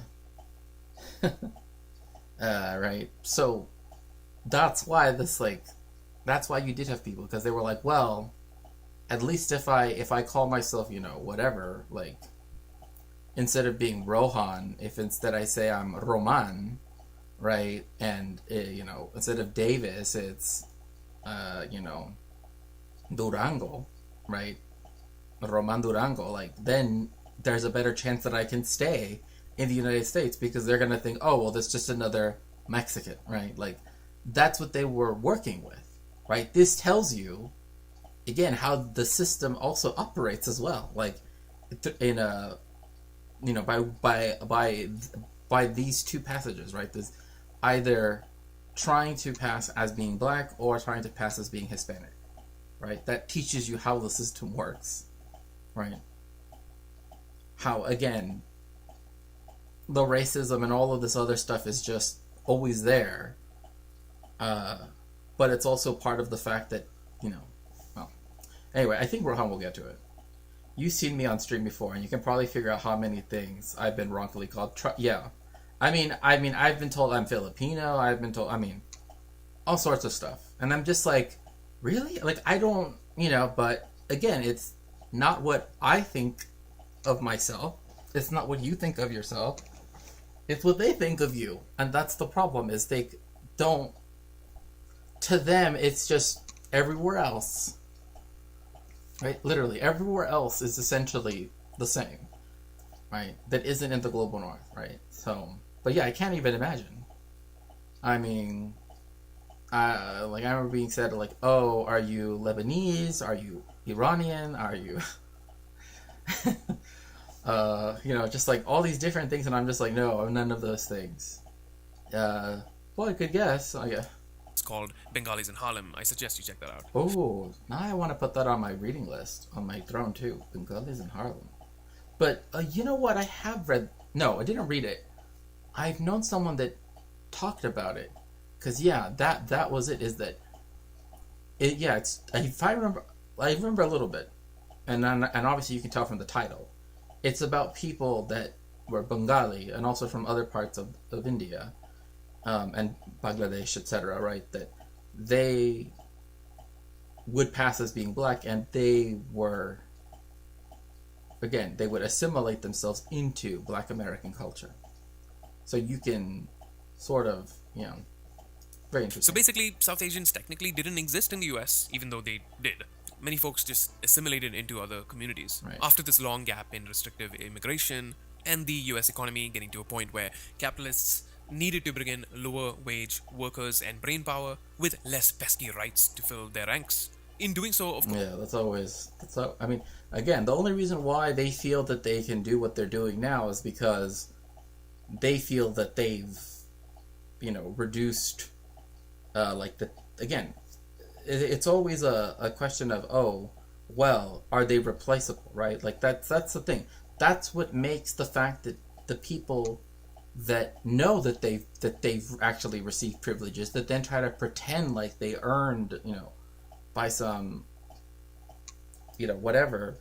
That's what makes it even worse, because it's not even right that they're claiming something that whatever they don't have, but it's like they're doing it even when they know that, like, again, whenever they think that they no longer need this community, they will go after the people that are the most marginalized, right? It's like, again, it will prove that they were privileged in the first place, is another way, I guess, of thinking that too. Of course, they knew they would be effing over the American workers in the name of profit, but they weren't going to let that stop them from attaining higher margins. The civil rights movement was also in full force. Black folks were fighting for basic human rights. The brutal murder of 14-year-old Emmett Till in 1955, the subsequent acquittal of his murderers by a jury comprised of white men, And remember that the woman herself said that she lied. And she was never held responsible for what happened to Emmett Till. And she lived from what I remember, it was very recently that she died. So, again, remember Emmett Till. And remember how, again, this is precisely, like, again, the jury, right? Like, again, when they try to say that people are terrorists, that the people are this, or people, they want to act as this constantly, right? Like the people in the Trump administration. This is how they want people to act, as though they are an all-white male jury. Just convict. Because, again, you really see what happened with the people that have been, taken to, that have been expelled to El Salvador, as well as other places, right, that still, that have not received the media coverage, right, in the same way, right? Like, there are people that are in Guantanamo, there are people that were, as it says in this human rights report, right, which is, let's see how many pages long it is. It's about 40 pages long. He's talking about people being expelled to Panama that are not Panamanians, right? Like this as being a place where people are expelled to is, I've never seen being discussed about in the United States from what I have checked. Like, I've seen El Salvador, I've seen Nicaragua, I have not seen Panama being spoken about. But yet, this Human Rights Watch report is talking about Panama. And again, they're literally talking about something which they're talking about a term called collective expulsion. Just think about what that means. Like, really think about what that term entails, right? I had to talk down someone who claimed only one deportation flight went to India. There were so many recently, yeah, and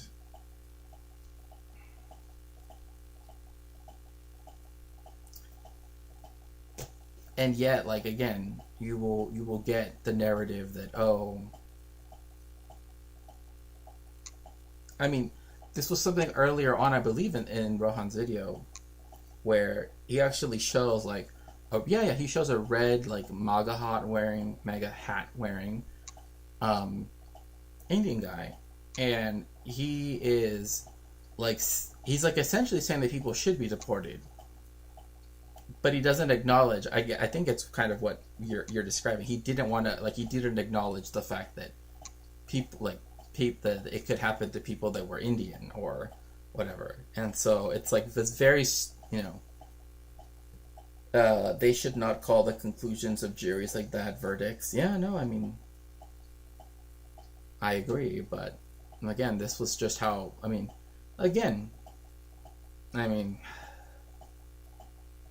it's an issue. Decades after this would be bloody, and America saw the emergence of black leaders like Dr. Martin Luther King, Rosa Parks, Malcolm X, and many more.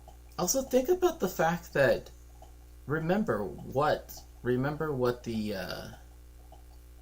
United States did against the Black Panthers, when so much of their work was not even the stuff that a lot of people like to memorialize and like to think about, right? The armed militancy, or at least the veneer of that, right? Which, again, I'm not trying to take away from it. I'm just saying that, they're very wonderful photographs, right? But when that has translated to actually, that's a different story, right? Again, they're very beautiful photographs, and there is the willingness to take up, to do that.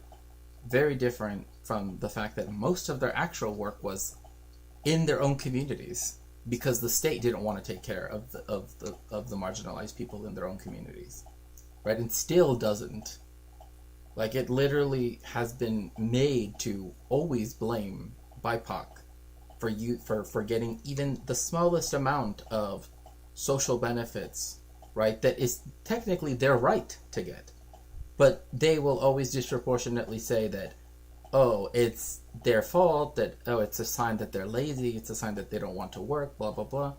When, again, if they even use a minor benefit, like getting reduced lunch at school or free lunch at school, so much of the work of the Black Panthers was literally this, being in their community, helping people.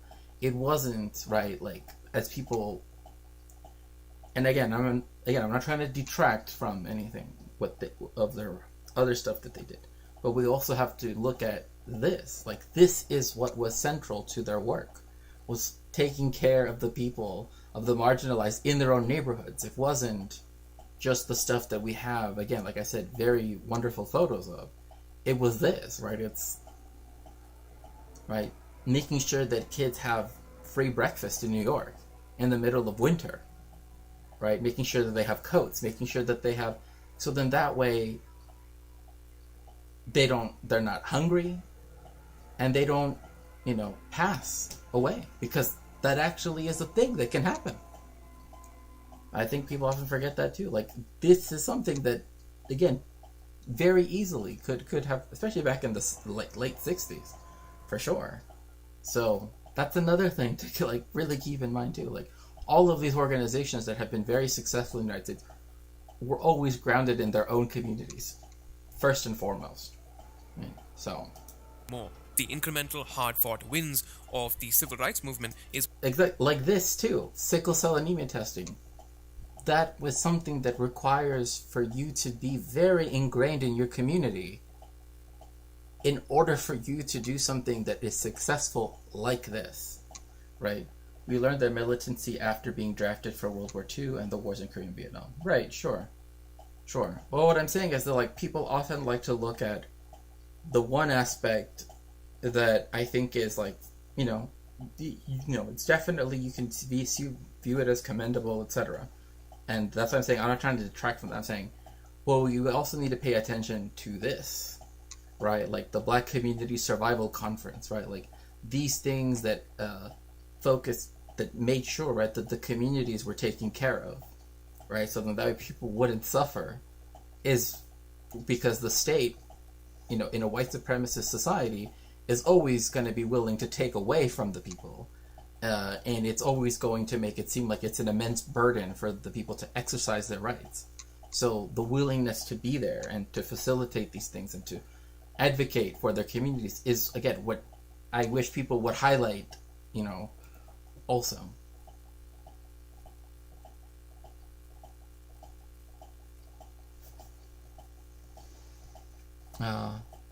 Hey, just wanted to appreciate your spot in the fight, comrade. You've put in hours in the fight against capitalism and imperialism, and you should feel valued. Oh, thank you. That's so sweet of you to say. You're a church. Oh, that's so sweet.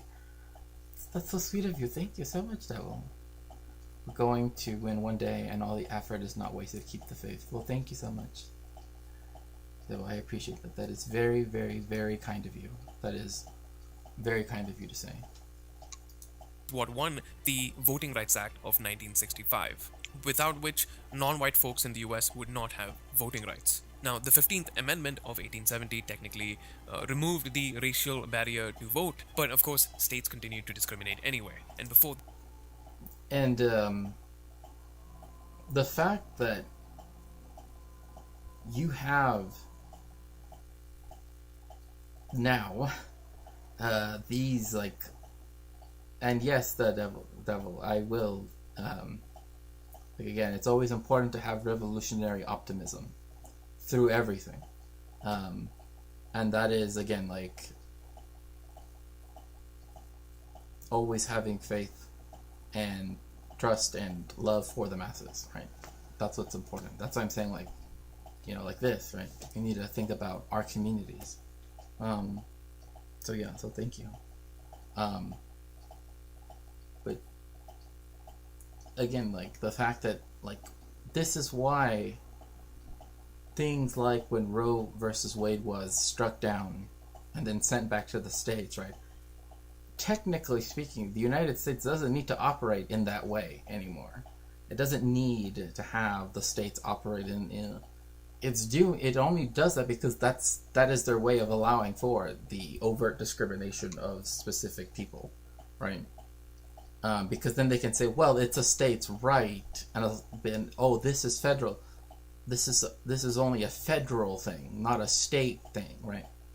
Again, suddenly now they want to split hairs when it comes to the law, where they never did that before, right? So it goes to show that this is a mechanism, a technique that they return to over and over and over again, right?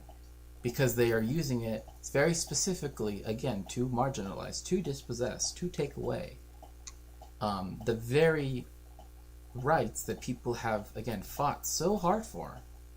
So then that way, even people that are privileged, like Vivek Ramaswamy, etc., even that they would end up benefiting from it, right? So that only white men above the age of 21 who also owned property had the right to vote. Anyway, after just... Which, by the way, if we still had that law, right? Because I know that there are some people on the alt-right, dissident-right that have said, like, we should go back to that. Mortgaging your home, right, or renting an apartment does not count as owning land or owning property. Just thought I would put that out there for some people, because they seem to think that them living in an apartment or wherever is them owning property. No. It's not. Even though you're literally saying oh my god. Like, again, like, you know, like, you owning an Xbox doesn't give you the right, like, that wouldn't give you the right to vote. Like, that's not how that works, bro. You have to own, like, capital. Like, again, this is the thing, is right, is like, back when capital was almost typically expressed in fact, there was a book, I forget, I think it's The Autumn of the Snake Moon, I forget what it's called, but there's a book that actually goes into the fact that, like, the reason why George Washington, like, started to push the frontier and all of that stuff and started to go against it and, you know, genocide indigenous people and started to go beyond the limits that the British had put on settlement in the 13 colonies, was because his family included land speculators. So he literally did that, you know, that stuff that apparently we can't question because he's, like, deified in the United States, you know? I mean, literally, if you go to the Capitol, they have a painting on the top of the rotunda, the apotheosis, the becoming one with God of George Washington, you know? Because it totally is not, like, some weird religious thing at all. That his family, his brothers, they were all land speculators. So what they wanted to do was to have someone that would, hey, be willing to have them expand, because they're capitalists, right? He was one of the wealthiest men in the United States when it first was a country, if not the wealthiest, to, you know, make them money. And that involved ethnically cleansing and genociding, right, land that had previously not been settled by, you know, Anglo settlers. So that's a really important thing to keep in mind. And I know that I believe it's called Autumn of the Snake Moon or something like that. But again, that's another thing to keep in mind. Like, that's why you have these restrictions, right? Think about why they needed to have these restrictions in the first place. Who is it that they're keeping out? Precisely the people that today would be excluded if they were to return back to this way of thinking about voting, right? Who gets to vote, right? This is why people say, oh, it's not a democracy, it's a republic, or however they want to word it, right? It's always used as an excuse to remove, right, suffrage. It's always as a way to remove people's democratic rights, right? This idea that we have to think of it as a republic or whatever because Franklin said this, right, as a passing comment, which is apocryphal and blah, blah, blah, right? But it's, like, tattooed in every, like, in every Trump MAGA person's, like, forearm, right? It's a republic if you'll, whatever. Biography of George Washington versus hagiography of George... Right, exactly. Because, again, we have to remember, like, in this same way, too, like, capitalists demanded cheap labor to work, right? But they were unwilling to do anything to mitigate the harm that was brought upon the workers that worked for them, right? That made them wealthy, right? And that is something that just keeps reoccurring. And so that's something we have to observe, right? Because again, there's always a desire to try to take away people's ability to express their rights, right? And so that's why they have the Constitution free zone within 100 miles of the U.S. border, right? Why is it that they feel the need to take away your 4th, 5th, and 6th Amendment rights, right? Why is it that they make it essentially so that they can base it off of racial profiling, right? What does that do? Right? Those are the things we have to question, right? And then look at the historiography, look at the history. What have they done in the past, and why is it that they want to, right, to literally,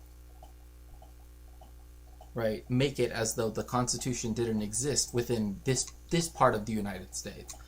Yet these people are always talking about their constitutional rights to this and that, right? It's like, well, I thought you made this a Constitution-free zone, bro. Like, you can't have it, but they can't have it both ways, right? Or at least that's how they try to have it, right? So 2 months of the Voting Rights Act being passed in 1965, the Immigration and Naturalization Act was also passed. The efforts of black folks won the act that allowed Vivek and Apurva Ramaswamy's parents to immigrate to the US. And oh my god.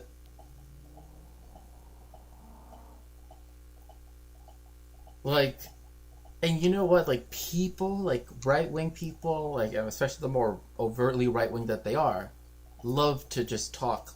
They make up the weirdest stuff about the 1965 immigrant. You will hear them say stuff that like, oh, they allowed, like blah blah blah to be, whatever, like, oh, only, like they literally make it bunch of yapping things. I mean, they will literally make up stuff that is not in any of the text, let alone any of the any of the jurisprudence ever. But this is where they begin to like try to create this narrative that, oh, this is when they decided to, begin to do this or that. And it's just like, no, even that particular Immigration Act and every other addition that's been made since still privileges white immigration, right, from Europe. It still does that, right? Notice the fact that the president, right, that Trump was willing to extend on racial grounds immigration, right, or the ability to claim asylum to just people from South Africa of one specific race. And that is seen as like, oh, well, the white South Africans said no, right? A lot of them said no. As opposed to the mechanism that he's doing. Like, this disproves this whole idea of the 1965 being this, oh, evil globalist, whatever. Like, the 8th Amendment 2 prohibition of cruel and unusual punishment. Right, exactly. Like, well, this goes to show that, again, they're more than willing to do a racial exclusionist policy when it comes to white people, to accept them instantly into the United States. Somewhat utopian dream, perhaps, but it's better to try and fail than to just give up. Right, I mean, like, that's the reason why, like, every time that are people that are, like, again, like, even if you were to do things through court, like, this is why, again, I know the International Court of Justice, the International Criminal Court, they are not going to, necessarily do things that go against, right, the interest of capitalism overall, right? But any of the progress that we can get, right, on the record that is on the books, right, helps, so then that way a little bit more can be done next time. So yeah, I know international law when it comes to this and this and this, right, in particular vis-a-vis the two courts. But I'm, and I am still very skeptical of what it can do and blah, blah, but I still think, like, where we are now is very, very far from where we were in 1948 or 1945, right? Or even 2002 with the Rome Statute, right? Like, trust me, if you would have told me 10 years ago that the state of Israel would now have more, because this actually happened recently, they actually put a gag order on the chief prosecutor of the ICC, because he was going to reveal that there are more arrest warrants for the Israelis, right, from the ICC. They told them, don't make it public. That says something. I mean, again, I would have never have believed they would have ended up even being taken to court, that they would even have found it acceptable. Because I remember when the question of, does the court have the right to adjudicate within the blah blah blah? I remember when Justice Sabatini, etc., like when all of these Chief Prosecutor Sabat and Chief Prosecutor Moreno, etc., like I remember that so much of this was bound up in process after process after process after process, everything to kick the can down the road when it came to Palestine, right? When it came to anything having to do, again, this is why it was called the International Caucasian Court, and it still is, because again, who do they have no problem prosecuting? People from particularly Africa, right? They have no problem, to break the sovereignty of this nation or that nation when it comes to essentially doing a colonialist type of, right, when it comes to that. But they do when it came to Israel. And so to see how much has changed in the jurisprudence leading up to this point is something that you can see has built up over time. That's why, like, I will tell lots of people, like, I'm not saying that it's going to give us the desired result, but the results that we do receive over time are definitely something, right? Like, that's the reason why South Africa took the state of Israel to court in front of the ICJ. And then that you also had the ICJ being asked for its advisory opinion on the status of the occupied West Bank, East Jerusalem, and the Gaza, right? Because now you have the ICJ saying, legally speaking, the Israelis have to leave instantly. They have no right to be there. They never had a right to be there. So, again, it allows for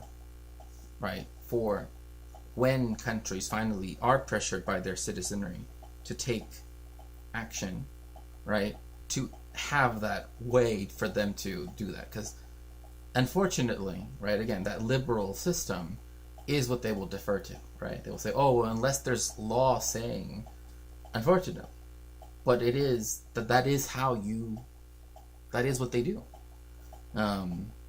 But again, this leaves it open to countries to say, well, the ICJ says this, so if I say I don't want to have any investments or any ties to this, again, it's no longer something that they could just sanction a country for doing it on their own accord, right? Because now they're saying, oh, well, we're just doing what the court is saying. And so, again, it's like, I'm not saying that these two institutions, the ICC and the ICJ, are generally good, right, as such. But whatever good that can come out of their functioning is worthwhile, right? At least I'll say that. His parents had that privilege early on only because of benefiting from caste apartheid, and not this mythical idea of merit and hard work. This dude wouldn't have been able to even try to run for president if it weren't for black votes. But being the cynical little... Wait, what? What am I looking at? ...opportunist he is, he realized that to win... What? I don't know what this... I'm just gonna move past that. I didn't see that. On behalf of white supremacy. I don't know what that was. It's like a prerequisite. I'm sorry. Eminem has asked Republican presidential candidate Vivek Ramaswamy to stop using his music. Oh my gosh. That is... Bro... If Eminem is like, you gotta stop using my Vivek. You gotta stop lip syncing to my music. Is he eating a boot? That's what I think. That's what it looked like, and I maybe was totally above board. But you know what? I'm not gonna even try that, because heaven only knows. He's a law professor at the Geneva School of Diplomacy. You can find great videos. Who? Of whom? I don't think I saw the person you were speaking about. But Oh my gosh, that's hilarious. Imagine Eminem like, you gotta stop using my music to... Campaign event. This is Sagar Jetty, another privileged Brahmin boy who has a lot to say about... Oh my gosh, saying it that way. By the way, this is just another thing. Growing up, there was this person, and this also goes to what Boy Meets Minnie said earlier, right? Of the being seen as being of a different race or ethnicity than the one that you actually are. There was this white lady that used to call me a Bengali boy. Like, literally call me that. Some white lady that was not at all, had never been to India, never intended to go to India. She made that very clear. But she would call me a Bengali boy, and I'd be like, excuse me, like, one, obviously misgendering, but two, Bengali? Like, you know, like, I was like, excuse, like, of all the things, you know, like, I was thinking, okay, I've heard people say this, that, but, like, this just came out of left field. I was like, oh. Like, at first I was actually like, huh. Like, I never thought Alfred de Sayas. Oh, okay. But that's what I was called for years by this woman. Bengali boy. And I'm like, I don't even know. I still, to this day, I'm just like, I guess to white people I can look Bengali, I guess. I don't know. Hindutva is an organ of the HSS, the American wing of the fascist RSS in India. And by the way, the RSS, it is, again, the RSS. Just remember that. Yeah, just remember that it really liked Mussolini. Big fans. But this white lady, I still don't understand why she would call me a Bengali boy. I just don't understand. Something you said made me think of an Alfred Desai about Gaza. Ah, okay. Because I'm like, one, you know, I already did my spiel, but yeah. About black folks. As I literally said, I don't like Ta-Nehisi Coates. I genuinely believe. I think he might be the godfather of a lot of the race problems that we have today. That's not an exaggeration in terms of that essay, The Case for Reparations, single-handedly radicalized every white girl on a college campus who eventually ended up working at the New York Times, the heads of the BLM movement, of all this other nonsense that we have today. So I really do find him a villain in American politics. There are two people who... Bro, tell me how you really feel. Excuse me? What's her name? I need to know this girl's name. Oh my gosh. What? He was describing someone. He was not talking about writ large. He was describing someone. Sagar annoys him more than Ethan Klein. Look, okay, that's understandable. I have the issue where every other person that has ever been part of the LA Jewish community is I don't even know what to say. Like, we have Chaya Reichik, Ben Shapiro, Ethan Klein, Rabbi Shmuley, and then me? Technically? It's like, I don't like this table that I have to sit at for Passover. You know, like, I'm not gonna sit here. I'm gonna go to Mexico, okay? I'll go to Mexico on my own. Thanks. But I can see why, because trust me, Ethan is like literally, I mean, the stuff he said about Israelis that could also be said about Jews writ large, the way how he said it, and how certain... Yeah, I'm going to sit at Matt Lieb's table, right, exactly. Like, I would sit at Matt Lieb's table, or literally just... But the LA Jewish community, I don't know, like, there's something in the water, there's something there, right, that's just like... I don't know. Like, I don't know why Woodland Hills is producing this, right? And why Beverly Hills is also producing this. And, you know, Encino is also producing this. But y'all gotta calm down, okay? Like, y'all gotta stop, you know, dipping the afikoyman in whatever the hell you're dipping it in. Like, you know what I mean? Like, put the challah down, okay? Put the challah down. Okay? Talk to your children. Okay? Talk to your children. Because, I don't know. But yeah, I would sit at Matt Lee's table for sure. But, like, he's describing someone. It sounds like he was describing a girl. Like, he has a girl in his mind.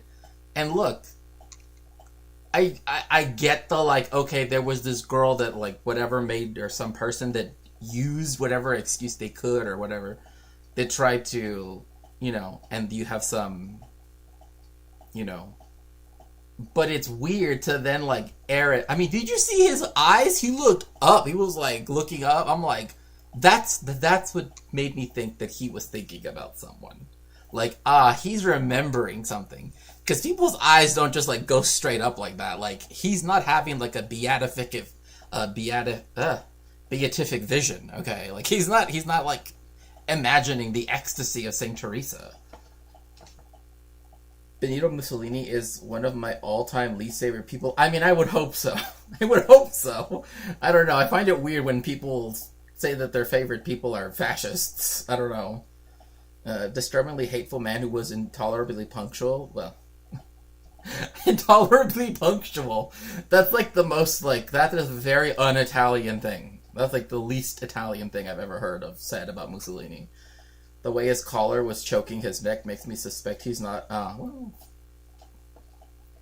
I mean, I will say that a lot of the people I have met that are on the spectrum, definitely, quite a few of them, including myself, will say that there is, like, a temperature thing. Like, I don't know what it is, like a temperature sensitivity. So deeply respect for their political bets. Peter Thiel and Donald Trump. And is super... What? No, wait. Did I hear that right? Nonsense that we have today. So, I really do find him a villain in American politics. There are two people who I so deeply respect for their political bets. Peter Thiel and Donald Trump. And is... What? Political bets? Both of these people are billionaires. What bets? What are you talking about? It's like, yes, these two capitalists that literally are causing, like, people's, life savings to just evaporate. Yeah, they're political bets. Smart. I don't even know what to even call that. That's just... I don't even know what to call that. Super buddy with all these podcast bros and a huge fan of JD Vance and also a friend who is... Oh my gosh. By the way, if you ever find the time to look at who JD Vance also follows, you will find Bronze Age Pervert, who wrote Bronze Age Mindset, which is a fascist book, essentially. I mean, that's the best way I can describe it. But if you ever look at his Twitter account, I'm just gonna say, remember that the Vice President of the United States, a trad Catholic man apparently, follows that dude. Just look at it for yourself. Sounds like Sagar is smooching cheeks. That's an... is the blood boy of South African apartheid billionaire Peter Thiel. Yeah, like, look at his eyes. Like, come on, like, look at this. Like, bro, what is going on in your mind right now? Like, geez, what's her name? Like, my goodness gracious. Sagar, yeah. Like, what's her name? Robert Kennedy and His Times? Oh my gosh, are these his favorite books? I think that's the setup, right? They put his favorite books and then her favorite books, right? I actually made this an emote where he's swallowing a golden Trump sneaker. Oh my gosh. That's amazing. That's amazing. Oh my gosh. Now you're making me want that as an emote. Deal. Speaking of which, this dude takes a lot of bullets for South African apartheid bros. That looks like a Nazi salute. You don't think so? Okay, if every time someone raises their hand like that, is it a Nazi salute? I believe. Yeah, it actually is. Even when Ethan Klein does it too. Just saying, because you can be a rabid anti-Semite and also be a Jew. Just to set things straight. Just to keep it a $1.50, as Hassan likes to say. Yes, that is the case. People don't do what Elon Musk did unless they're enthusiasts of a very particular era in German history. That Elon Musk is a literal Nazi who is intent. Yeah, because of course, his best friend, who you like, whose family thought that apartheid South Africa was too woke, and went to go live in a town known for its concentration camps. That's where he went to school. I think we could say, maybe there's a chance. Maybe. intentionally Sieg Heilig? Or do we have a high-functioning autistic weirdo who, if you watch the full video, is Okay, just stop. Just stop. Just don't. Being neurodivergent does not cause you to be a Nazi. I don't know how else to put this. Being racist, being anti-Semitic, those things are not equal, and nor are they in any way related to people having any type of neurodivergence. Just putting that out there. It's not symptomatic of the people that do that. You can be a Nazi and have autism, just saying. But you don't need to have autism in order to. You don't need to be on the spectrum in order to be a Nazi. Like, that just is ridiculous. Like, oh, well, it's just him. Like, what is this argument here? Yeah, autism does not cause arm lock, nor does it cause you to do it twice. Right, twice. spastically dancing like this on stage and unable to control all of his movements, and also did some... Also, he's, like, describing it in the weirdest way possible as well, like, just... weird, like, my heart is with you type gesture. Which of those two things do you think is more accurate? Backs the AfD in Germany. Okay, AfD's not Nazis, a legitimate... So are you saying all the people who voted for AfD are Nazis in Germany? Like... Yeah, I'll say it. Everybody that voted for the AfD are Nazis in Germany, yeah. It's the closest thing they've had for a long while to Nazis. So, you know. And also, if the Germans say... If the German people themselves are like, yeah, these people, we might have to ban them because they're a little bit too... You know, they're a little bit too... you know... They really like, you know... They're the big fans of the 1930s and 40s in German history, right? I'm just saying, Sagar, in terms of plausible deniability, that is the most reactionary party in Germany. Part of it, a wing of it, is actually banned. So what? Okay. Okay. Well, that's all I needed to see. Because of their extremism tied to neo-Nazi movements. That's also because they have insane laws on the books. So when you... I get a bunch of shithead leftists. They have insane laws on the books? Okay, look. Now you've entered territory that actually does. As an academic, like, Deborah Lipstadt literally said, and she, again, is someone who, growing up, definitely when I wanted to become a historian and work in genocide studies as well, right, was someone who, whose work, right, Denying the Holocaust, particularly that book, as well as Beyond Belief, right, are two books that were very important in my development in that way, as an academic, and as a scholar, early on. She literally said recently that she would defend a neo-Nazi's right to say anti-Semitic stuff, but she would not defend the right, the free speech of a person who happens to be foreign, right, in the United States, who goes to a pro-Palestine protest.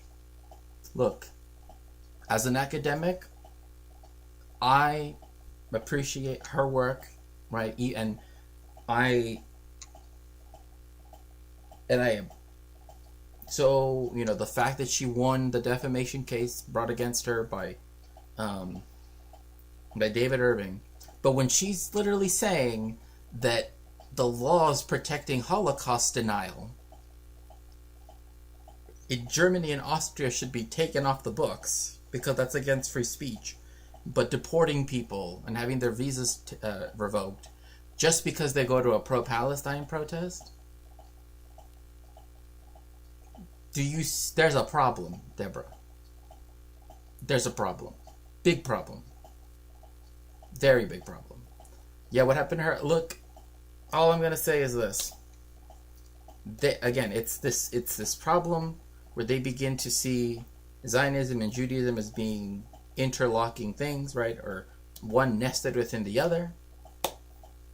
And then they take it to a deleterious end where again, the state of Israel is not a Jewish state. Like, a state cannot be Jewish. Like, I don't know. Like, did it convert or something? Like, did it have a bris?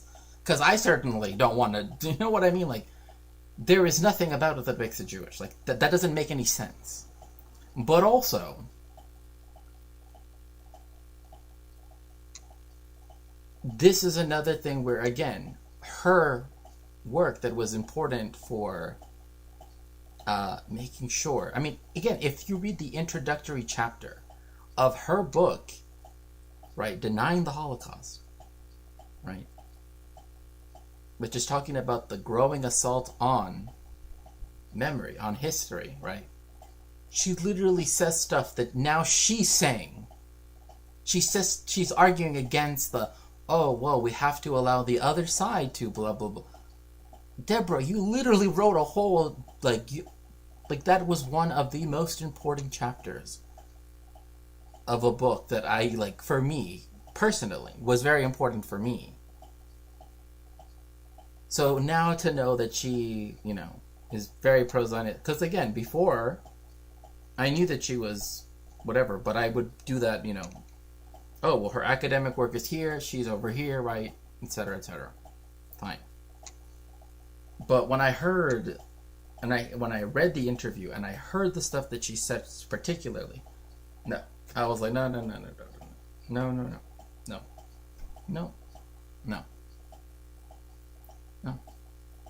Deborah, you're absolutely wrong. Like, again, sorry, but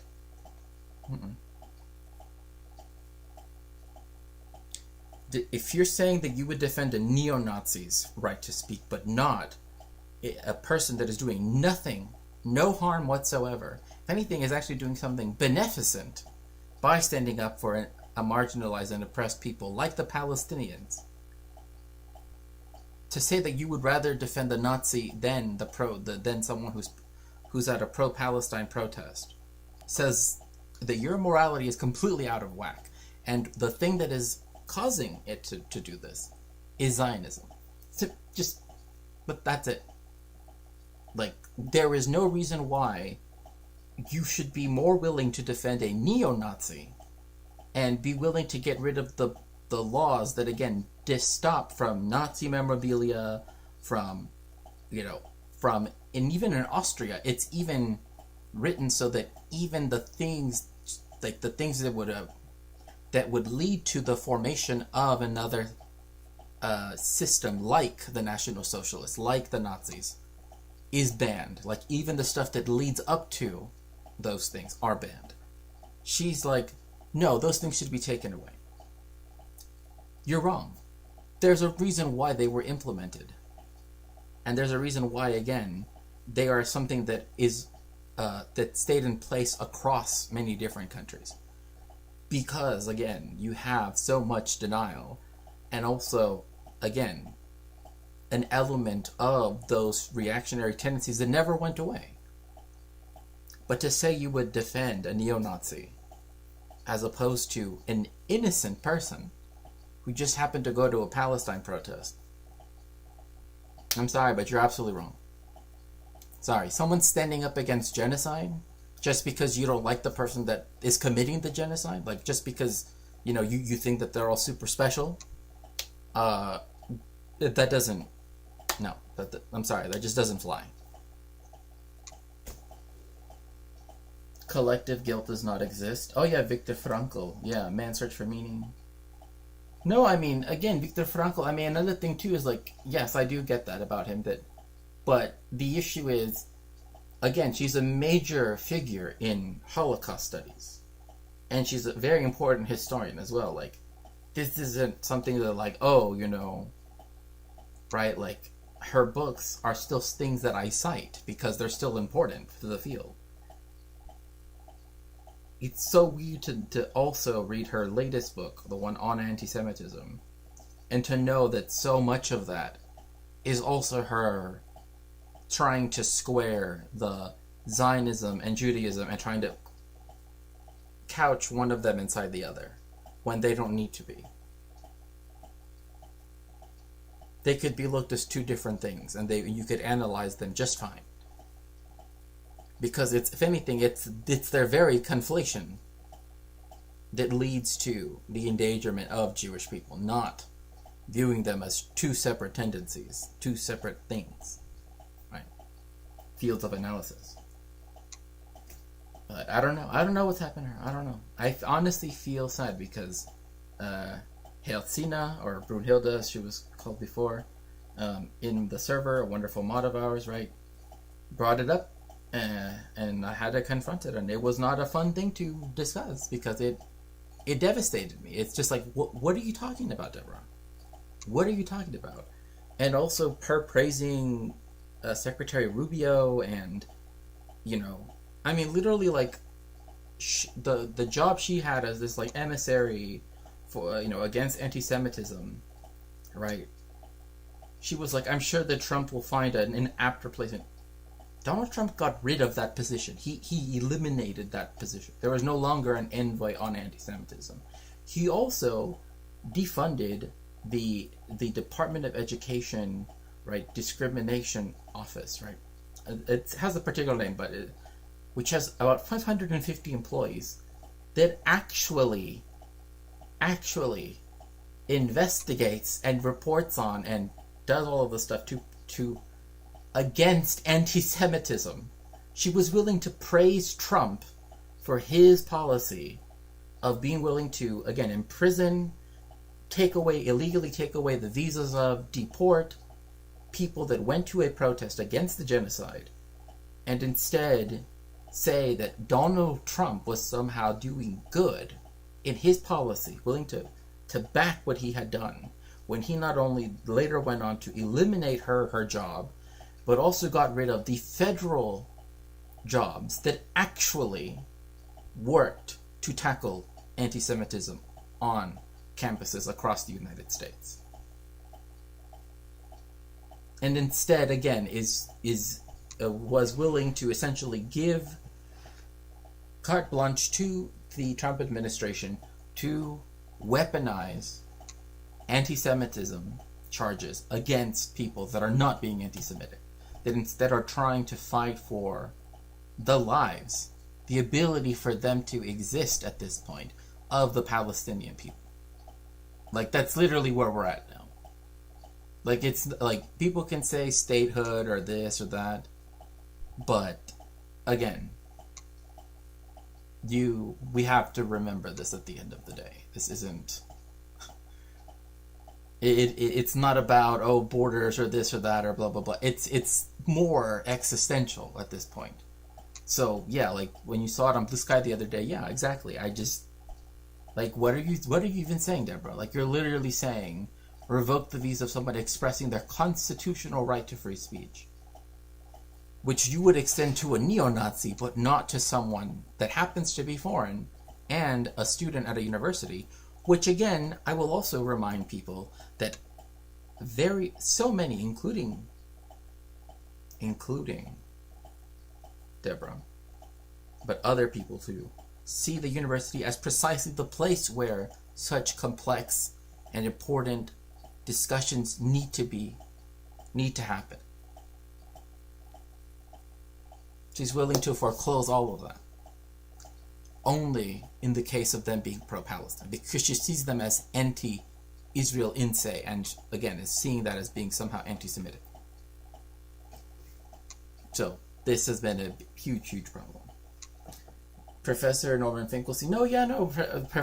Dr. Finkelstein. He's a wonderful. I know he has many students right now, and I'm so glad to hear. I'm so, like, again, obviously we don't agree on a lot of things, right? But when it comes to Palestine, again, I will always say, like, you should read Image and Reality. Like, if you were gonna start reading Norman, I mean, I would say if you want to read topically about Gaza, read, Gaza, an inquest into its martyrdom. But I would say if you want to know about the general situation, Image and Reality of the Israel-Palestine conflict is actually a very good place to start.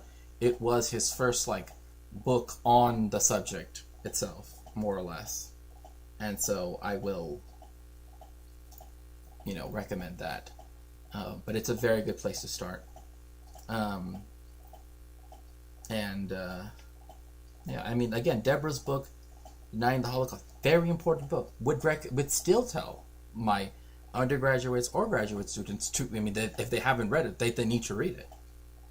You know, but, you know, same thing with Beyond Belief, right? Because it's a book that shows that even people in the deep interior of the United States knew what was happening, right? And this is very important. They knew what was happening under Nazi occupation to Jewish and other people, because the Holocaust isn't a uniquely Jewish thing. It's not property of the Jewish people alone. Like, that is another thing as well. Like, again, it's not just, they didn't only go after Jewish people. They went after Romani and Sinti people, they went after queer people, they went after communists, they went after disabled people, right? Neurodivergent people. It did not stop at the Yellow Star. They came up with a whole entire system of other ways to marginalize others and to also bring about their extirpation.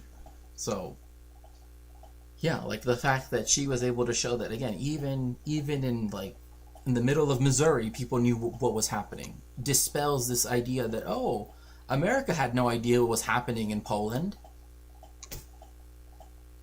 But when we know what's happening in Gaza, and now people are actively working against people decrying, right, and willing to stand up against the actual powers that be, actually speaking truth to power at this time.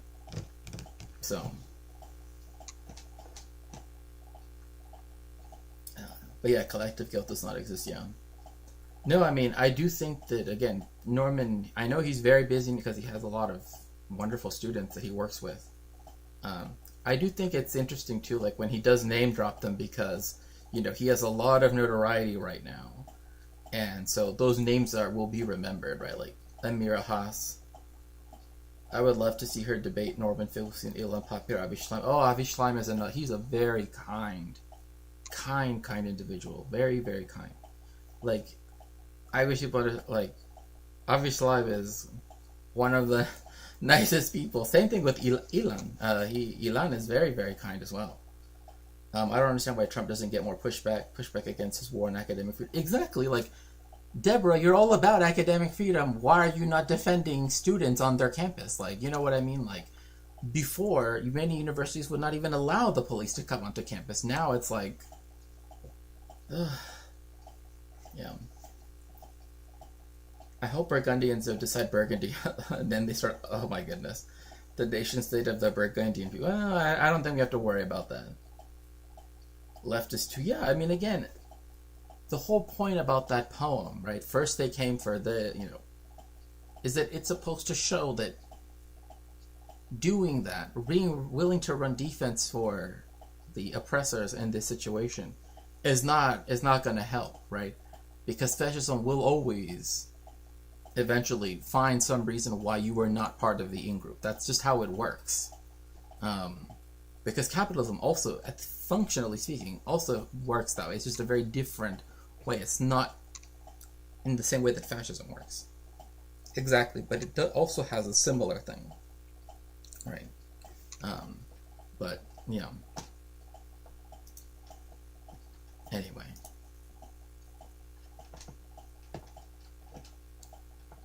Let me see here.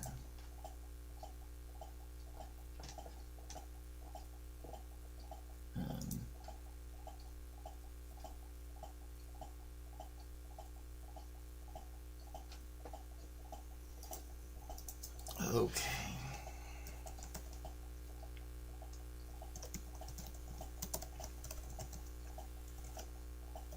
Okay, everyone. Thank you so much for joining me for this stream. I really appreciate all of you being here. I'm going to send you all over to No Comment Chick. Make sure to get into the machine and make sure to tell No Comment Chick hello for me. And I will see you all very soon. Thank you so much for joining me, and I will see you all very soon.